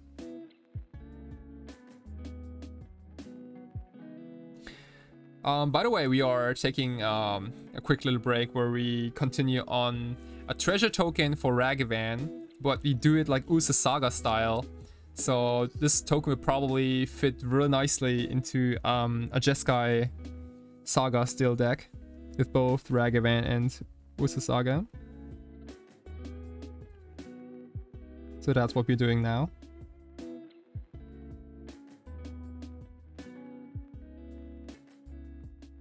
And I'm currently holding this Pilot Pan.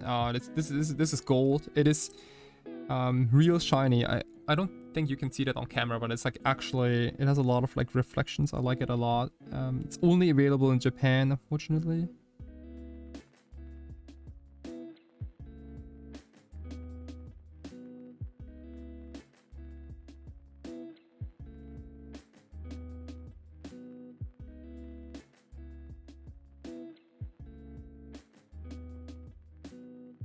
The other day I was even thinking about, like, hey, maybe I could also start like becoming a tattoo artist maybe one day. Because like, what I'm doing here is like I'm kind of like tattooing this Magic card.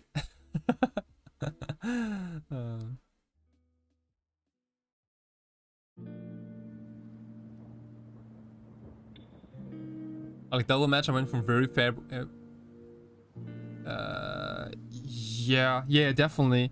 Man, like, do you guys remember like Ad Nauseam Tendrils against Canadian Threshold with Nimble Mongoose?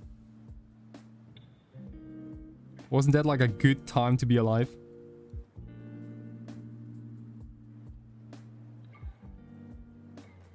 I liked it because like Nimble Mongoose was obviously not a big clock, but they had like Force of Will, Stifle, Spell Pierce, Spell Snare, Flusterstorm. What else? What's it called? From there was a counter, a blue mana counter, a counter target sorcery and then surgical extracted. Evasive, no, what was it? Is evasive surgery or something like that? Invasive surgery? Oh, I don't remember. It must have been from Innistrad.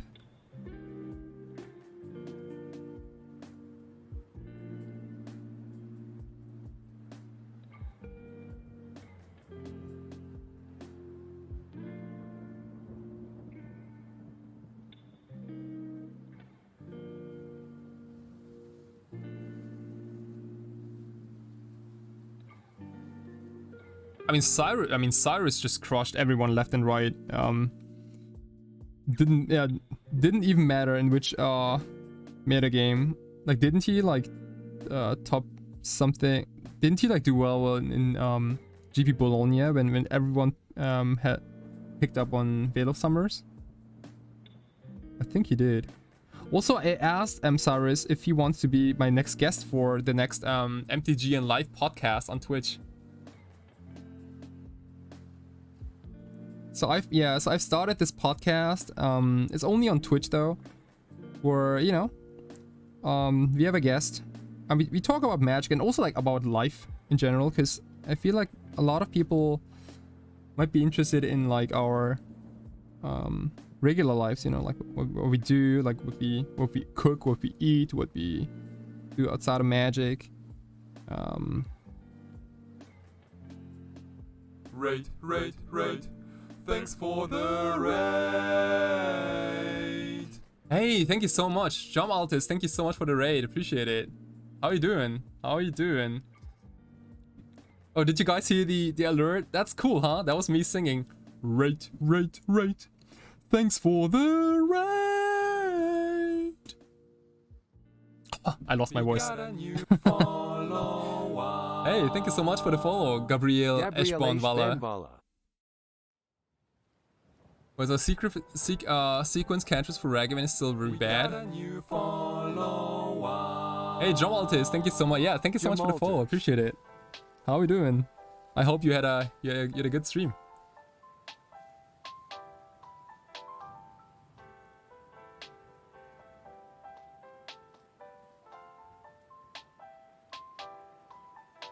Did you also alter cards on your stream? We got a new follower. Andui Versace. Hey, Andui Versace, thank you so much for the follow. I appreciate it.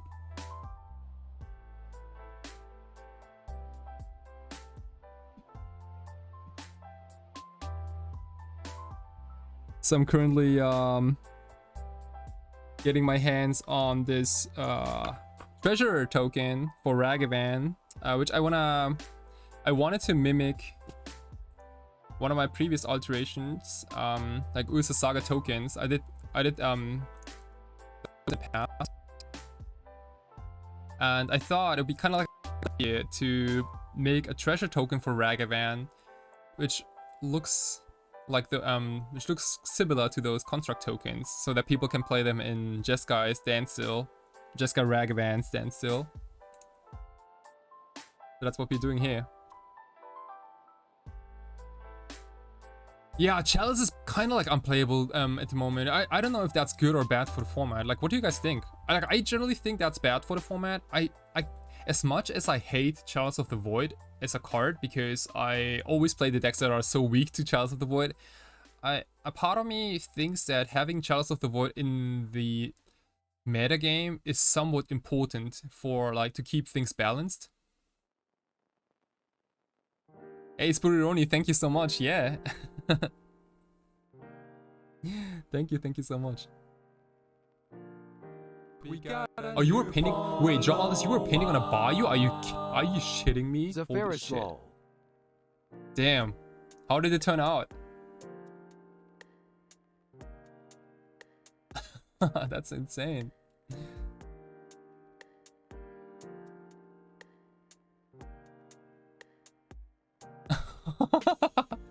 Are you not shitting no one? Dude, what?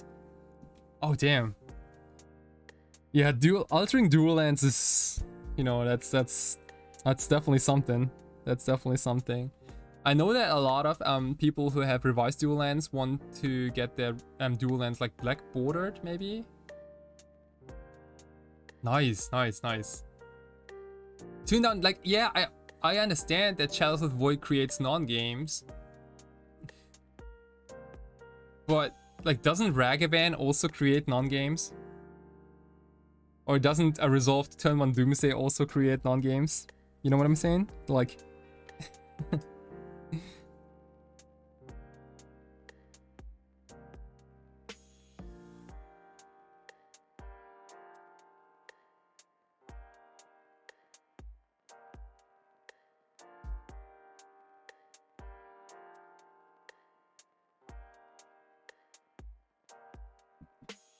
Oh, nice. 4 seasons duels? Oh, what? Oh, wow. Some snakes and funky skulls. Yeah. So you got 4... Wait, so you got 4 bayous and you... Oh, damn. What a cool project. Yeah, I love those, like, 4 season style things. People love them. Ever since people saw the 4 season art on Mishra's Factory, I think, like 4 seasons as a concept has, like, really picked up. That's a cool idea.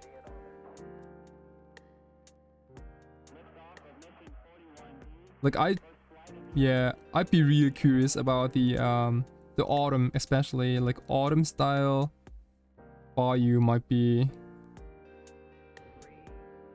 the real deal. Okay.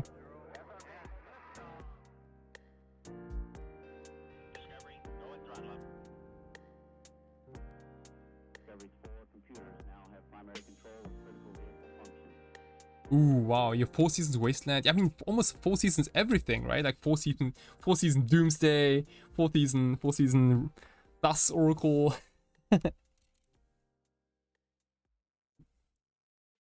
Right, so John Malt is like, so this was the initial sketch we did. I hope you guys can see it. It's maybe a little too much light here. But essentially, maybe this is better. Essentially, we sketched out the candelabra here. I wanted the candelabra to be the treasure, and then the chat suggested like it casting like a shadow, which into like a shape of one of the construct tokens. I thought it's like a cool idea, so we're kind of like mimicking it on this part here. What are those cards you're painting on? Oh, these are like blank cards. From like those like world champion decks from like 2000, 2001, 2, 3 and so on. Those decks had some spare cards in case if you, I don't know, if you lose one or so. And I really like to paint on them because or to draw on them also because they got like this cool looking like gold border. It goes real nice with gold ink too. Like maybe you can see that there's also like gold ink on some parts of the alteration. Like I think it just goes very well. And people can connect to those type of tokens because they, you know, maybe they had some, maybe they bought some of those decks like in the past. And oh wait, oh what? You watched Worlds on Espanol? No way. Oh wow, yeah, 4 seasons Tundra. Interesting. I mean, Tundra is already winter, so. Thanks for your subscription. Hey, DT Lurks, thank you so much for the sub. Appreciate it. Awesome. Damn, we're getting a lot of subs today. Maybe we can hit the 150 sub goal. That would be insane. I'm thinking about doing a giveaway for 150 subs for sure. For sure. Oh, 1998 Brian Sheldon. Oh, dude, yeah. See, like, recurring nightmare survival is such it's almost a brand. It's almost a brand. Like, people people draft Recurring Nightmare Survival in Vintage Cube because it's so unique and like it has, yeah, it's kind of like its own brand, really. Like everyone who if you say Recurring Nightmare, the first thing that pops up in like most brains is like probably like Survival of the Fittest most of the time. Oh, nice. Oh, it's the second Bayou. I guess you're also taking probably like a lot of time for those alterations, right?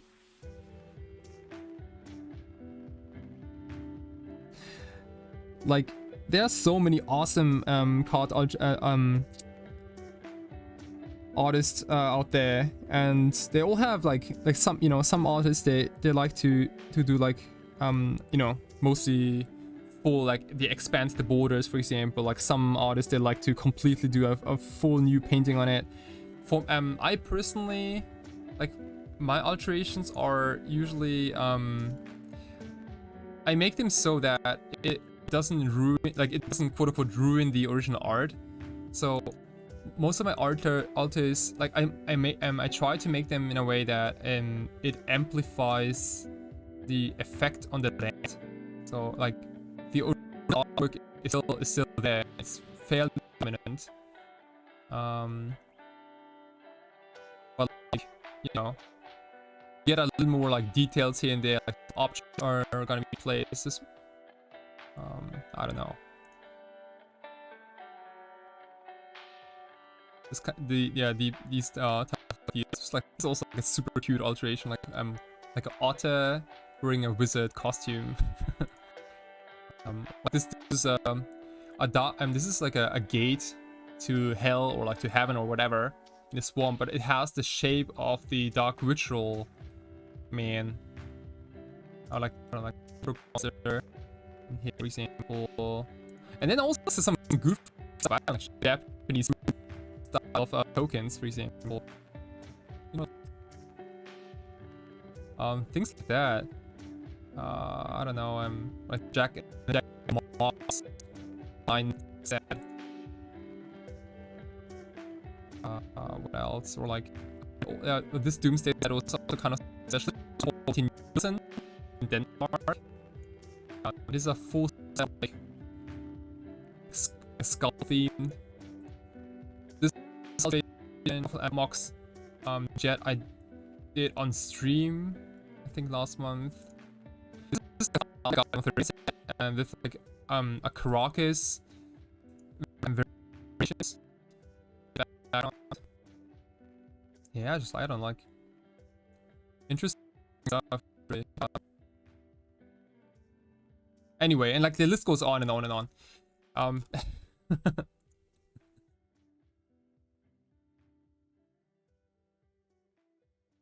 But yeah, like my basic concept for doing alters is to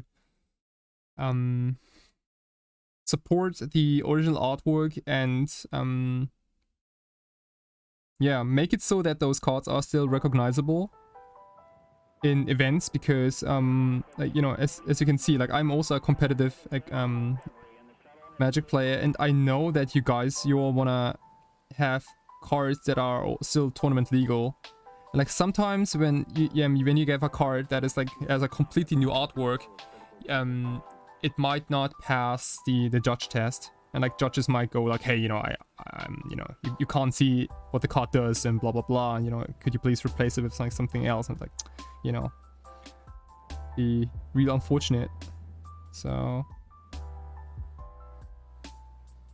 like the card needs to be tournament playable. I think that's like #1 rule, and then you can be as creative as you want.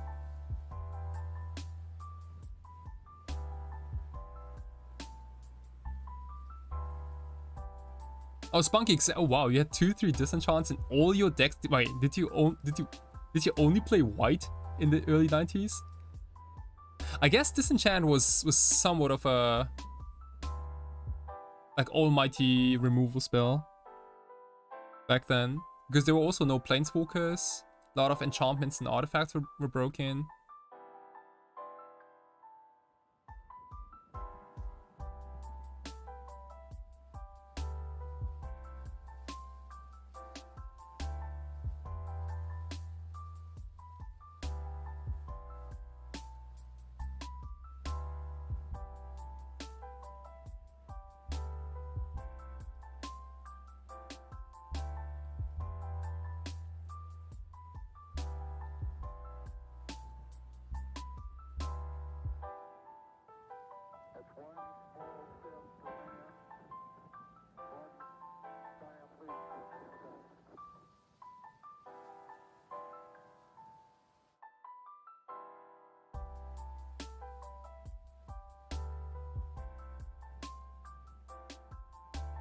White Weenie.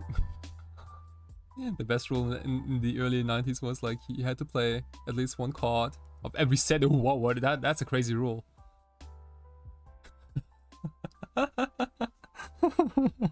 Oh, wait, you had to? That's a crazy rule. You know, when I started Magic in 2000, yeah, 2000, I think, 2001.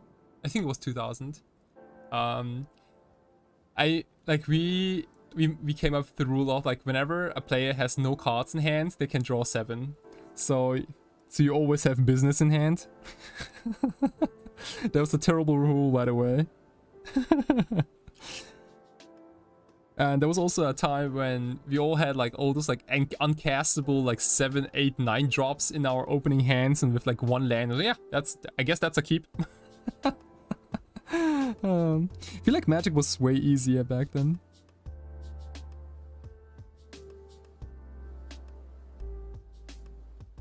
Oh, what is we play fast mana? What is fast mana? What does that mean?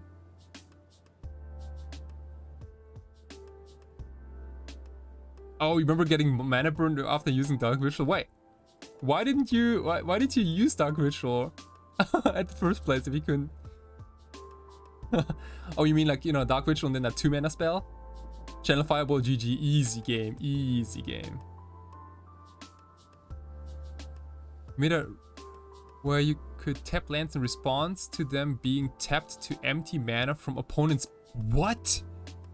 So basically you're saying like every single land was a Rishadan port?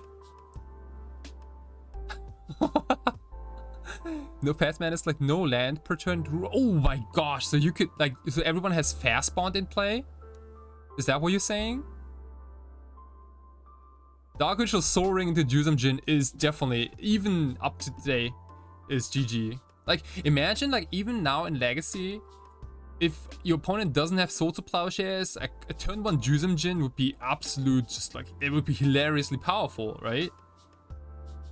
It'd be so good. I don't know. I mean, like, you know, Ragavan can just, you know, pack its stuff and go home.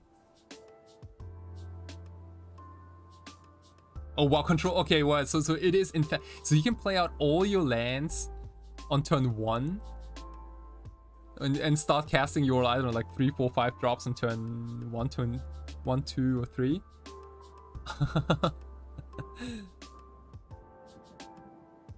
Hypnotic Spectre turn 1 is a classy though. It's really classy. Yeah, yeah.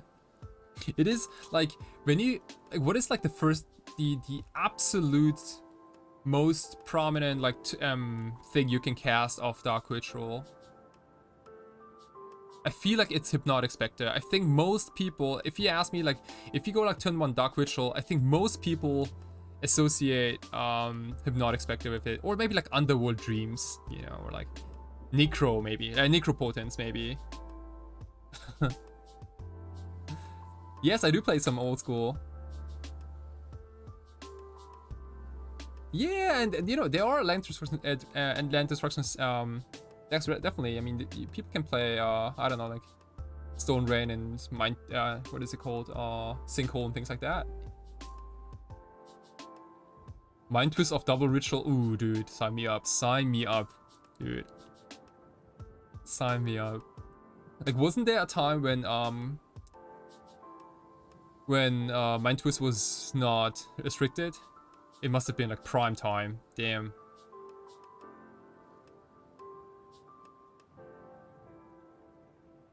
Oh, the real announcer's Cruel Bargain? Ethan, no. I mean, that was like, when did Cruel Bargain even come out? Wasn't it like 5 years later or so?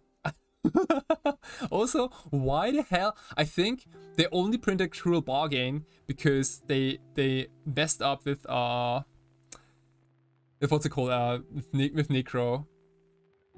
Right? Like, Necro was such a messed up card that they I think Cruel Bargain was like an attempt to come up with like a, you know, I mean, this is like kind of Necro, but it's like just terribly weak kind of deal. Yeah, it's also kind of funny like how long it took for people to understand that Necropotence was like the bomb.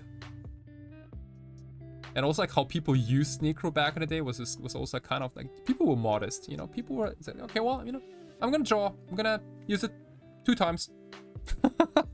So like some people used Necro as like a Phyrexian arena type of effect. It's like, no, dude.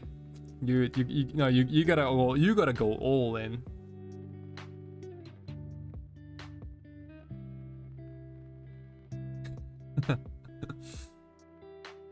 Oh, your first one you match was playing a 5-color Shivan Dragon deck. My opponent, who was an Proto Champion. Whoa, what? Smashed me in 2 games. Yeah, easy games. Those games were not even close, I think. There's like so many bad things they can throw at you. Like Dark Ritual was a powerhouse in that deck for sure. Without Dark Ritual, the deck would not properly function.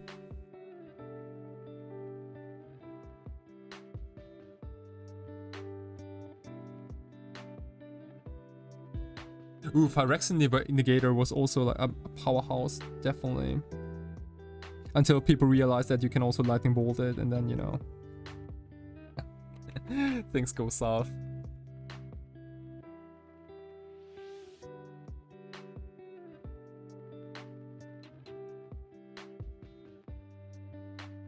I remember seeing Yagamo's Bargain when you were young and didn't get why anyone would play it. Oh, like once per turn. Yeah, you know, I'm playing the 6-drop, and also I'm purposely trying to lose life to have the same effect as you with like no Bargain. Bargain is a sweet card. Has wasn't there like a sweet Yagamo's Bargain deck with what's it called, that 5-mana imp, I think? Like, you know, you can pitch a card and add like mana to your mana pool.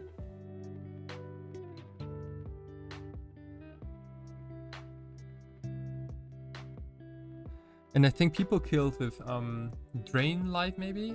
Or Scourge Familiar? Is that what the card's called?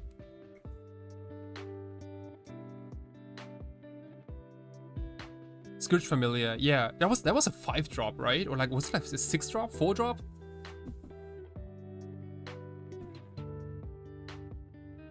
I don't quite remember. But I do remember that you had to resolve oh, it's a 5-drop. Okay, so you had to resolve Bargain. Hey, Takemini, Take Mini, thank you so much for your follow. Follow, arigatou. Oh, you're gonna go to bed, dude. Thank you so much for yeah, for hanging out in the stream. Really, it's oh wow, it's 3:20 a.m. in Tokyo. What a time to be alive. What a time to be awake. Have a good night, Item, and thank you so much again for everything, really. I really appreciate it. Thank you.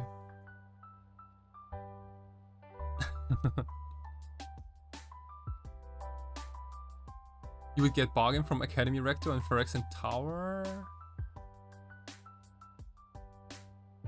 Ooh, Bloom was just fun. Yeah, Bloom was a good deck.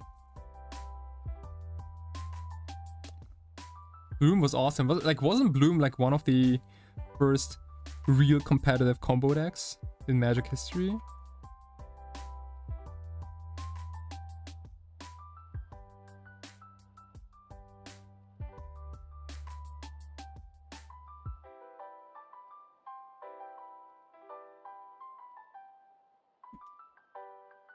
I think I'm almost done here.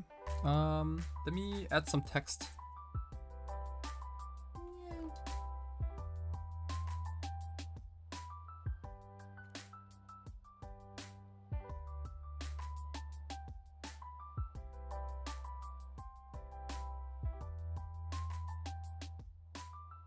Yeah. My next round will be... Oops. Excuse-moi. No, I'm not ending my stream just yet. We are in minute 47. Maybe you wanna get ready for the next round. Oops.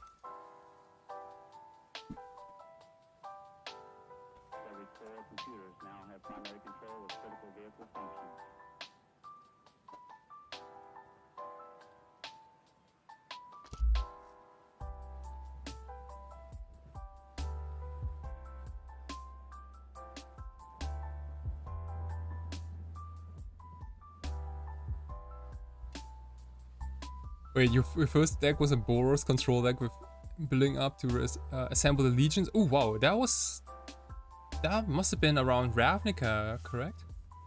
Are we talking French too now? Well, I'm trying. I did take 2 years of a French lesson at school. Didn't like it as much. I was not bad. It's just, you know, like when you,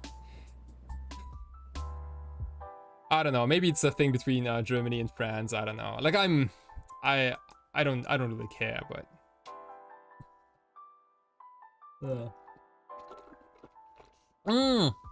Hey Julian, what's up? What's up? It's your boy Koi. We are hanging in this awesome event, Legacy Super, you know, the super event. Gosh, like those, like event names are so hard. Oh, you're coming from a Zwiebel Ross Braten. Yeah, maybe we wanna a Zwiebel Rost Braten. It is onion rust. No, let's don't even try to. No, it's a terrible idea. Oh gosh. Yeah, but like we are hanging in this event, about to enter round number 6 here, as we were waiting for the last 2 matches. We are still live for some prizes. Unfortunately we are X2. We got some lopsided games in the early stage of the tournament. Anyway, you can what? Anyway, you can post deck lists on Twitter. I'll rock you. You can check out the deck list down below if you click on the cardboard live. You can, you know, it's gonna pop up and you can see the deck list right there. It's Grixis Doomsday. Oh wow, yeah, I kinda hope we beat more blue or like non-blue decks maybe. I don't know. Like what was our run anyway? So we won against 4-color Ancid Bant. We lost to Jeskai. We lost to Blue Red Delver. We won against Moon Stompy. We won against Jeskai. Huh. Yeah, give me those Alluran players, or like, I don't know, like Alluran Sneak and Show would be nice. I wouldn't mind Elves. I wouldn't mind Stefan Taxes. I wouldn't mind a lot of decks actually.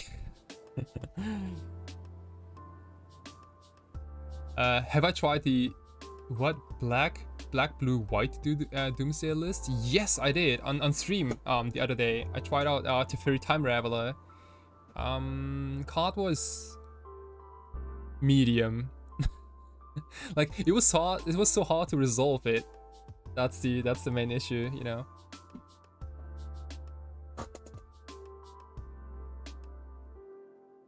Spooderoni, what? Speaking of show and tell, did you see the latest tech? No, I have not seen the newest tech. What is up with the newest tech? Tell me. I'm also gonna be right back, okay?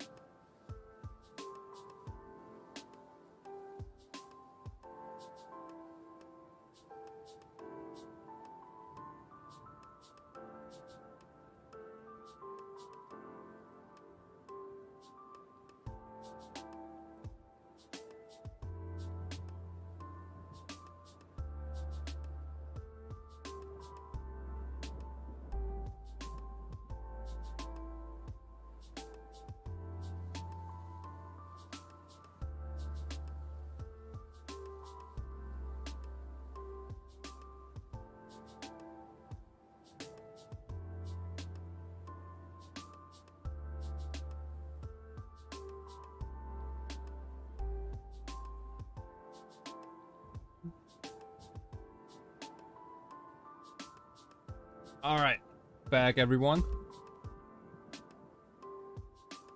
Ooh, I would love some cloud post in round number 6. Yeah, I would love that.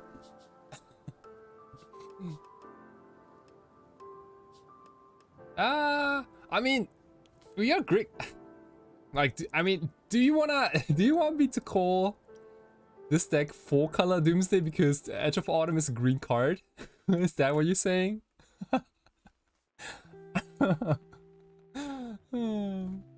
Because like this is so not true.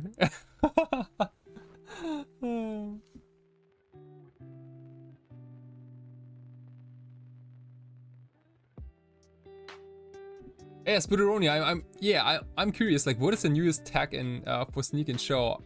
Did I miss something? Do people want to see me pick up Sneak and Show again and go like 005 or something like that? Is that what people want? Okay, welcome everyone. We are in the 6th round of the Legacy Super event, and this is a fairly reasonable keep.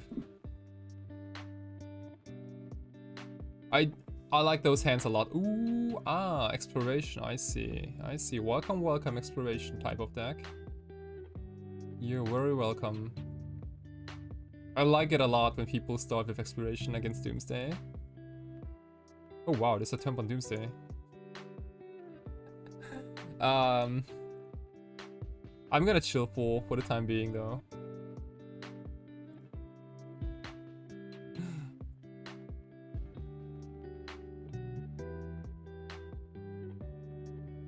Oh wait, is it a card against Emrakul? Oh wait, you talking about the card against Emrakul? Brand? Okay.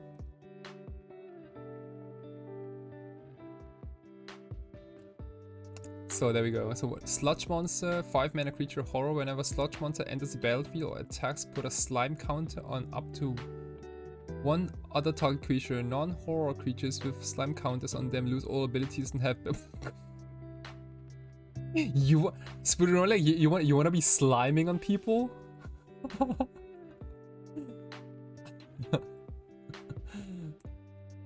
Okay, well, interesting. Opponent didn't even. Opponent has 1 card in hand, huh? Okay, well. I mean, that's a meme, right? Like, what if. Like, I see it coming. You know, you put in Sludge Monster into Show and Tell, and they are gonna go like, yeah, Omniscience. Sorry.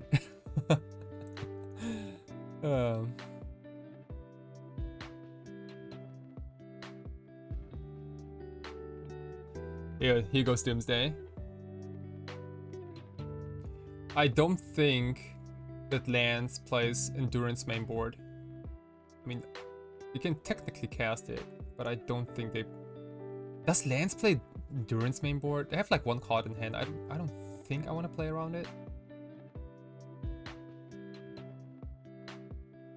Because not playing around it would be so much easier.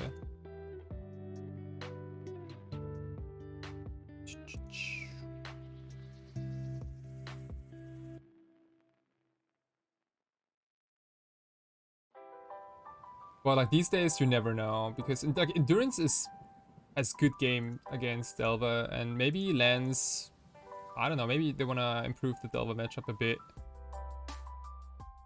But I'm saying, like, it is the only card that could stop us here.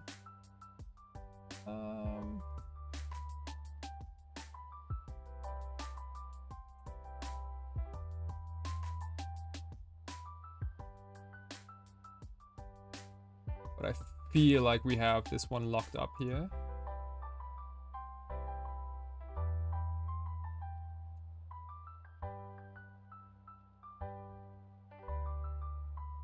Okay, ooh, okay. It could also have like a crop rotation maybe. Who knows? It's kind of hard to tell.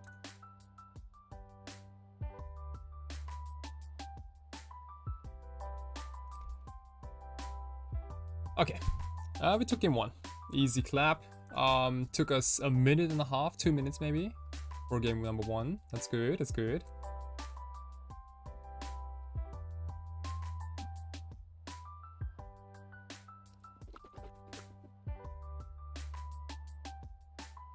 So against lands, what we typically do is we bring in Force of Negations, because they have a truckload of problematic things they can drop on their turn, like Sphere of Resistance, Choke, what else?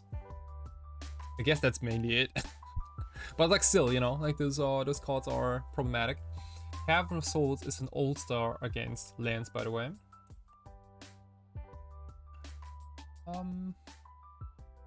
Pack doesn't do anything. Shelldock Isle doesn't do anything against Wasteland. The rest blasts are also not what I'm interested in.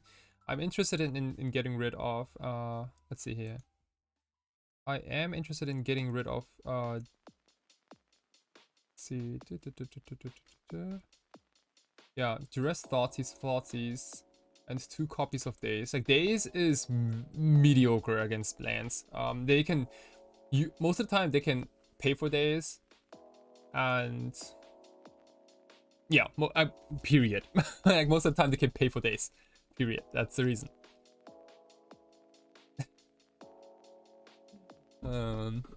Moist Absent, Best Absent. Like whenever I hear Absent, I always think about like Matt Pavlik in Canada, also co-host of the Everyday Eternal podcast, which again is one of the best podcasts you can listen to if you're into Legacy. Like Matt is like the Siege Rhino. Like whenever I think of Matt Pavlik, Siege Rhino and Survival of Fittest, like those cards come to mind like every single time.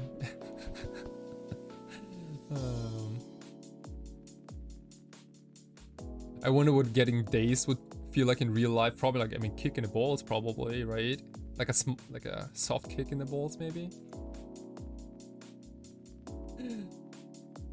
Oh wow, Siege Rhino, Survivors, and Porsches, yeah.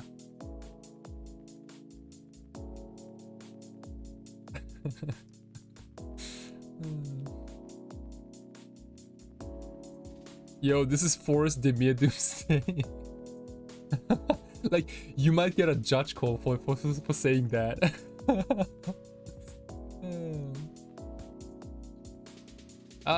No, Kevin is mainly because is there because they play Power Blasts. This is a reasonable cant. I'll keep it. Triple land, personal tutors, it's good stuff. Yeah, Kevin is usually there to dodge Power Blast.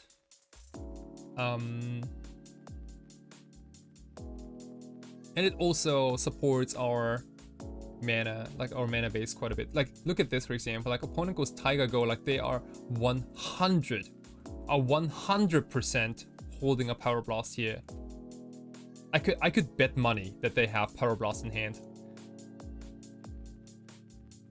In which case, I decline cost any of my valuable blue spells here. Yeah. You know, that's what people get for holding a Power Blast.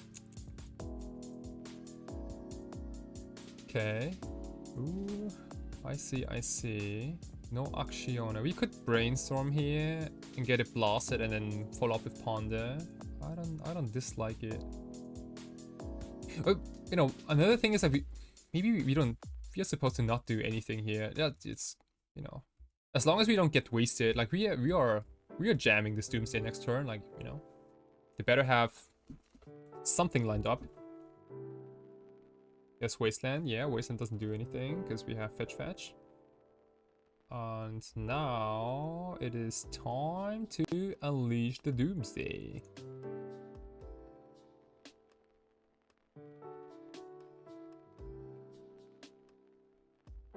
It should be all good now. I guess they might have like Endurance in hand or like Power Blasts. Mindbreak Trap is also a possible candidate.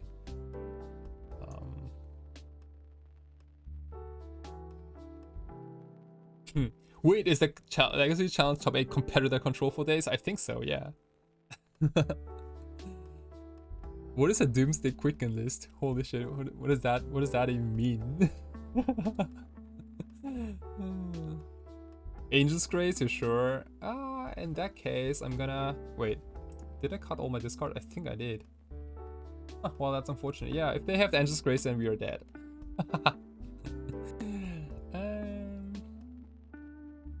Let's go for... I was debating if I want to fetch first or play Underground Sea, but I think doing it this way makes it easier for building piles. Okay, resolves, easy game. Let's go Cavern of Souls. I definitely want. Same goes for Volcanic Island and Thassa's Oracle. And I think beyond that, I'm interested in Pact of Negation and I think Force of Will. Excuse me. Because I want to secure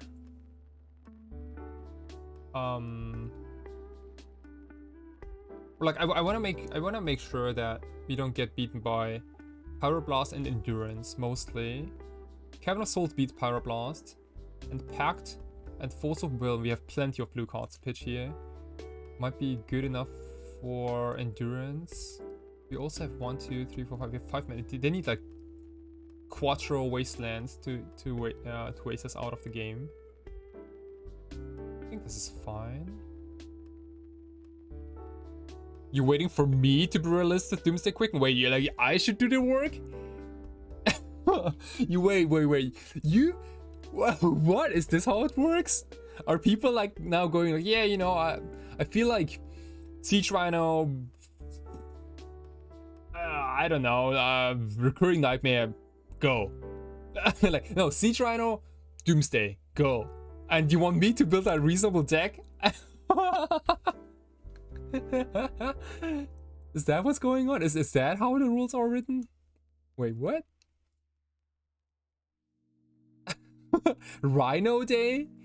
Like, oh wow, look, like imagine if you put 4 Siege Rhinos into your pile, that's already 12 damage. Right? Yeah, that's already 12 damage. So the 5th card needs to be a burn spell for 8 points.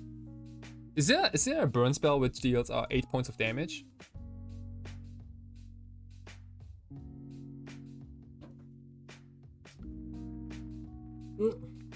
Rite of Replication? Oh shit, what is oh wait, oh shit, I don't know. What is Rite of Replication? Conflagrate? Shit, opponent. This must be a tough Doomsday pile decision. Kai, go with 4 Siege Rhinos, Rhino pile. What is Soul Foundry? Holy shit. Artifact imprint when Soul Foundry enters the battlefield. You may exile a creature card from your hand. X and tap. Create a token that's that's a copy of the exiled card. Oh wow. Yeah, Soul Foundry. No wait, you gotta go because you need Siege Rhino in your hand, so it's gonna be like Ideas Unbound. No wait. What? Fireband for style. Yeah, well the problem is like you need 9 mana for Fireball for 8. Ursa's Rage.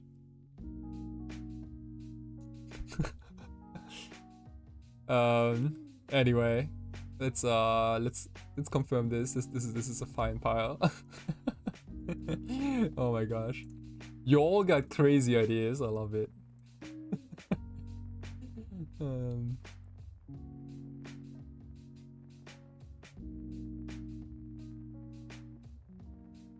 Let's also play out LED. Because I want my opponents to think that LED is somewhat important. Maybe we can trick our opponent to make them, I don't know, do something about it. Oh, played with Yorion. Oh my gosh. Wait, so the pile is... Yeah, the pile is Siege Rhino 4 times and Yorion is the last card? That's so funny. Holy shit. Holy shit, that's the best pile ever. Definitely, it's on color, it's on brand. Like, wow, like, you know, blinking 4 rhinos, are you serious? Let's go Ponder here. It's probably gonna get pyroblasted or not. It's not gonna get pyroblasted. Interesting. Well,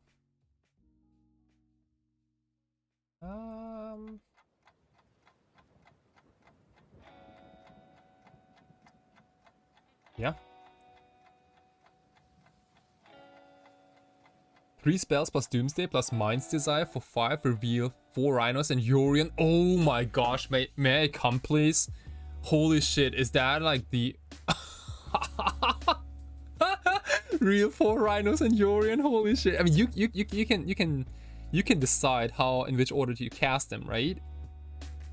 Eureka the Rhinos in. You go like on DS Unbound, you go like meditate. You're gonna draw your whole pile, and then you're gonna go Eureka into 4 Siege Rhinos and Yorion. Holy shit! Hold my beer.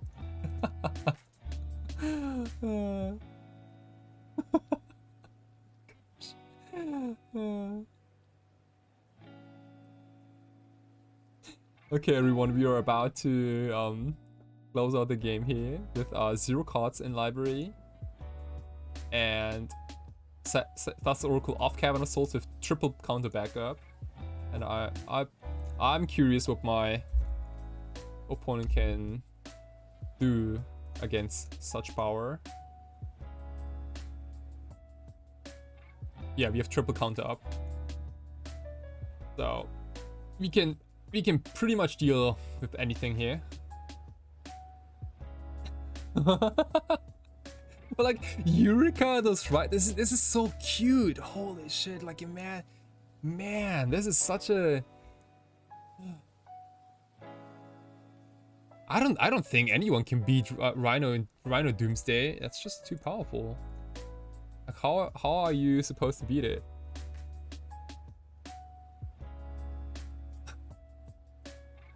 Okay. You know, it would be prime if they have another Pyroblast, then we can daze the last Pyroblast. That would be absolute insane. Looks like it. Looks like it. Oh wow, are we doing it? Are we actually dazing the last Pyroblast? Oh my gosh! Come on, show me the spirit. Show me the spirit guide. Opponent might be mad. Oh fuck. Okay, well, never mind. Never mind. They had another endurance. Holy shit. Okay, they had double Pyroblast, double endurance, huh? I guess we lose. I guess we lose. Wow, that was insane. I thought we had them. They had Quattro interaction. Quattro interaction, that's insane. Can we? No, I don't think we can win the game. Damn. See? That's everyone. That's why you shouldn't underestimate lands. That way, yeah, it was quad interaction, right? Like it was double endurance and double pack, double red blast. Only 10 combats. Let's go. Yeah, easy. So on the play, we could swap. You could bring in Dazes for force negations, but I don't think that's a good idea. Is there a counter that returns a creature you control into hand? Anti-endurance tag? Ooh, yeah, you can remand your endurance. Keep. Ooh, unsubstantiate? Yeah, classy blue-red modern staple. Yeah, easy remand, that's what I'm saying. Or like Solidarity. Yeah, Solidarity, like, didn't they remand their own Brain Freeze?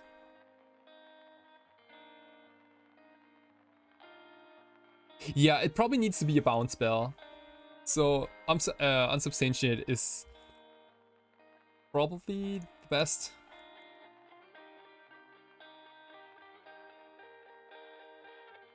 Let's look for mana. Okay. Yeah, I mean, I take Flooded Strand. I'm not too thrilled about the rest, though.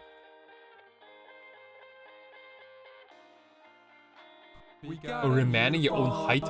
Ooh. Oh, wow, it was insane. That sounds real good. Damn. Remanding your own... Uh-huh.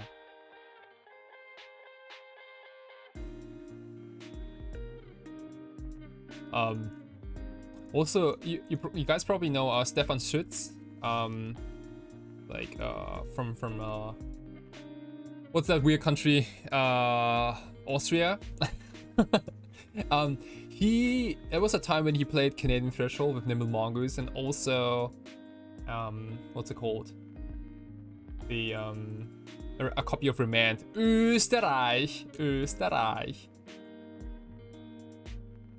Do we wanna? I wanna take all of them. I'm interested in Misty, Force, and Dark Ritual. I like all of those cards.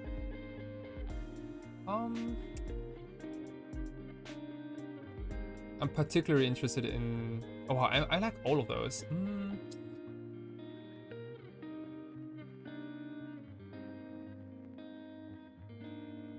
We did play a land this turn. Yes, we did. Okay. Greek. I know. Yeah. Awesome. I've never played Magic in Austria. I wonder how big the Magic scene is. Ooh, Ghost Quarter. Okay, we don't have any basics. We don't want to shuffle. How was it, Julian?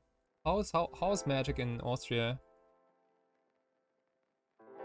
Let's definitely cycle, because yeah, we want to be casting Doomsday this turn for sure.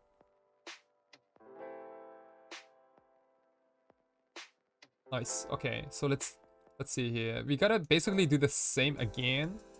Try to dodge Wastelands, try to beat Power Blast, and also try to beat Endurance.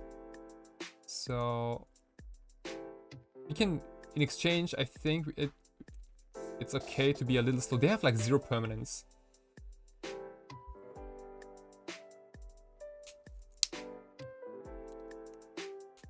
The weirdest place I've played Magic. The weirdest place I've played Magic.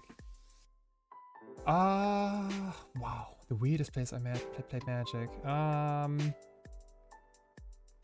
Oh yeah, in a kebab sandwich restaurant.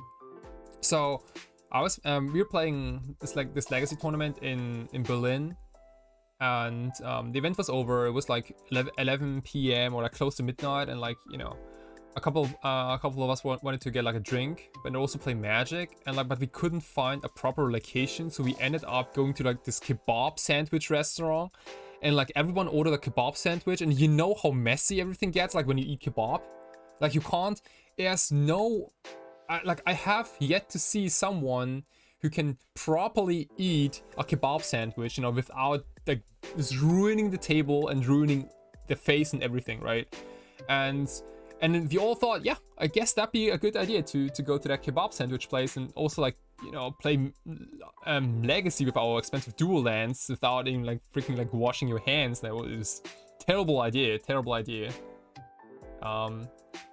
Because like we went in, and after we already ordered those kebab sandwiches, someone of the group like wanted to like use the restroom.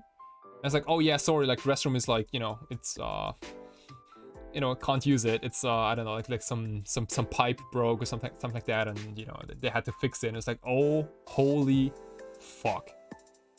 But like, because we've already ordered those kebab sandwiches, and they were on the way, and like most of us, we said, yeah, you know, like sauces, yeah, could like put like extra sauce on it, you know, could you make it like extra like greasy and like bleh. Oh gosh.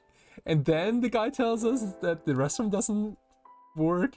Like, I was almost at a point where I said, hey, can I maybe come to your, like, you know, to your kitchen and make me wash my hands there? And it's like, yeah, I mean, I didn't ask, but like, we used half of the tissues at that place, and it still felt wrong. So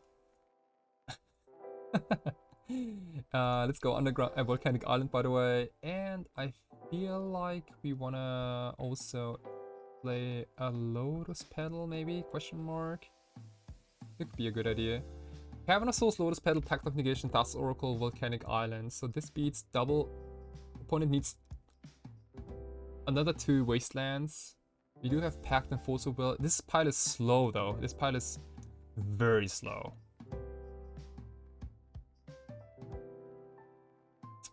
Maybe maybe this is not correct. Maybe I'm supposed to... It's kind of hard to tell. A terrible idea, great story. Yeah. Like, have you guys ever played in a kebab store? It's... Dude, like, it was close to midnight, so like you got all those like drunk people coming in, you know, like getting a last minute kebab before they went to bed, and like, dude, like so much. It was bad. Like it was kind of hard to focus. I don't even remember those games. I thought those games were kind of like terrible. Maybe we don't need Volcanic Island. Yeah, let's drop Volcanic Island and go Street Wraith instead. What about this? Because we're simply not gonna... We're gonna drop the cavern on the turn we win with Oracle. I know, maybe that's bad too, because then we can't use our brainstorms. Yeah, no, never mind, never mind. Maybe we are supposed to play Volcanic Island here instead. It's kind of hard to tell. I also don't know how many Wastelands my opponent still has in hand. Let's do this. Oh, you've played in restaurants, but not in kebab one? Like, oh, what kind of restaurants did you play?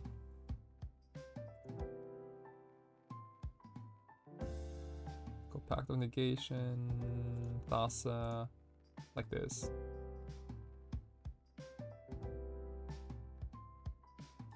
I like how the drunk people tell the same story. Yeah, but probably about the weird card players. I guess, right? Like, imagine if you're like super drunk and you go to this kebab place and then you see like a bunch of people playing with magic cards. I mean, first of all, you don't know that these are magic cards. People might think that we were playing Uno. Or some other like, I don't know, whatever common card game there is.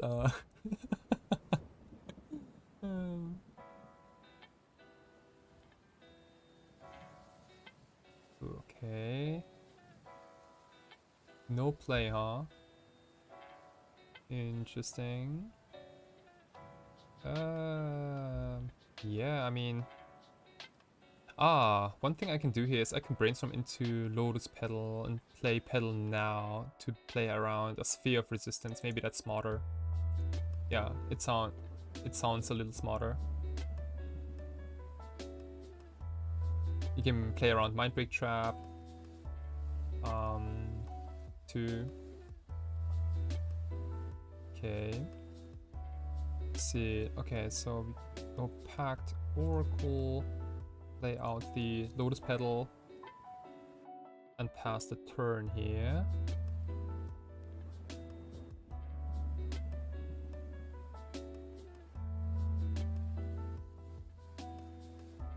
Where you played Planet Chaos Draft a day or two before Resuffine. Oh wow, gosh. Oh, I mean, opponent is ready to slam some siege runners fairly soon. Dark Depths, huh? Okay. Dark Depths. So if they cast a Crop Rod, they could get Thespian Stage. I mean, that's not gonna resolve. It's kind of hard to tell what my opponent is holding in their hands. I would still bet there is probably like an Endurance or like a Pyroblast. I feel like they paused a little bit when I played the Brainstorm. They might have a Pyroblast here.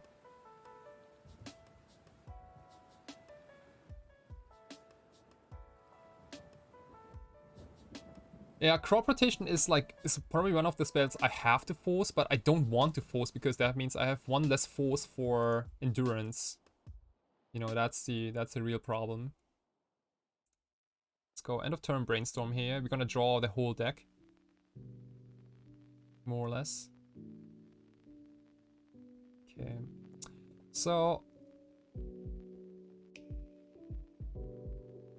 we could. We have two options. We can either go wow, what's happening? Crop rot? Endurance now, huh? Interesting. Interesting. Okay. Okay, well this they clearly don't have a Power Blast now. Interesting timing for Endurance.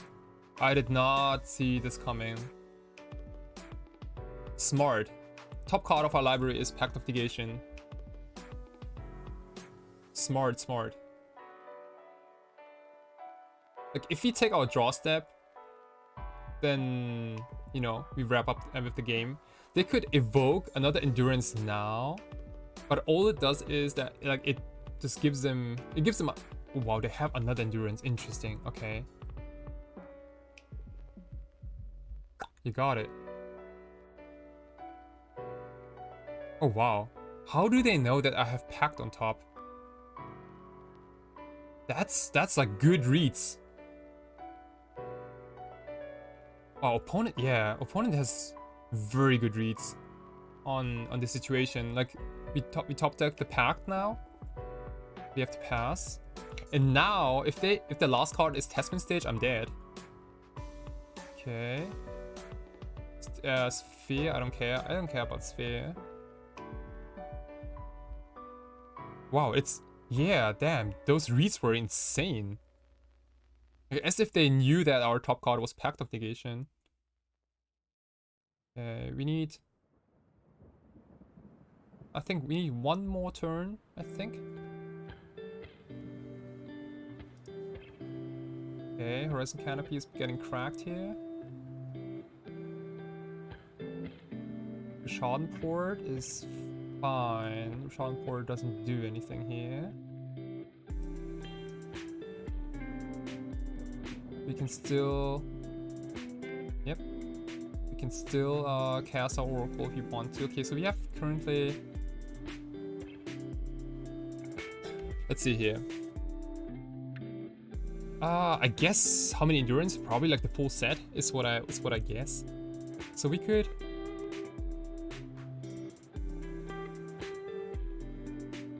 We could go for...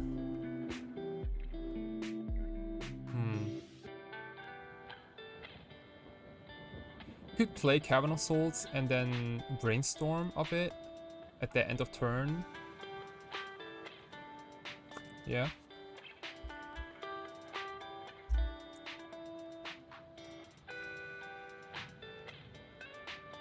Maybe we are supposed to Brainstorm now. To dodge a drawn Pyroblast.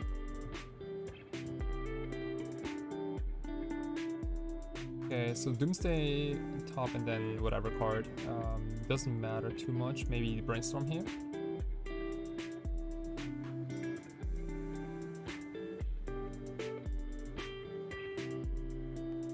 Oh shit. Oh shit. Oh wow, do we lose? Yeah, I think we lose now.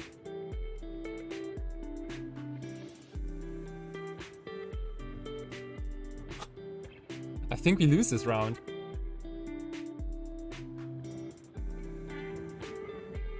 Yeah, there's a Sphere. And here's double port. Oh wow.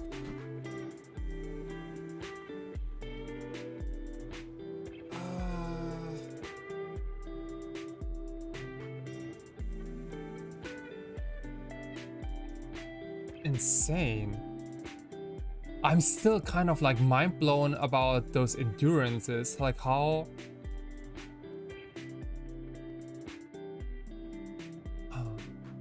Okay, wow, and yeah, like, I mean, Schadenport gets me here.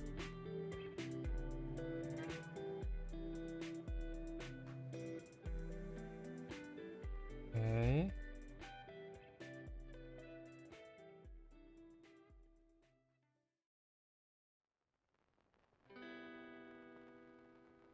Yeah, we need one more land in the pile.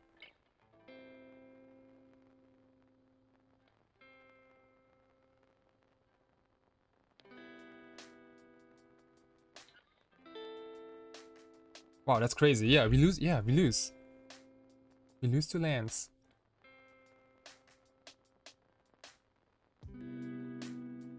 Is there anything we could have done differently? I wonder. I wonder.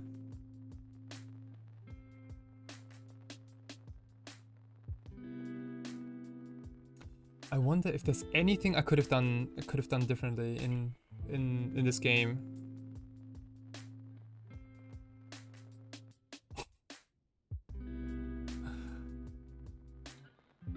Like,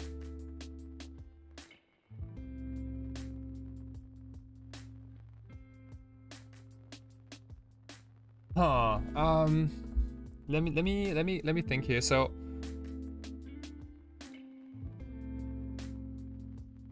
I don't think so.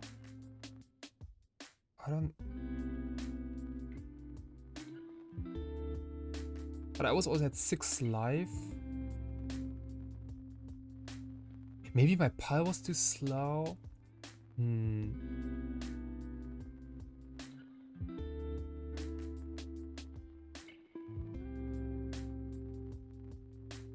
Ooh, okay. Alright. Well. Got it.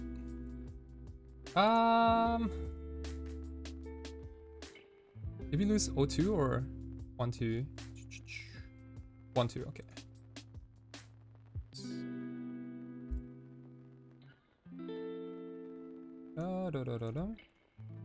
Two lands. Game 2 was kind of insane. Like, I mean, double endurance and double pyroblast was I didn't expect this much interaction, but like at least it was good. Like, game 3 was kind of weird. I'm still trying to like figure out if there was could we have done a different pile or like a different spell sequence, because like ultimately we have to beat 3 different things, right? Like we need to beat Schadenport, Wasteland, Ghost Quarter is the one thing, and then we also have to beat Pyroblast, which can be answered by Cavern of Souls, but we also need to answer Endurance, and I had to make a slow pile to have enough interaction and mana, so we don't lose to Wasteland, and we also don't lose to Endurance. But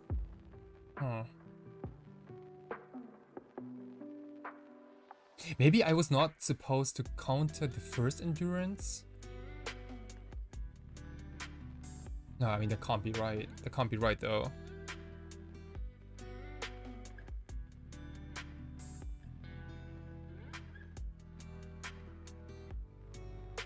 Yeah. In hindsight, you could have definitely, yeah, you could have done like days instead. You can't rewatch games because the event is not over. Yeah, he had a good deck in the second port for sure. Yeah, I guess that's how the cookie crumbles maybe sometimes. I did not see that come in, really.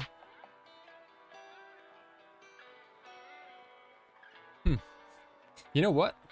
But that gives me a little bit of time to open my ice cream. You know, this is some midnight snack. It's 4 a.m. Whoa, shit! Oh shit! Fucking damn it! Ah! I was playing so slow, you know, I ruined my ice cream. God damn it! It is do you guys know that most people who eat on streams, there are like so many fails because people want to like show to the camera like what type of food they have? No, it just gets like super messy every time. Like, I'm more pissed about the ice cream than about my loss right now.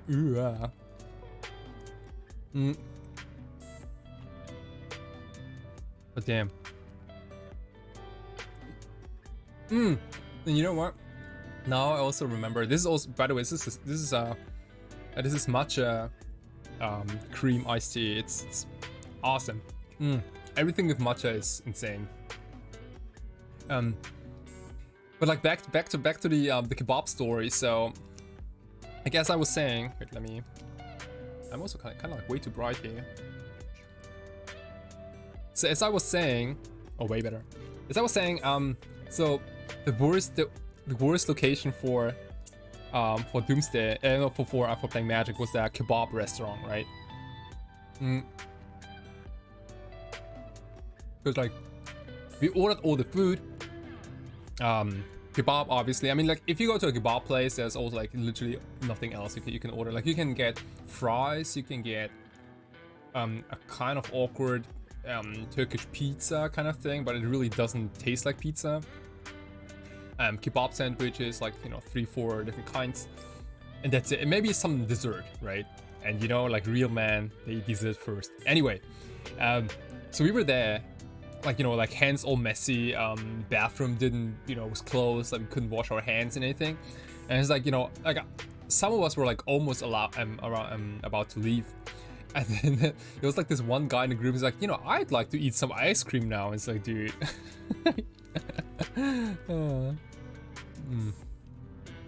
Handsome man, yeah, handsome man, handsome messy mom spaghetti, yeah, easy. I mean, but like spaghetti would have been so much better than kebab sandwich. I swear to God, that was a pure disaster.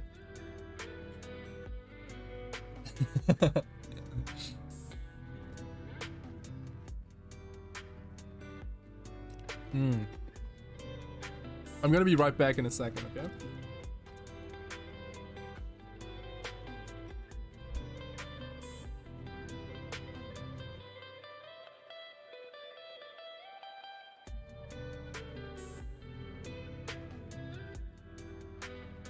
We got a new follower. Jacka 1983.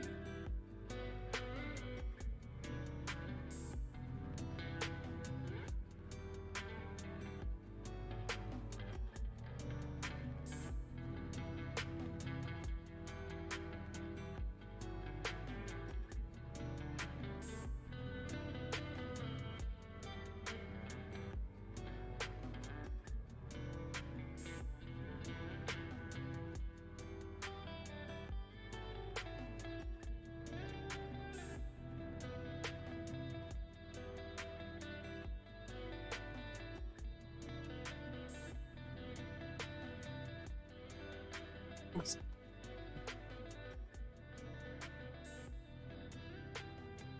Ah. Our palms are sweaty.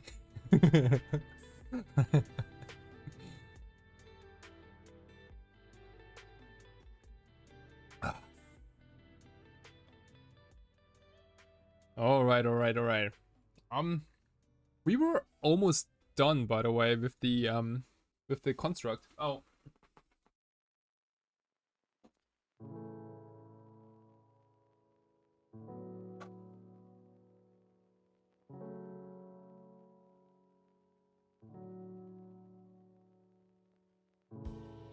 Let me set this up real quick. I think we are almost done. We only need to add text in the last minute kind of like details. Let's see here. Oh yeah, there we go. Okay, so Julian, we did like an interesting alteration today. So I asked around like what people like me to do, and it was like this idea of kind of like altering, like making this treasure token for Ragavan, but it also needs to look a little like those construct tokens I did in the past. And this is like the initial sketch. I was thinking about like a candelabra, and we are almost done. This is how it looks, really. Oops, from a close-up. And so we have the treasure, which is the candelabra, but it's also kind of like Urza Saga style, and it fits. It fits really nicely in those like Jeskai Ragavan decks, I would assume. Can you make an alteration of $100 bill? Oh, I did the same size too. Yeah, also like the same smell, maybe like the same paper. Like, do you want me to fake money? Is that what you're saying? I can make you alteration of a kebab sandwich if that's what you like. Or are you asking me to actually start printing money?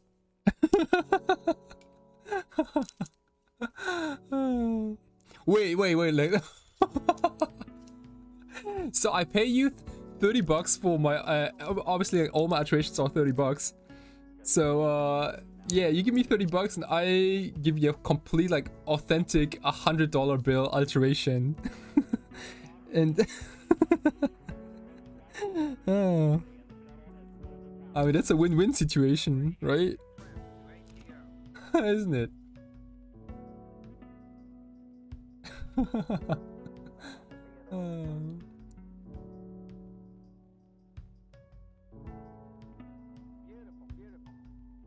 Hey, Auto Lady, what's up? What's up? What's wrong with Cucumber? Nothing's wrong with Cucumber.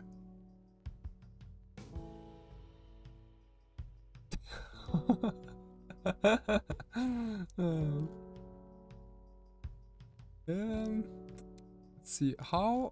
What is the text on treasure tokens? I think treasure token only says treasure. On top, I think it doesn't say treasure token, right? It's only. I think it says treasure.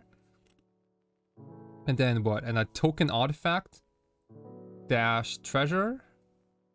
I think is that how it's called? I think it's yeah.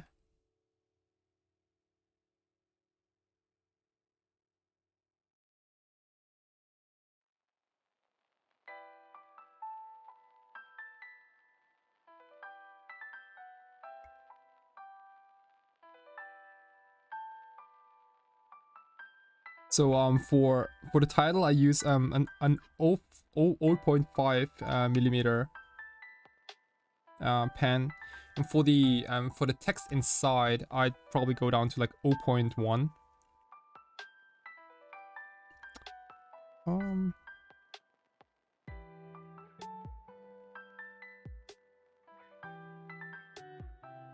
Artifact and dash treasure.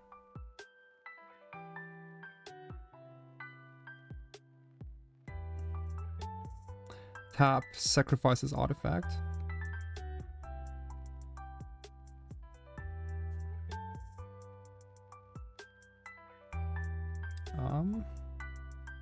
Add 1 mana of any color.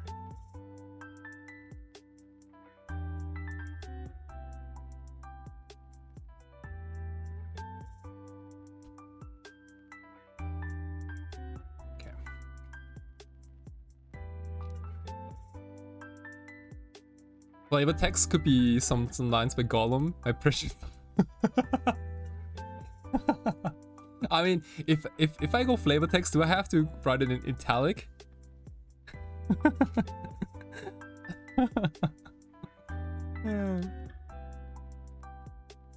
Yeah, Darkback, we unfortunately we took our 3rd loss here against Lance. It was some wild games. I still need to kind of fully grasp what happened. It was a little different than regular games against Lance.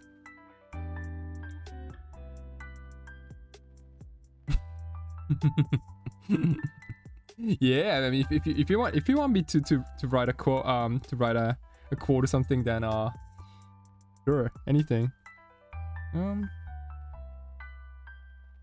Let's do some absolute like last minute refinements here.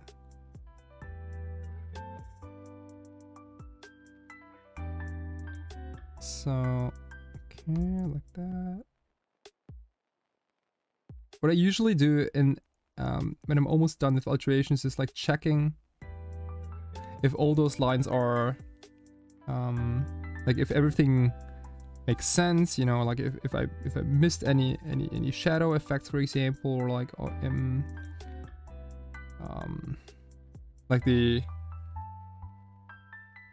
yeah, like really like just like refining lines, especially for like constructs and things like these where you have a lot of like fine lines, both like vertically and horizontally.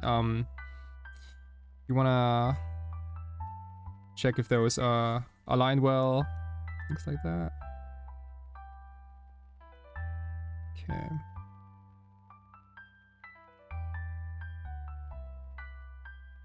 And the last thing is my signature on the bottom.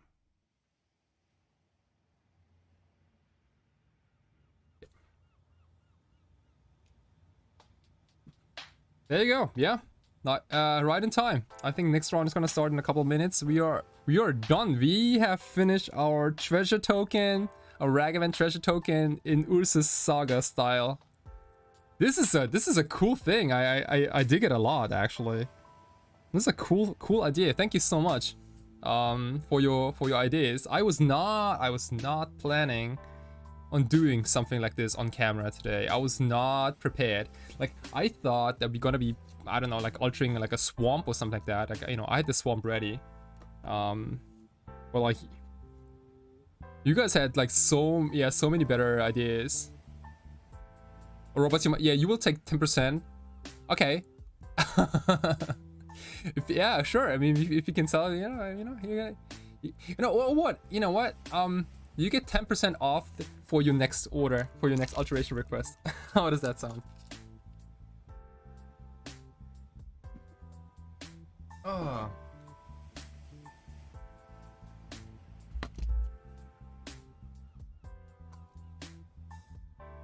Let's move back, everyone, to Magic Online, because it looks like the next round has already started. Awesome. Okay. Welcome, everyone. This is round number 7 of 8 rounds, I assume. And we are still live for prizes, for sure. We are obviously we are dead for top 8. And we might also be dead for top 16, maybe? Question mark. We do have a fairly strong hand here. Hopefully our opponent is on something like Elves Tiger. Exploration. Oh, hello. Okay. Espen stage. Pithy Needle. What is happening? Don't say Flooded Strand. I dare you. I dare you. Wasteland. Okay. That's a fine call.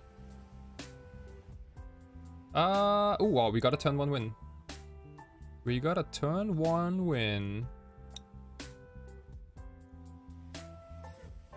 Why did he play Pithy Needle in the main? Oh, is that because of Ursa Saga?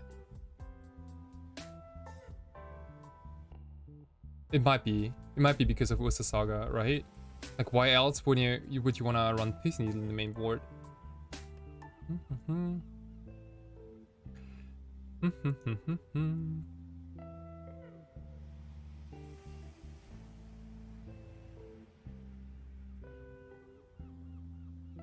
So let's see, how does this work? Wraith into Lotus Petal, cast Brainstorm, draw everything, put back Flood Strand, Thassa's Oracle, cycle into a GG, my friend.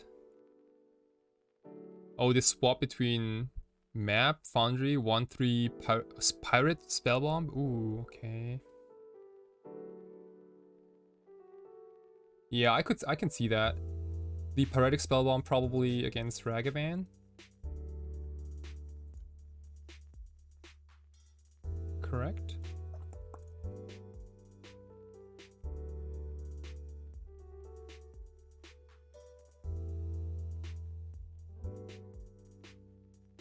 I'm sorry, opponent, we do happen to have a turn 1 kill.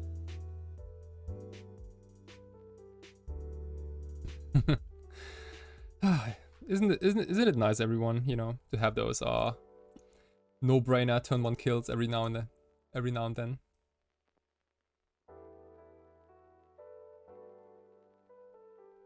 You love to see them. You love to see them.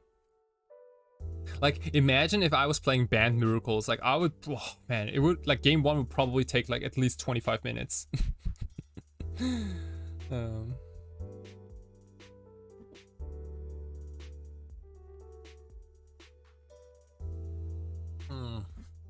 oh.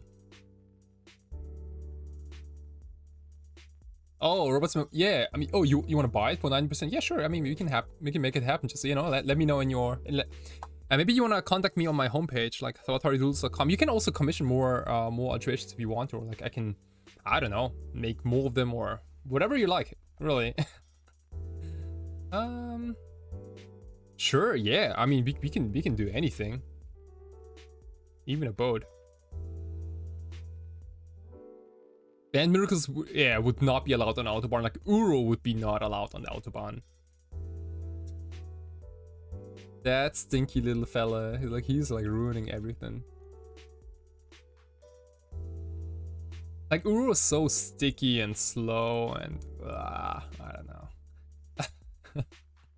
But casting Uro is somewhat addictive. Like if you like drawing cards, and if you like good threats against Delver, then I can see how you all might enjoy casting Uros, because like Uro against Delver it feels like primo.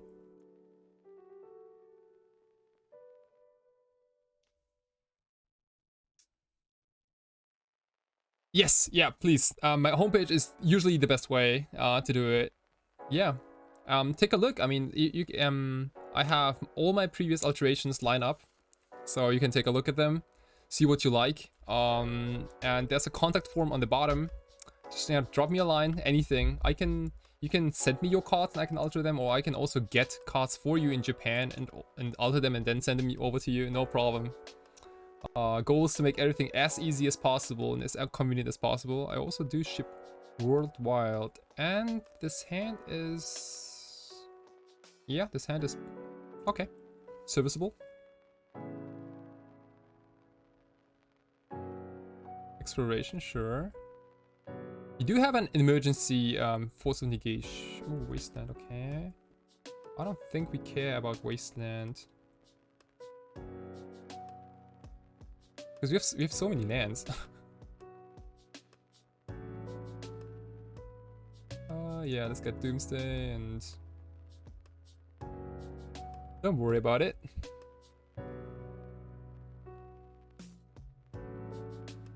Oh, nice, please, yeah. That'd be nice.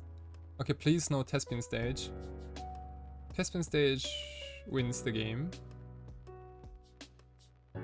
Maybe they're debating on they wanna fire off this wasteland. Oh, they want to. Excellent. Excellent, excellent. I kinda wanted them to use wasteland, because that means that they are further away from going dark depths. Excellent, excellent.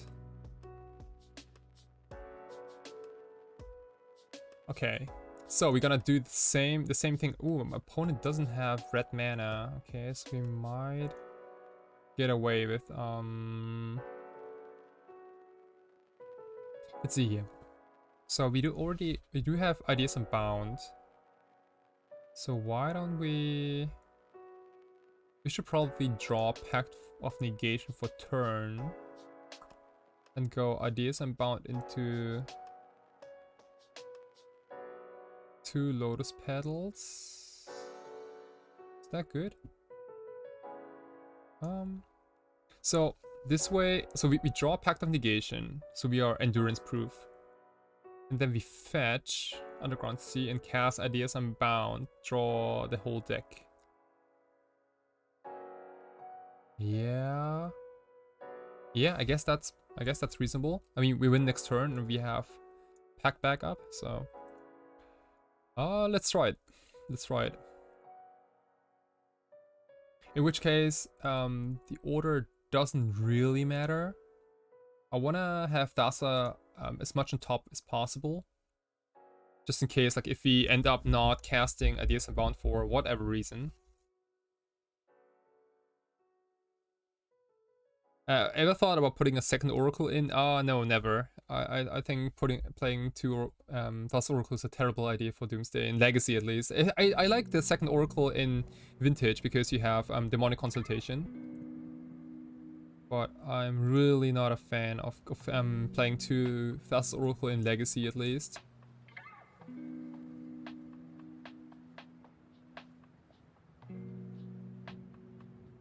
I mean, there are probably some situations where it's good. Oh, crop rotate. Crop rotation. Why? Why now?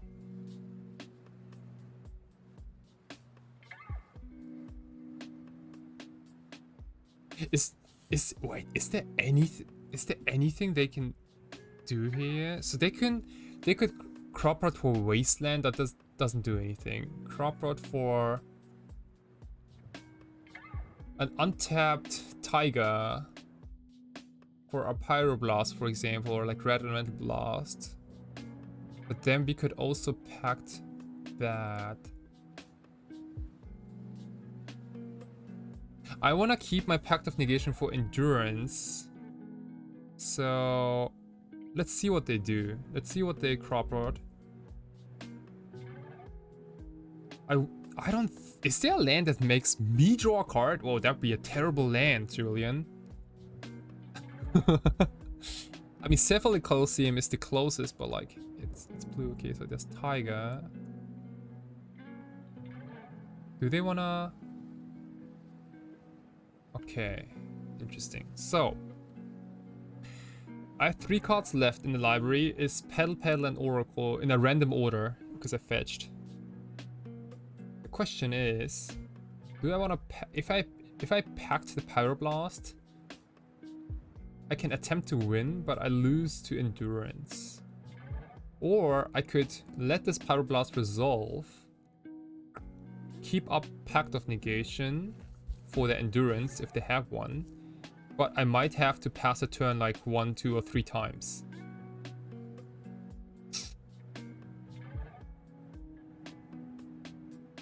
Oh, Miko Koro draws cards, right? And like and Gaia reached Sanitarium.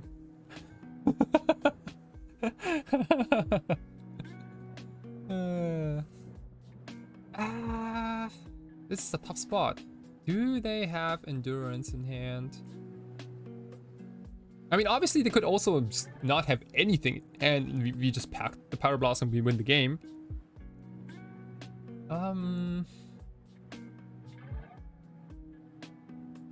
Because like, if, let's say, they don't have Endurance, okay? And we let Pyroblast resolve, we might potentially give our opponent 2-3 turns where they can rip another, I don't know, like another Endurance maybe, or... This is a tough call. This is a tough call, and I'm sort of leaning towards letting this Pyroblast resolve.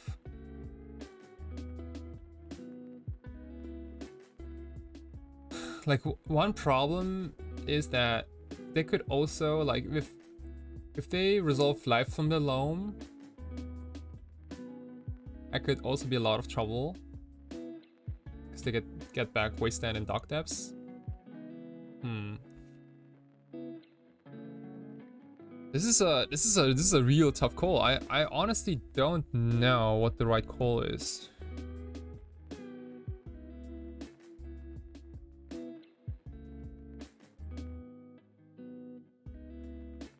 Okay, so since we took game 1 already, and I don't want to risk it. Like, another reason why passing would be so bad is like, what if they have another Pyroblast in hand? You know, then we are in the same situation, except that we gave opponent like a couple of draw steps. So let's pack the Pyroblast and hope they don't have Endurance. I think it's probably like the best bet.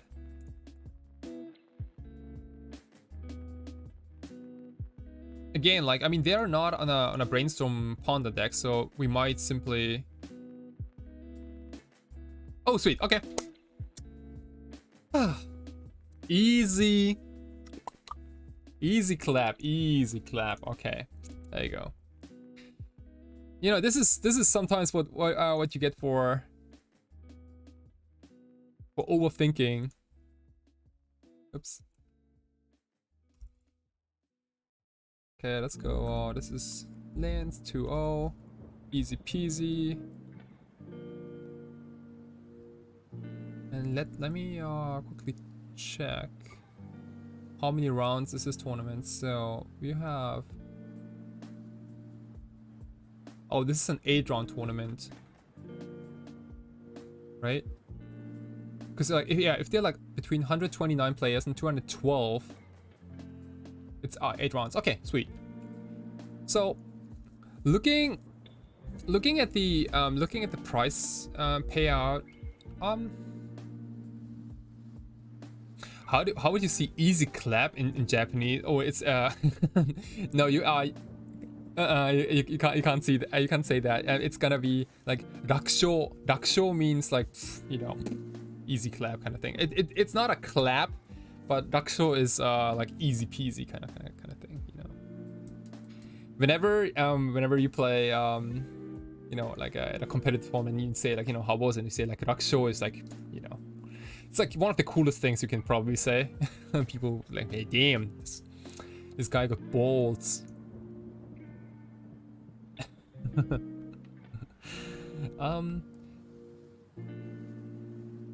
Also, like, what, you are probably at a 89th place. Sure, fair. Okay, so the best we can pull out is a 5-3, which could be, I'm guessing something in like 33rd to 64th area here. This is probably what ends up happening. Oh wow, we also, yeah, a lot of like 3-3 drops. XJ Cloud dropped the 3-3, for example. Who's winning anyway? Who's, oh wow, Brian Cook is 6-1 with Storm. Interesting. Oh wow, wait, Ethan is 5-1 with Doomsday? Are you, what? Ethan, are you crazy? What happened? Holy shit. That's insane. Oh wow, I mean, Ethan might top 8 this. Oh, Wonder Pro is also 5-5. Why is everyone 5-1? Hey! That's unfair. And it is also 5-1. Okay. Yeah. That's cool. That's cool. Let's go.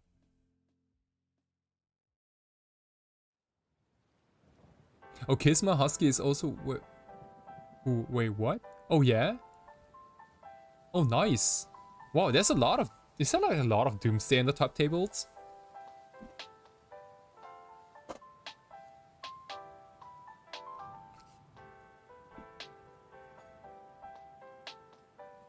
I mean, looks like it, right? Doomsday OP? Yeah, I mean... Don't disagree, don't disagree. Doomsday is a powerful deck. Oops.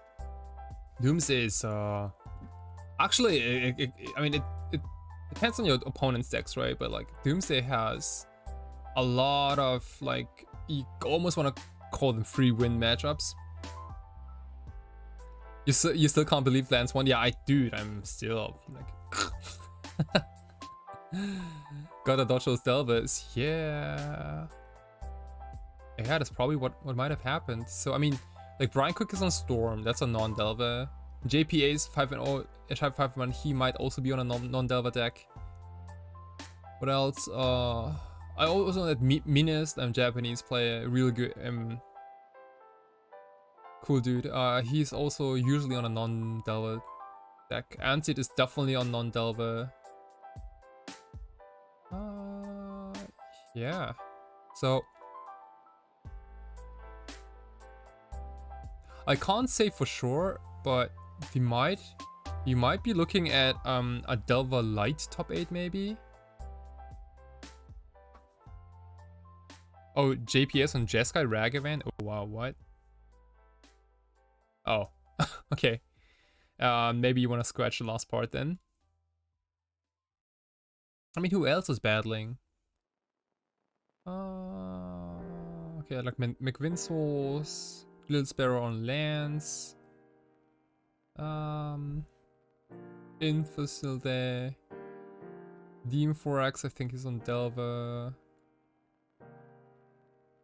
Arcan is 5 and 2.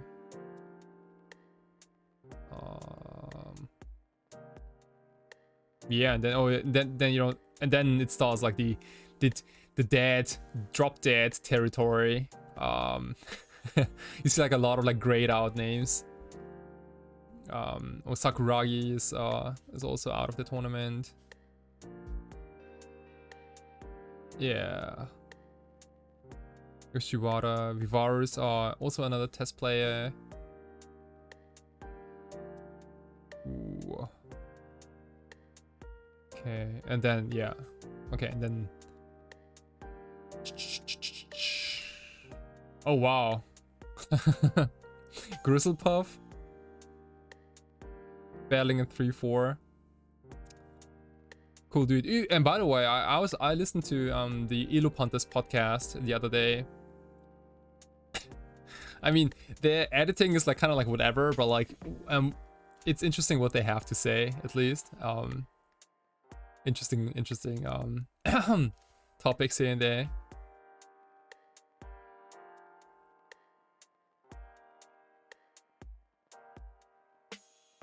Oh, into play Otoni Murata also already out, the 2-3. Probably got hit against a lot of like combo decks potentially. Yeah, and then like the list goes like on and on and on and on. Sure. Okay. Oh, Bob is probably playing for content. Yeah, that's possible. But Bob Huang, like the years when he played the most Legacy, it must have been a couple of years ago. Like he might still be in the grind, but I remember Bob Huang is like someone who played like Legacy non-stop, like whenever possible. And these days, I think he's focusing on his studies probably.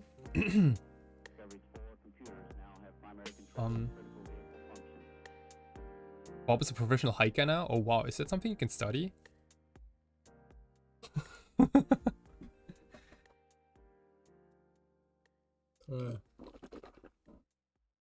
Oh. Yeah, I've no idea what Bob's up to these days. I hope he's well.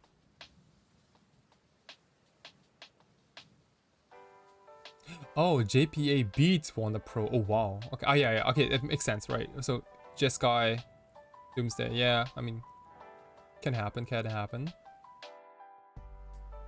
Okay, Medvedev and against NC. This might also be like Delva against Control. Wow. Okay, Monkey's gonna cry 6-1. Oh wow, I think Ethan got this, right? Like Ethan is almost locked into top 8. Holy shit, that's exciting. That is so exciting. Man, I hope Ethan really takes us down. That'd be insane. That'd be so insane. That being said, there are a couple of 6-1s. Hey Ethan, dude, you got this, right? You're 6-1. Holy crap! That's insane. Yeah, dude. Like you are like I'm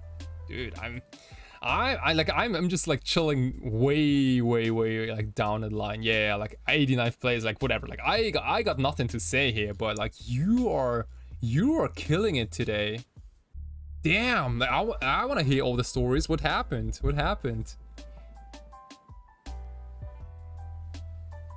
Oh, you lost? Oh wow, you lost game the first round to Delva, and then you won everything else.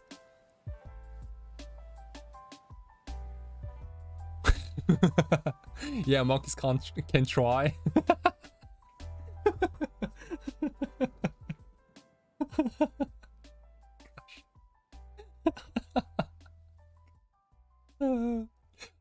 How easy is it to change your username on Magic Online? Is that fairly easy?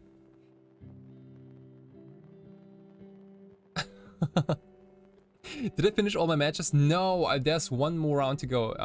This is round 7, and there's gonna be 8 rounds in total.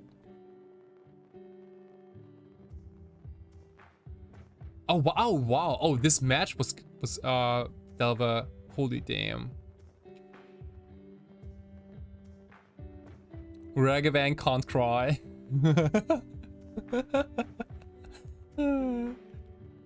Like, how is it also like more effort? I mean, it's like literally just typing in just what you typed in the chat.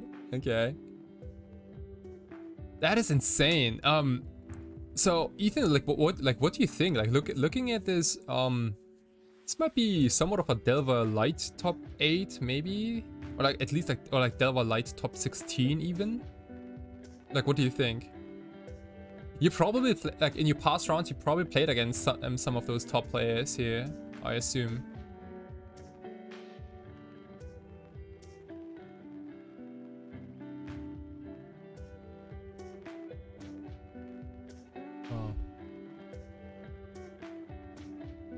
Oh, the 7-0 players, oh wow, Falco, Lombardi. They're on Delva. Oh, interesting. Okay. Yeah, they also won against Brian Cook, it seems. Ooh. But like, you know, I'm looking at like Brian Cook is on Storm, right? And then like Minest, I know for a fact that this guy, he hates Delva, so he never plays Delva. Like usually there's some control Ursa deck, maybe something like that. You're on Doomsday, obviously. JPA, Jeskai, question mark. And Wanna Pro is also on Doomsday. I reckon Nathan is on Delva for sure. Ansid is on Control. And yeah, that's like all the data I got. Oh yeah, and then the Kisma Husky is also on Doomsday. 6-1 though, that's absolutely phenomenal. Oh, he's a newer Doomsday player? Yeah, I don't think I've ever seen his name. Oscar 6's Control. Where is Oscar 6? Oh, okay. Okay. Like, Bant Control? Dude, like, what if now? Like, what if Ansi was on Death and Taxes? Dude, I would lose my shit.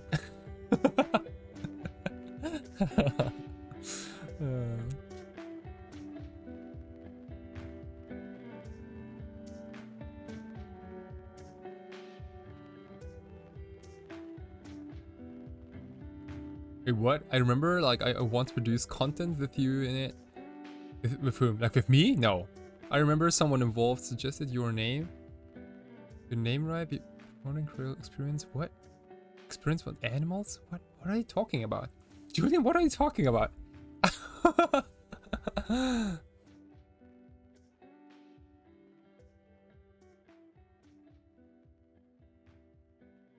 Oh, wow. Yeah, Ansid is probably too slow for Death and Taxes. Like, I mean, Ansid is also somewhat too slow for Bant.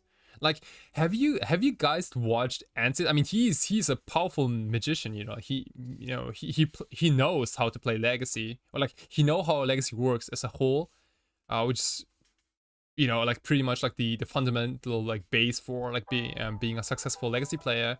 But like every time Ansid picks a deck, it is like the slowest pile ever. And like you know, most of the times I'm like, dude, like you are gonna time out, right? Like if you keep talking like that, and then you know, you escape your Uru for like the, I don't know, like 20th time in this game, man. A lot of respect for people who can play Control on stream. That's, dude. I should maybe also try to just like kind of like get better at it, but Man, playing control on stream is hard.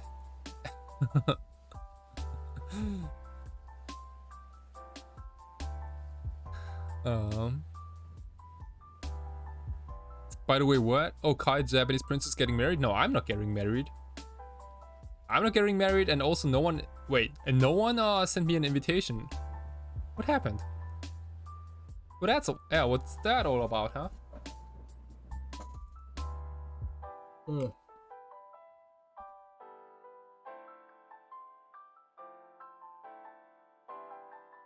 know, it's the same like Callum Smith, you know? Like, the Queen better sent him like a handwritten letter, yeah. I mean, yeah, it is a big deal. It is a big deal. I think the news make it a big deal. And yeah, that's pretty much it. Like, I've been disliking the Japanese news because like some, like, I don't know, like sometimes it looks like they're trying to like hide the bad news and like only highlight the good news. For example, like when Corona numbers, COVID numbers went like real up in Japan. It was not like the top topic. It was like second or third down the line and things like that.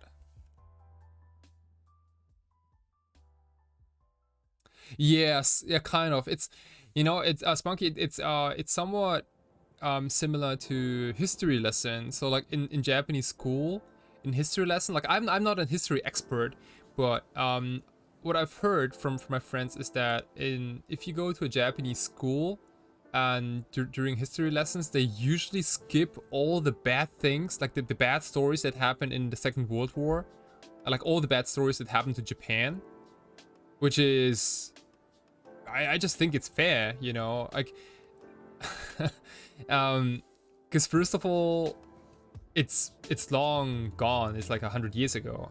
I guess it's not that long gone, but like,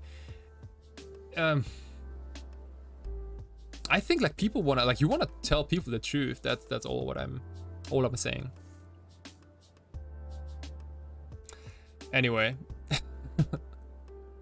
Oh shit, the Korean government. Oh. Oops. Okay, so yeah, what happened? See. Well, it's all up to the government and again, like media, like everyone is consuming so much media that they have kind of like full control of like what's going on and like what people, they can make people believe whatever they want. So Thanks for your subscription. Freak 125 gifted a tier 1 oh wow, sub hey to Freak, thank you so much for the gifted sub. This is their And first Ethan. gift sub in the channel. Ethan, now you're a sub. Welcome. Everyone, if you haven't joined my Discord, it is down below in the About Us section. Click on it. Anyone can join the Discord, and if you are a Twitch subscriber, you have also access to the sideboard videos, the sideboard guide videos I recorded for most legacy decks, I want to say. There's also a request channel where, you know, if you want me to talk about a certain matchups, then I can definitely go about through them again, or like, you know, re-record and things like that. And there's also going to be a monthly alteration giveaway, which has, the new one just started yesterday, I think. Yeah, just like super excited to see people having a good time in Discord. So go check it out if you have some minutes left.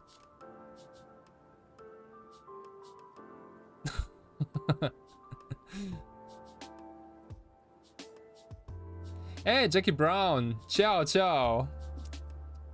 How we doing? How are you doing? Hope you're having a good time. We are.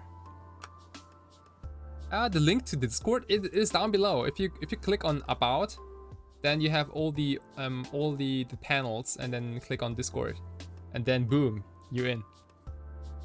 Easy clap. Easy peasy.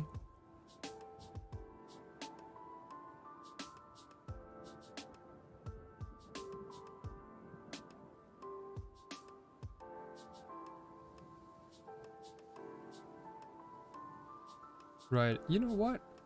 Why don't I... Tutto bene, it's okay. Wait, isn't tutto bene really good? Like, is it like, you know, I'm very good, thank you kind of thing? And like, it's okay, somewhat like mediocre.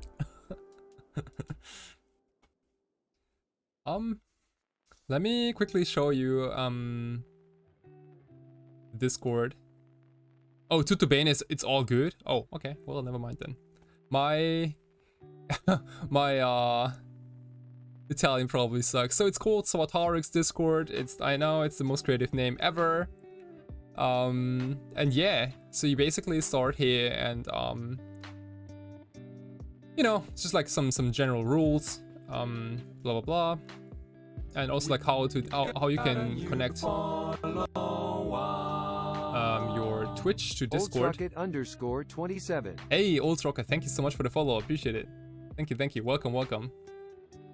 And there's gonna be a channel for your introduction. You know, people go with like the name, the favorite deck, the favorite art, which is really interesting, and also like the biggest punt, dude. I love those punt stories. Holy shit! Like, you know, just to like read out a couple of those punt stories. Okay, let me see here. Maybe I don't know. I mean, it doesn't really matter which one, but like, I don't know. Like biggest punt, for example, here, playing ad nauseum at a modern GP against humans. I was able to work around the disruption, just barely went off in response to a freebooter on that turn. I was locked out of Lightning Storm, so I had to win with Labman. I drew my entire deck instead of leaving one card in library and decked my draws. Okay, I didn't get that. But... oh, they decked themselves. Okay, well, okay, now I get it.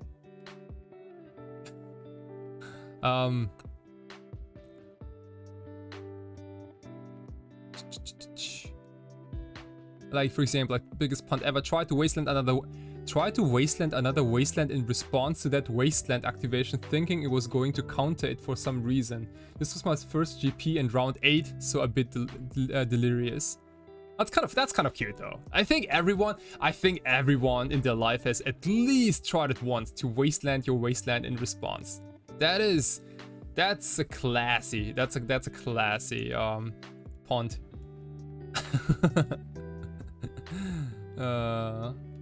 Or like biggest punt, the one I can remember recently, this is from Goat Lost. The biggest punt I remember was dazing someone's play with my own standstill trigger on the stack. Oh wow. You love to see those. Yeah, you love to see those. Like, yeah. Standstill is gonna draw 6 cards, but we do it like a 3-3 split. Sick. Or like punt, mistap a City of Brass for a fling in hand with depths giving priority to my opponent for the swords in hand. Oh my gosh. Oh yeah. Do you guys know that City of Brass is a triggered ability? That's so messed up. Biggest punt ever was, of course, resolving Doomsday. This is by Doishi. Doishi is good dude. From Japan, also playing Doomsday. Going through the pile and then casting Burning Wish for tendrils to find I had shuffled it back into the main deck the previous game. Oh my gosh. Okay, well, so there was no tendrils to get.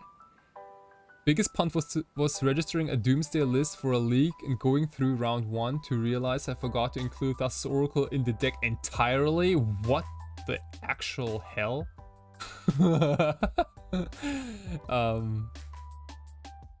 Oh man. Like, there are way too many to remember specific examples, fortunately, but let's say that I'm really bad at casting spells without remembering to first kill the onboard Aethys from Canonist. Yeah, we've all been there. We've all been there. Biggest punt is chain lightning my opponent's Dreadhorde when they had 2 red open to direct it back on my own Dreadhorde. To make it worse, I had lightning bolt in hand too. Oh my gosh. Okay. That wasn't vintage. I see. Oh no, that wasn't legacy. Okay. Yeah, chain lightning can be a bitch sometimes. Definitely. Biggest punt. I will provide a different one. Once I activated my Wishclaw talisman, pass it to my opponent, and forgot to get it back after the match. Ooh, what? Okay. Of the actual card. Realized this only after 2 weeks. Hope my Eldrazi opponent enjoyed my Wishclaw. Ooh, is that a punt? I don't even know if that's a punt. That's a sad story.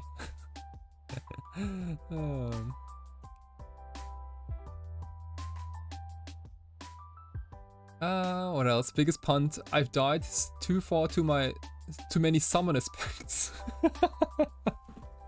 I like those punts. It's like, especially those punts that are like short and easy, you know, like that, for example. Like, yeah, Christian HF, really good. I've died to far too many summoners pacts. Like that's clean, that's crisp. Everyone can relate. Yeah, I guess, I mean, at least they didn't steal marks. But like, isn't there like a commander?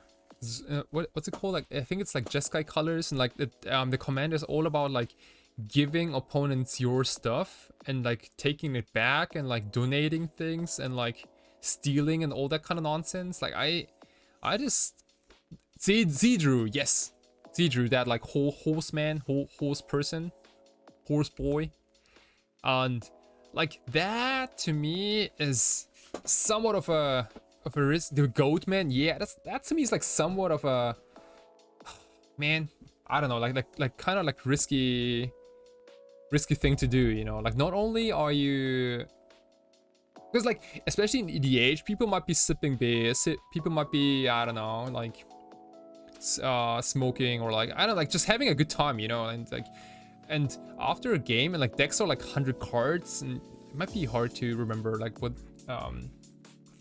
cards are yours and things. So ever since I picked up my Power 9 in Vintage, because like Dark Faden is a real card in Vintage, right? And you know, it's possible that you get your mocks stolen by Dark Faden. I changed my sleeve color to like fire red.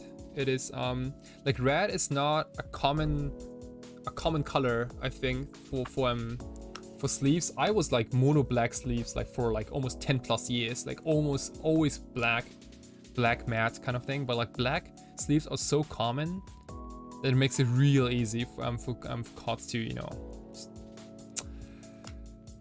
yeah, going in the wrong decks.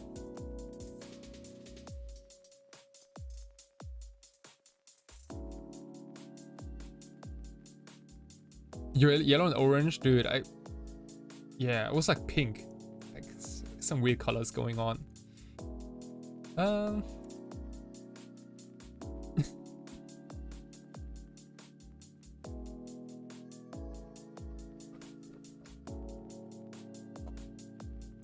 if you're up against people with yellow and orange sleeves, you're scared. The most favorite colors were serial killers.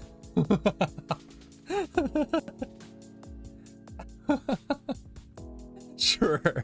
I mean, like, you know, you sit down, your opponent like yellow sleeves. Oh, dude, okay, you're probably a serial killer. You know, better pack my stuff and leave.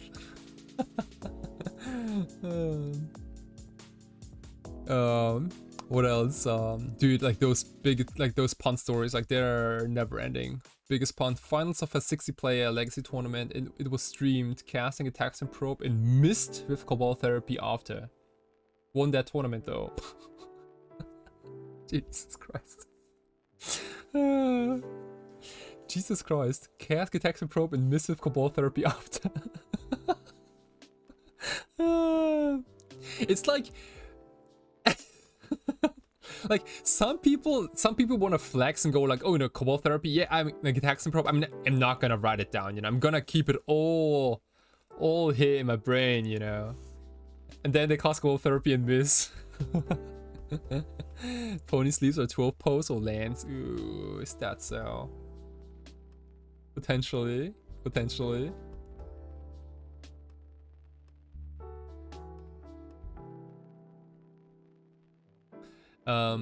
But yeah, anyway, so there's the introduction feed. There's also a show you deck section where you can, post your awesome paper decks. And it's just like really cool stuff going on here. And like food drink picks. Oops, like also Gorilla is like absolute like killing it. Like look at this. Like this is like it's like his casual morning barbecue setup, or like what is going on here? And yeah, there's also gonna be the section where you can see my most recent like alterations. You can also order. It's also the entrance, like how to order, how to get your cards altered, and private coachings. I've been getting a couple of private coaching sessions recently. Thank you so much. It's a lot of fun, and also like it makes me really happy to help out with like tips and tricks here and there. And yeah, then we have MTG discussions, Doomsday Storm, Control Delver, Vintage. And the subscriber bonus where there's like a monthly alteration giveaway. And the Doomsday sideboard videos. And trust me, there are a lot of them. There's like a lot of videos where I talk about sideboardings, about tips and tricks in all common matchups, how to play against them, potential cards that might steal a game here and there, and just like things like that, like what type of hands to keep. Yeah, so hopefully that is enough reason for you to join the Discord. And again, like it's for free, so you don't have to be a Twitch subscriber. You can join and like enjoy everything. And if you are a Twitch subscriber, then you can also unlock the subscriber bonus. That's it. おはようございます。お、同じ大会出てました？マジで？まだ出てるのかな？どうすか？勝ってます？僕ね、結構今日ね、ボコボコにされてるんだよね。なんか 4-3 ぐらいかな、僕。ID 違うけど、どういうことそっか、プレイヤーネームね。Oh, nice, Shoe Chains. Thank you so much. Yeah, I will definitely take a look at your alteration request. Probably after this event. Let's see. I'm kind of getting sleepy. It's 5 a.m. It's morning time already. Yeah, we didn't quite get to the top 8. You know what? Let me quickly make a coffee. Like an espresso. I'll be right back. Probably like a minute or so. 3日までは行ったのに悔しいですね。そうなんだよね。残念ながらね。3、4。ちょっとコーヒー作っていこう。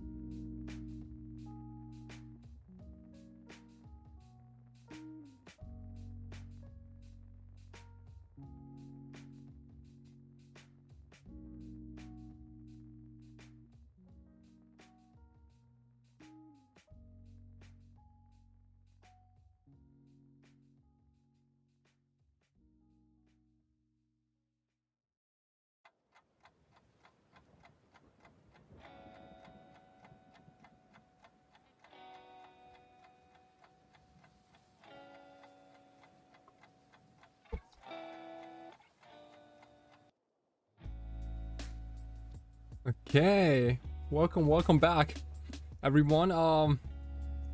Oops. Welcome back and good morning. It's morning time. It's 5 a.m. 朝の5時ですね。おはようございます。Oh, the token. Yes, the token is finished. I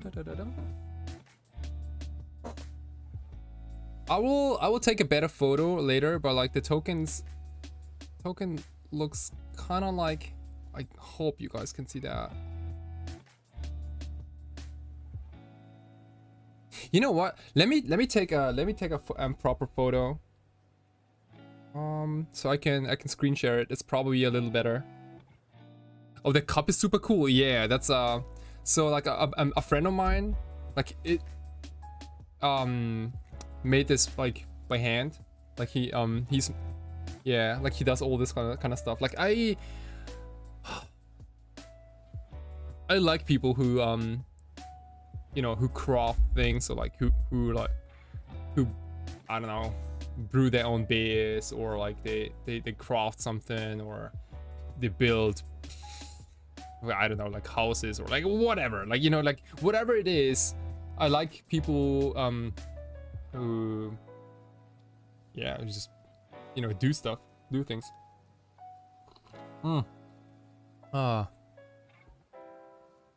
Yeah, like Doishi, like he's making his own plum wine. I'm just like, dude, what?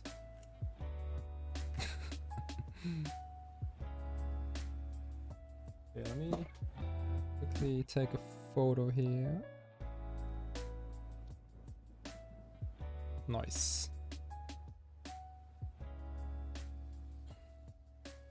I'm quite happy with how the treasure token turned out. To be honest, oops.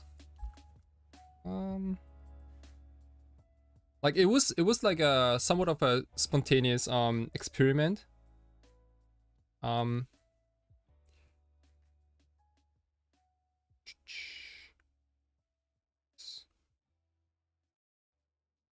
me try if you can share this on the big screen here. Should be possible.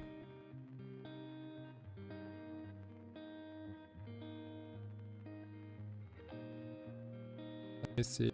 Can I? Is this already? Oh shit.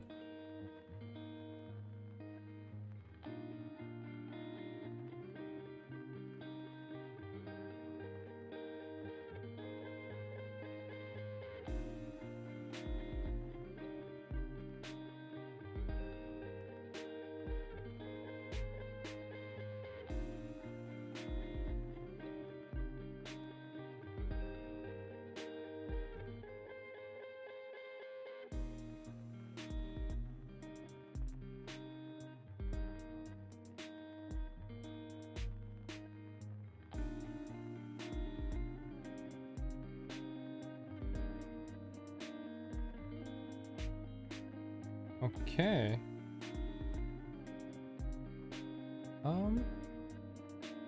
Let me. Is that your girlfriend behind me? Yeah, she's sleeping. She might be awake sometime soon. It's kind of crazy. Yeah, like I'm streaming, like, you know, my girlfriend is literally like sleeping in the same.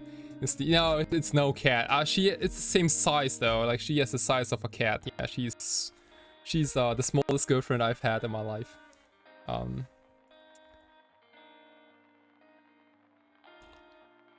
She's more like a cat. Yeah, let me. This is yeah, this is how the treasure oops. Let me zoom back, please. Oh wow, can I only zoom? Oh. I get, wow, this is way too big, but this is how the treasure token ended up. Wait.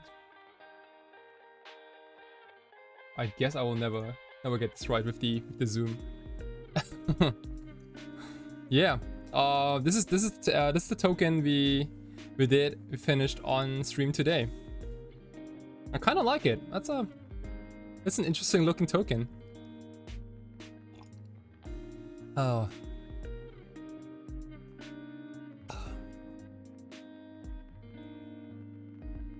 And like again, like thank you very much for the neat idea. I did, yeah, because like it was not my idea to do a treasure token with that like shadow kind of thing here, and it's reminds me of the Beauty and the Beast. Yeah, I should have probably painted a face though.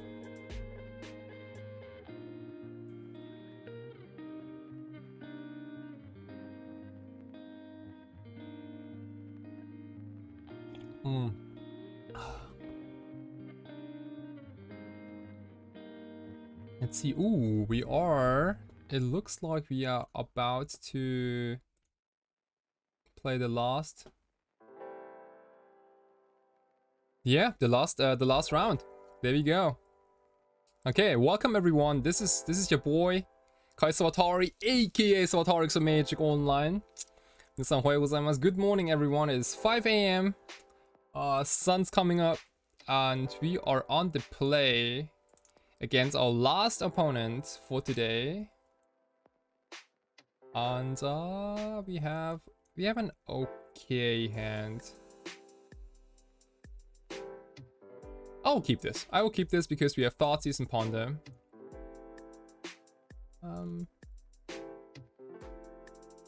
I have no idea what my opponent's playing.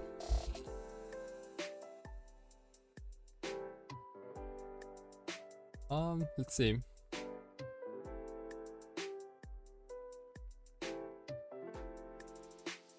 He plays Reanimator with Coldest children. With children of Coldest, I mean. Or Coldest children.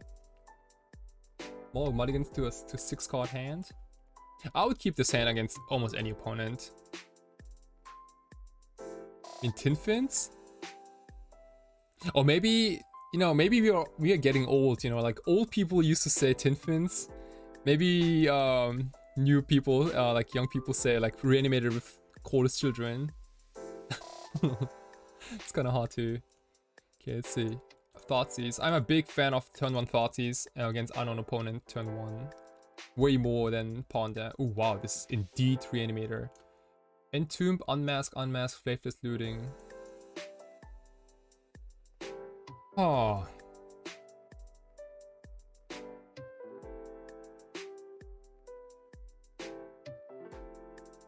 I guess I take Entomb? Maybe? Or do I take I don't think I take... Or do I take Faithless Looting? That's a tough call. Like, I feel... My gut tells me that I'm supposed to take Entomb, because like Entomb is like the scariest card of them all. You got Lotus Petal. I could also flashback looting fairly soon. I think I'm supposed to take Entomb here. And I hope I get today's there, Faithless Looting. They're probably gonna play out the Lotus Petal to play for days here. I'd be... Oh, unmask, pitch unmask, sure. I guess I can... So if I let this resolve and they take Ponder, I'm kind of like in bad shape. I'm kind of in bad shape.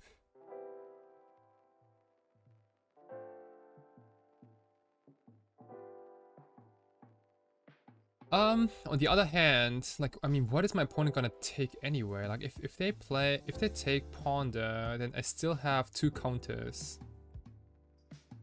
And if I rip any land, then there's Ideas and Bounds gonna also do some work. So maybe I let this one resolve.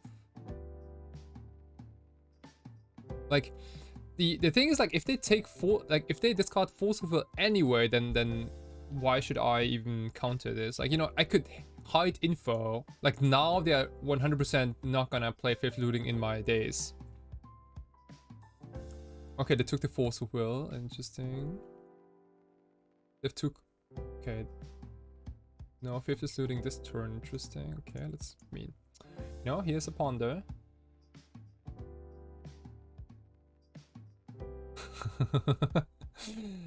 Ooh, there's a force. I do like that a lot. Also, especially because opponent might think that we don't have a counter.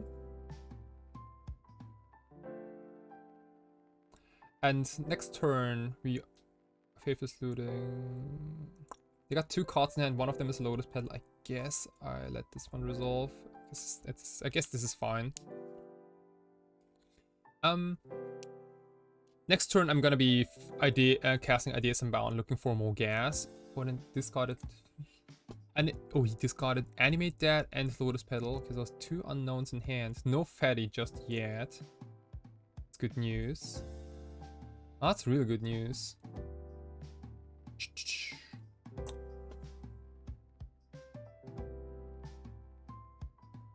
This matchup is as 50-50 as it gets, really.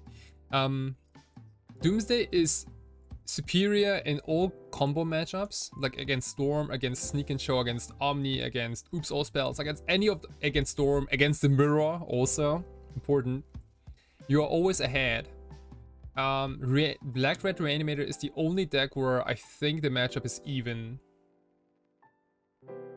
Even though we have, excuse me, Brain Freeze? Oh, I mean, yeah, the word, yeah, okay.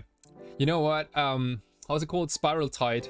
High Tide is a bad matchup for Doomsday, by the way. Because they got like, how many Flusterstorms do they play? They got like 3 copies in the main. 1 in the sideboard, which they can Cunning Wish for.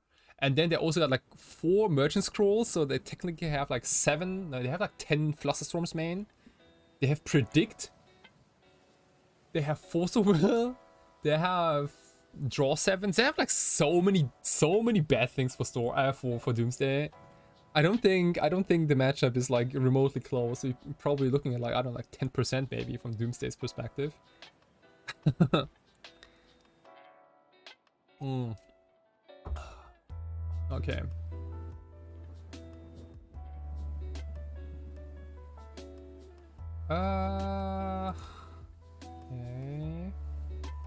Ponder, huh?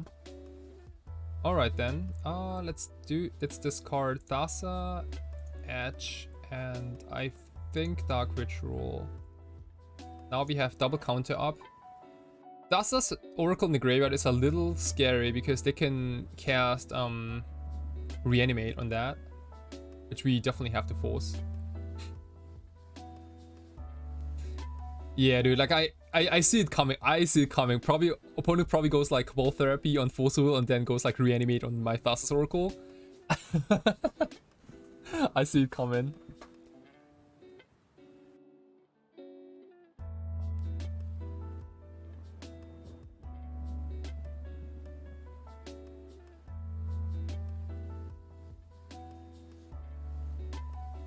Oh, Julian, yeah. You're doing some sports? Awesome. Awesome. Have a good day. Have a good day. Yeah, catch up later. Thank you so much. And guten.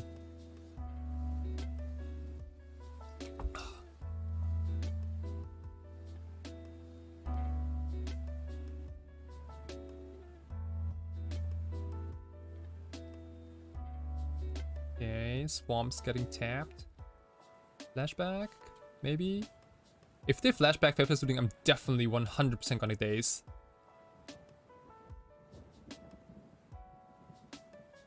Thought sees me first, sure. We got a new follower. Hey, Malmouse! Thank you so much for. 5.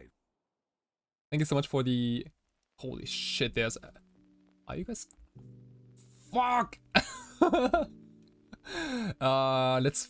I mean, we force.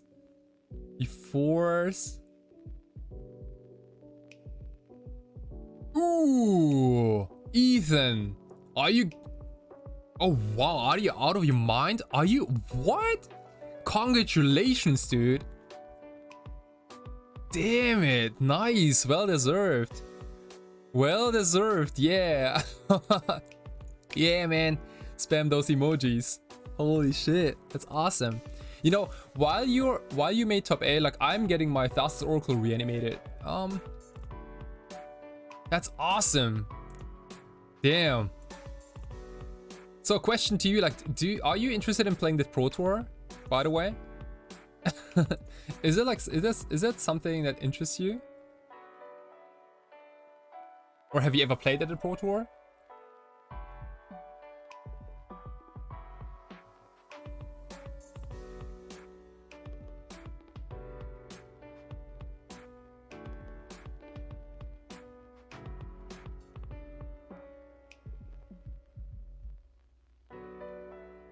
Yeah, that's a good question. Can you play Doomsday in Standard? So Inverter of Truth is already out of Standard, correct? We got a new follower. Dark Chaos. Hey, Dark Chaos.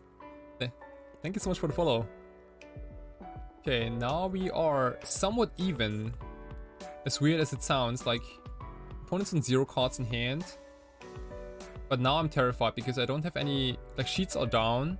Hey Razor, what's up? My score is kind of mediocre. We are battling for probably a top, I don't know, like top 32 to 46, 64 kind of deal. We took some losses here and there, like in the early stage of this event.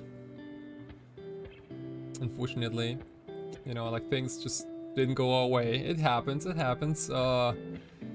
Don't think, like, I mean, the thing, like, that's the problem with a game like Magic, right? Like sometimes, you know, there is some games, you know, you lose because it's just like how those cookies crumble. Personal Tutor, Force of Will, huh? I think I am probably supposed to take the Personal Tutor here and just jam it. So that I can at least cast Doomsday next turn and don't worry about them getting my Thassa's Oracle, you know what I mean? Like, having Thassa's Oracle in the graveyard is so scary right now. Please don't draw anything. Please don't.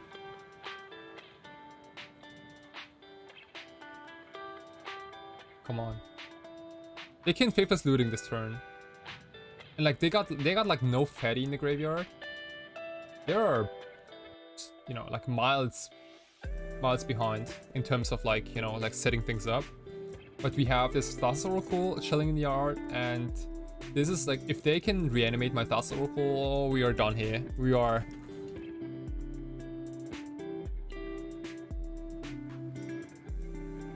Yeah. Is there like any reanimation spell that can only target things in your yard? How, like Animate Dead, for example? Is Animate Dead only your yard, maybe? Oh man, I should play more. I should play more Reanimator sometimes. Like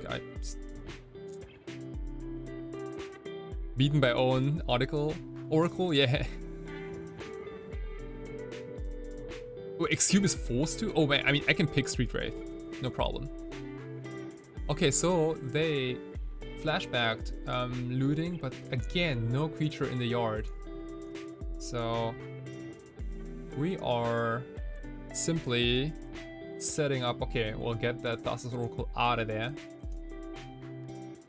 We are gonna make a pile that wins next turn. I don't think they can interact with many of our spells here. Like, they don't run any counters, they don't run any removal. I think this should be good. Edge, Pedal, Volcanic, Ideas, and Bound Thassa. Yeah.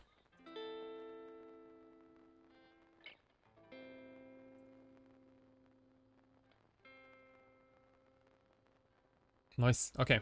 So opponent has one card in hand, and now they can do whatever they want. I don't care about Griselbrand, by the way. I only care about Chancellor of the Annex. Chancellor of the Annex would ruin my day. But I think that's the only card I care about. Right? Like, do they play Iona main board? I mean, if they play Iona main board, then sure, that's another thing. Like, Chancellor of the Annex would definitely screw things up here.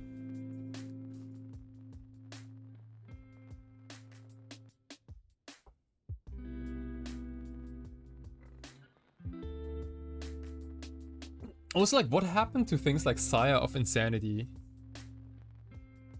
Like, wasn't that like a staple in like old Black-Red Reanimator?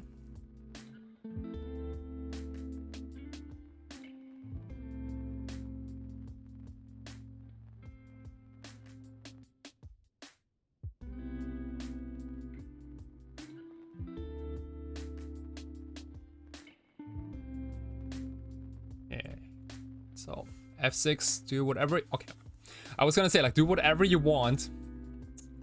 Good. That was a short conversation. Okay, so we how to sideboard against Black-Red Reanimator. So this matchup is not very common.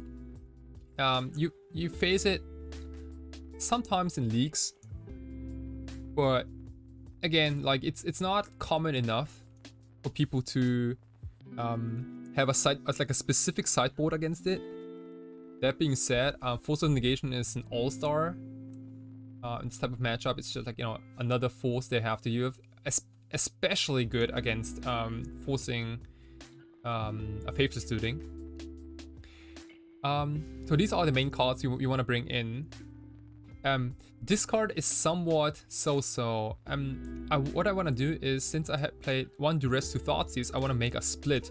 I want to get rid of the Thoughtseize and replace it with Duress. And the reason for that is I don't accidentally want to discard a Griselbrand or Iona if they have one in hand, right?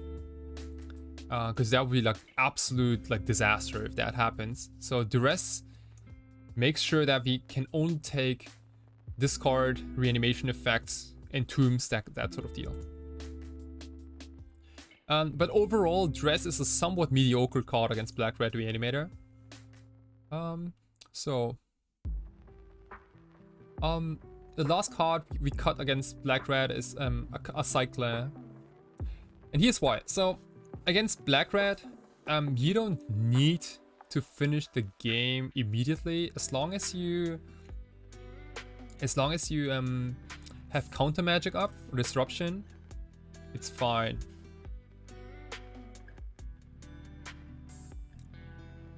So, and personal tutors are important because they attack your hand, and you know, like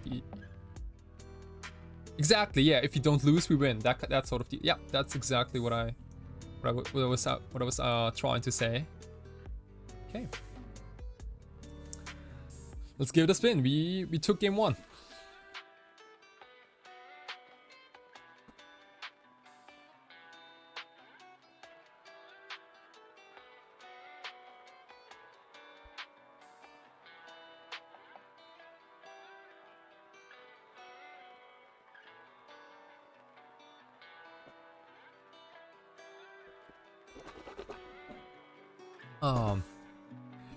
How does the first round kill with this work? Sorry if stupid. No, that's not a stupid question. That's actually a pretty good question. A lot of things need to go right.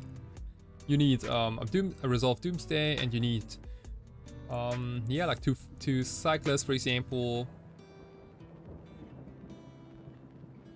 Oh, Orderly, thank you so much. Yeah.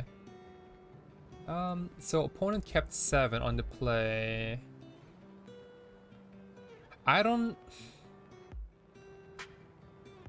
I'm not a huge fan of this hand against Reanimator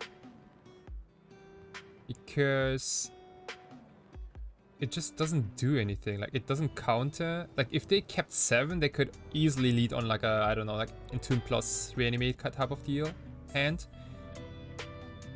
I think, like, as much as this is a keep in many other matchups, but I don't think this is a keep in a combo mirror. We can do better than that. Well,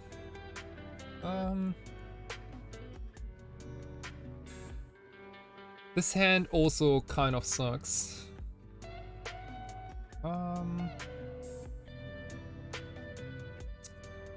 What about this hand? This is almost as bad, if not worse. Like, the only good thing here is that we can cast turn 1 Duress, but I don't think that... I don't know if this is good enough. Like, is a turn 1 Duress on the draw good enough against Black-Red Reanimator? I wonder.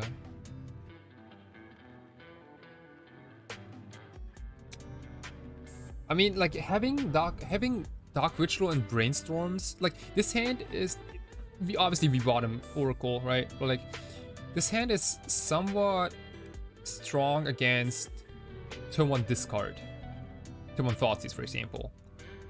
It is weak against Chancellor of the Annex. It is weak against turn 1 combo. It is... Wow, do I like this hand? This is rough. Maybe this hand is okay. And I just like if they have a turn 1 and I simply accept it.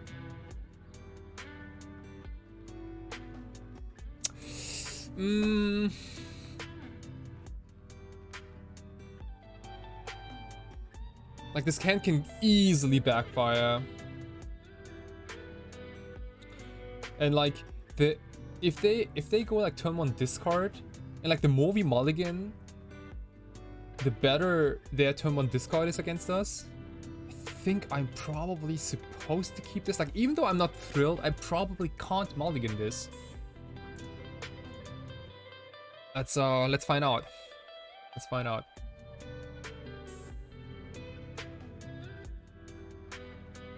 Okay, there's no Chancellor. That's good news.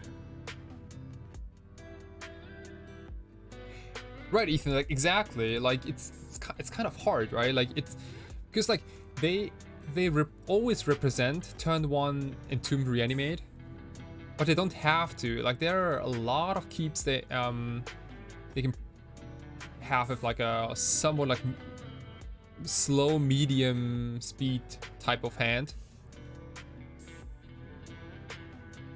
We still game one, so we can punt game 2s. Yeah. I mean. Also, an interesting question is like, we could turn 1 duress, but we could also like turn 1 delta go and brainstorm into like one of the 8 force of wills we have, or like days. Dark Ritual Doomsday 4 blue card and land can win. Yeah.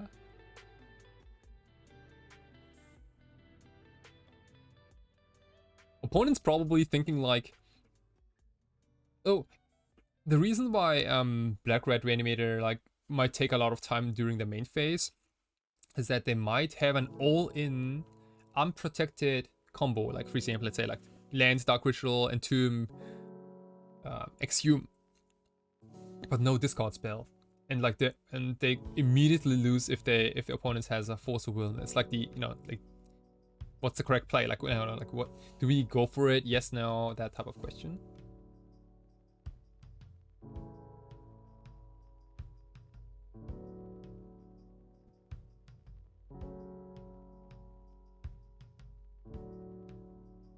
Okay, Marsh Flats. Sure. Oh wow, basic Swamp, huh? Thoughtseize. Yeah, okay, perfect. Yeah, our hand is fairly strong against turn 1 Thoughtseize. Like, if they take duress, then I'm happy to use any of the 2 brainstorms. Sure. That's, I'm happy. I'm actually happy about this, outcome. Let's don't ponder just yet. Let's keep the brainstorm. They might give us a reason to fire off brainstorm, and also like if we cast ponder, I don't even know what I'm looking at. Like if I'm gonna be casting ponder to find counters or to find doomsday, it's kind of hard to tell at this point.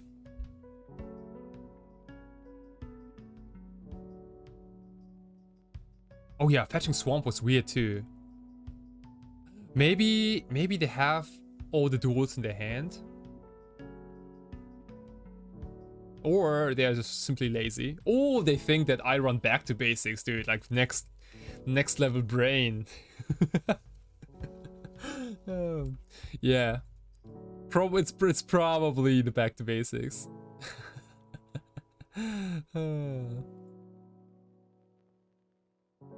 Oh, they're scared of Wasteland or something. I don't even know. I don't even want to think about it. It's like Yeah, see, like maybe you run back to basics for the post matchup. A one-off price of progress? Holy shit. Okay, so yeah, okay, let's see. They had Badlands in their hand already. But that makes a lot of sense for fetching. Looting. You got it. I'm not gonna brainstorm into to try to find Force of Will here. It's probably a little too ambitious. Iona and Griselbrand in the bin. Okay.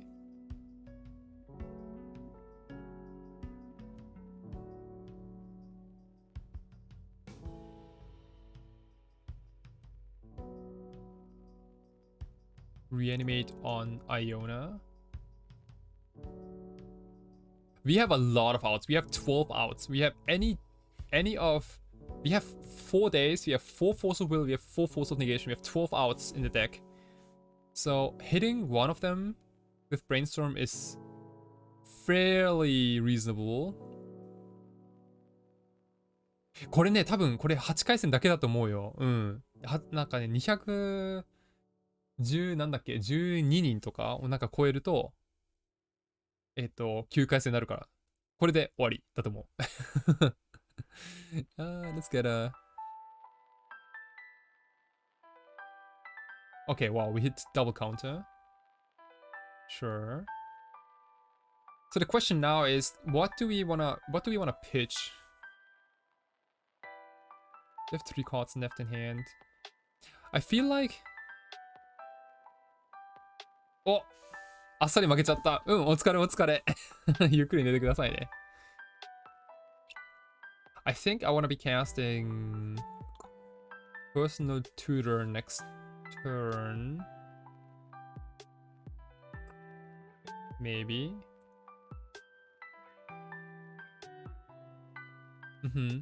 Yeah, that sounds reasonable to me. Okay. Let's see. Yeah. I think that's the plan. I think that's the plan.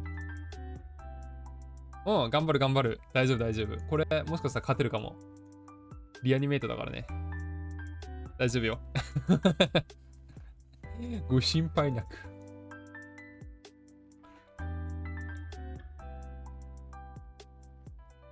Okay, some Deltarino. This might be a flash. Ooh, Unmask, huh? Oh wow, this Unmask is fairly powerful. It can take out Dark Ritual.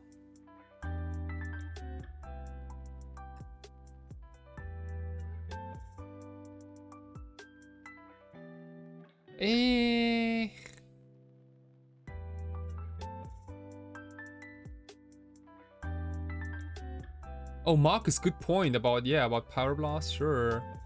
So we could Force of Negate this Unmask. Opponent's on 1 card, by the way. If we Force of Negate, we resolve Doomsday. But here's the problem. We resolve Doomsday, but we can't immediately win the turn after because we have only 1 Underground Sea. And they still have like Griselbrand and Iona in the bin, so... Like, I wonder if I let this Unmask resolve, like, what do they take? They could take Dark Ritual, right? And then, like, I don't dislike my position there because I still have Brainstorm, Force of Negate, and then I'm gonna draw Doomsday. But, like, you know, I'm gonna Brainstorm into more mana eventually. This is tough. This is real tough. They also got a Faithless Looting. Maybe all they want to do is buy time. Oh, shit.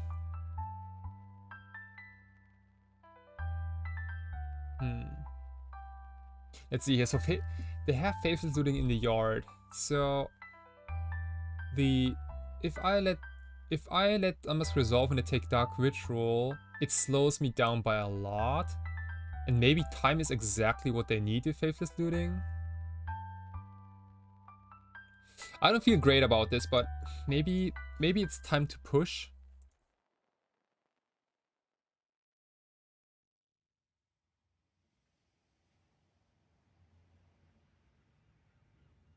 Because if they got a reanimation spell, they can simply, they could have unmasked my What's negation and then, you know, like cast whatever reanimation spell anyway.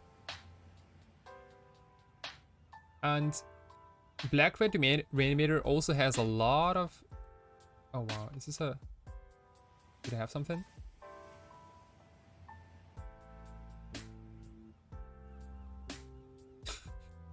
Okay, well, there goes this game. Please, okay, say blue or black. Awesome, okay. Quick and easy, quick and easy.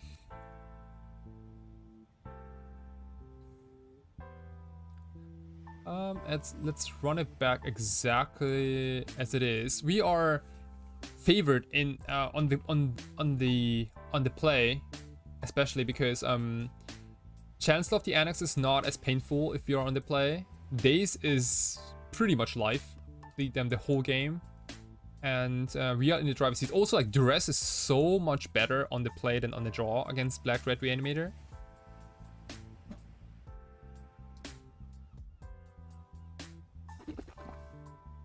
Thoughtseize is fine.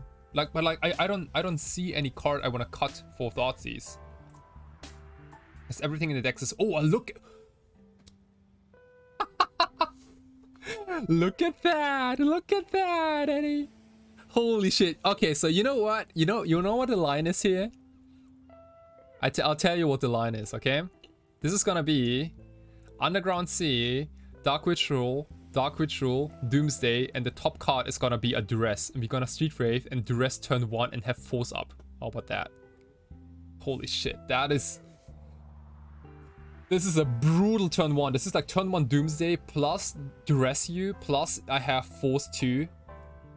If they have Chancellor, I probably most... Yeah, that's bad news, I guess. But I can't mulligan this under no circumstances. Oh, sweet. Okay, no Chancellor. Maybe they don't even run Chancellor? Is that possible? Night's Whisper would have won the game, yeah.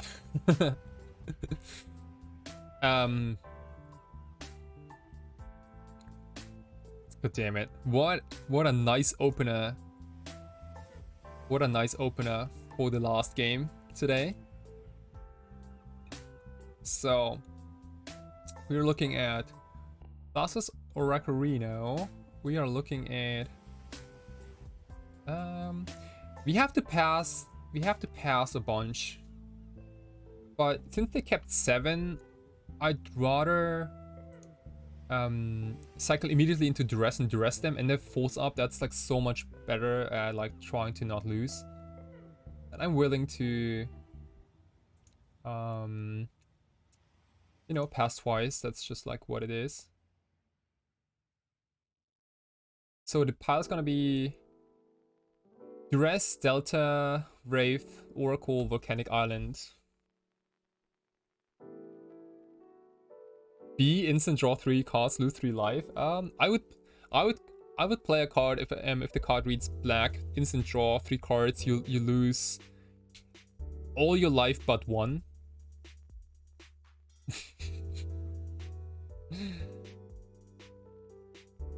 Okay, so we cycle into Duress, we Duress now. Next turn we drop Delta, go. The turn after we drop Thassa's Oracle, win the game. We could, you know what? Let's do a pile that also beats Chancellor of the Annex. Let's put in another land, okay? Because we don't have to empty the if they somehow succeed, like putting like Chancellor of the Annex into play. You want to make a pile that can also cast Thassa through Chancellor. I think this is good.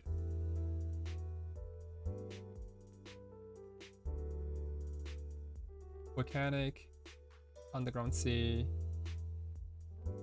Thassa, Delta, Duress. Cycle immediately. And see what's up. Okay, so opponents: Dark Ritual, Lotus Petal, Faithless Looting, Reanimate.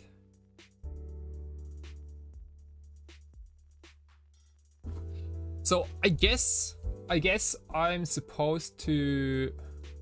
probably supposed to discard to reanimate and force the faithless looting. Correct? I think so. I think I'm supposed to take the reanimate and force the looting. I could also, yeah, no, taking the looting is probably wrong. Yeah, they got Lotus Pit Lock Ritual. Let's take reanimate here. This is looking real nice for us.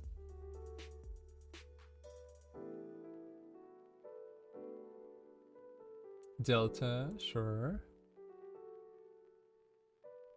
This is probably a faithless looting, I suppose. It would be the easiest force of will in my life. This is the easiest force of will in my life.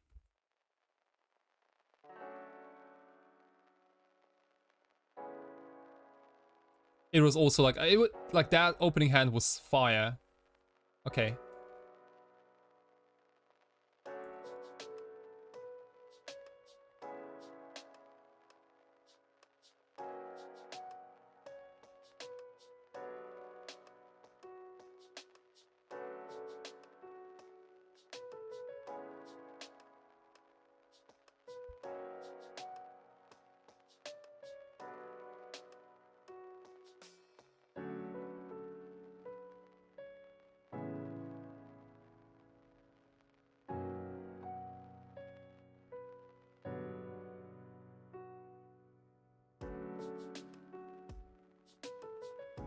Oh shit, okay. Oh, I guess this is Dark Ritual flashback faithless looting. Looks like it. I mean, we can technically still lose if they, I don't know, like if they drop Iona and then find reanimate, then we are in big trouble. Okay, Grizzlebrand doesn't entomb. Yeah, sure. I mean, entomb doesn't do anything, right? Iona, okay. Oh wow! Did they actually? No! Holy fuck!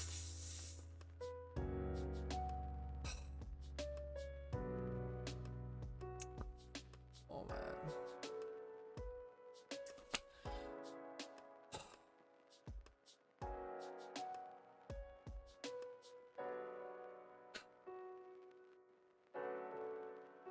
Why though? Like, what? That is ridiculous. Like, what? Did they faithless looting into? What the hell? This is insane.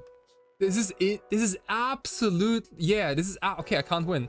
This is absolute insane. Wow. Holy shit. I guess we are even, because like, I mean, my hand was good.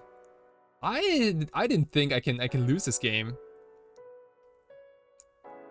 Wow, turns out Reanimator is busted. Holy, oh man.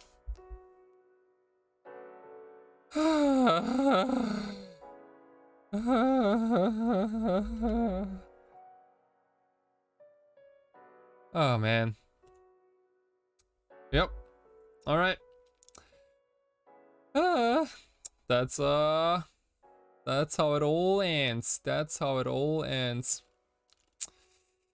Okay, we finished 4 and 4. 1, 2, 3, 4, 5, 6, 7 against Black Red Reanimator.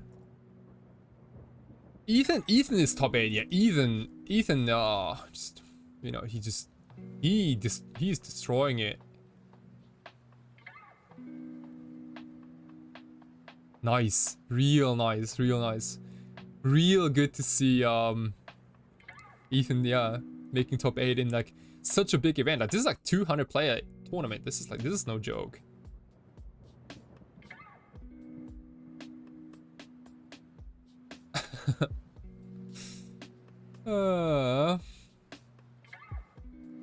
So, man. Holy shit, it's 6 a.m. God. Yeah, so like Tess. Maybe Tess is also top 8. Maybe. Kind of hard to tell. But damn, that was okay.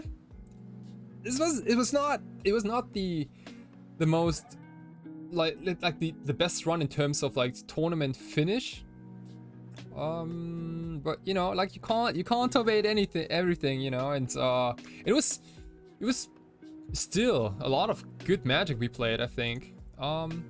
So overall, so we won against 4-color Anorak Bant kind of deck. We lost to Jeskai, we lost to Blue-Red, we won against Moon Stompy, we won against Jeskai, we lost to Lance, we won against Lance, and we lost to Black-Red Reanimator. Which like, yeah, I mean it is a mediocre result, but like overall, so the good things about the stream today, first of all, it was super fun. Okay, that's number one. But like, talking about the matchups, you faced Control, Delver, Combo, Stompy, Lance, like, you know, like a lot of different type of decks. So like, yeah, like format is fine, I feel. Even though Ragavan is like hella annoying. And also we finished this alteration. Boom. Wrong. I'm gonna post it on Twitter in just a second, and I think I'm gonna be off soon. So yeah, it's like, you know, thank you so much for hanging in the stream. It was a lot of fun for me. And yeah, ways to reach me out. So oops, that direction.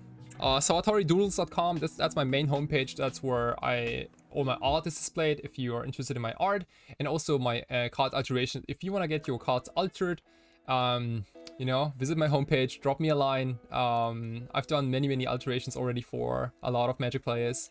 It's super fun. People like to enjoy them, and you know, I would also highly appreciate it. It's a good way to support my channel as well. Also, I have a new Discord. It is also down below. Click on it. Anyone can join the Discord. If you are also a Twitch subscriber, then you also get access to a monthly giveaway and my Doomsday sideboard videos, tips and tricks, and sideboard guide in general. Otherwise, yeah, like I'm on Instagram, I'm on Twitter, I'm on YouTube also. I think despite the 4-4 finish, I'm still gonna export this video to YouTube because I think people can learn a lot from like match losses as well. You know, like if you win everything, that's also okay. But like, you know, the games you lose, like people want to know like why did certain games go that direction, you know what I mean? So yeah, with that being said, I think I want to raid someone. Is there someone we can raid?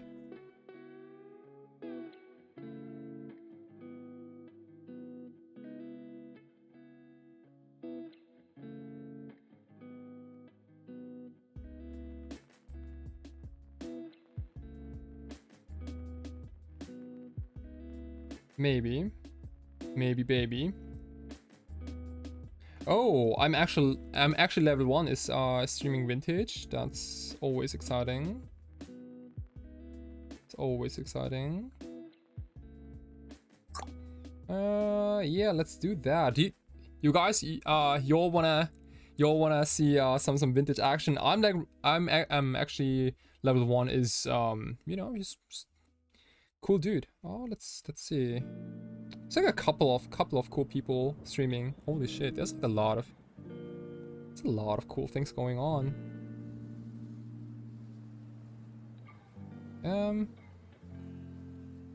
You could also raid Yellow Hat.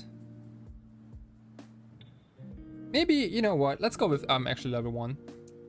Some Vintage action.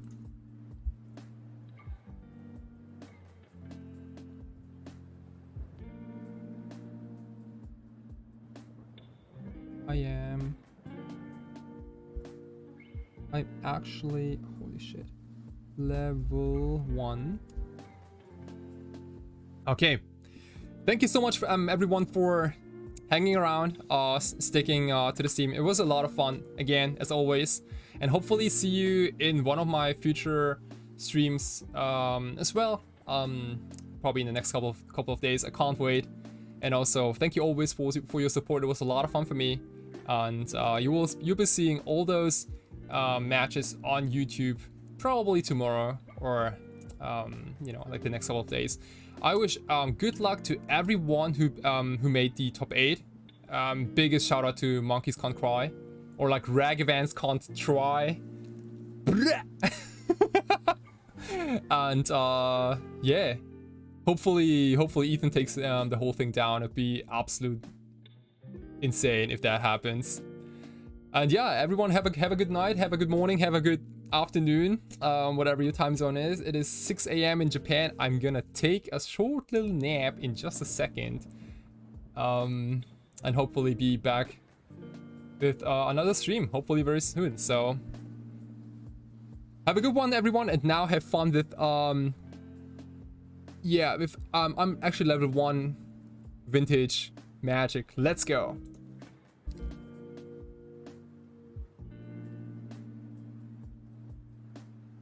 I know that they've been playing a little bit of vintage.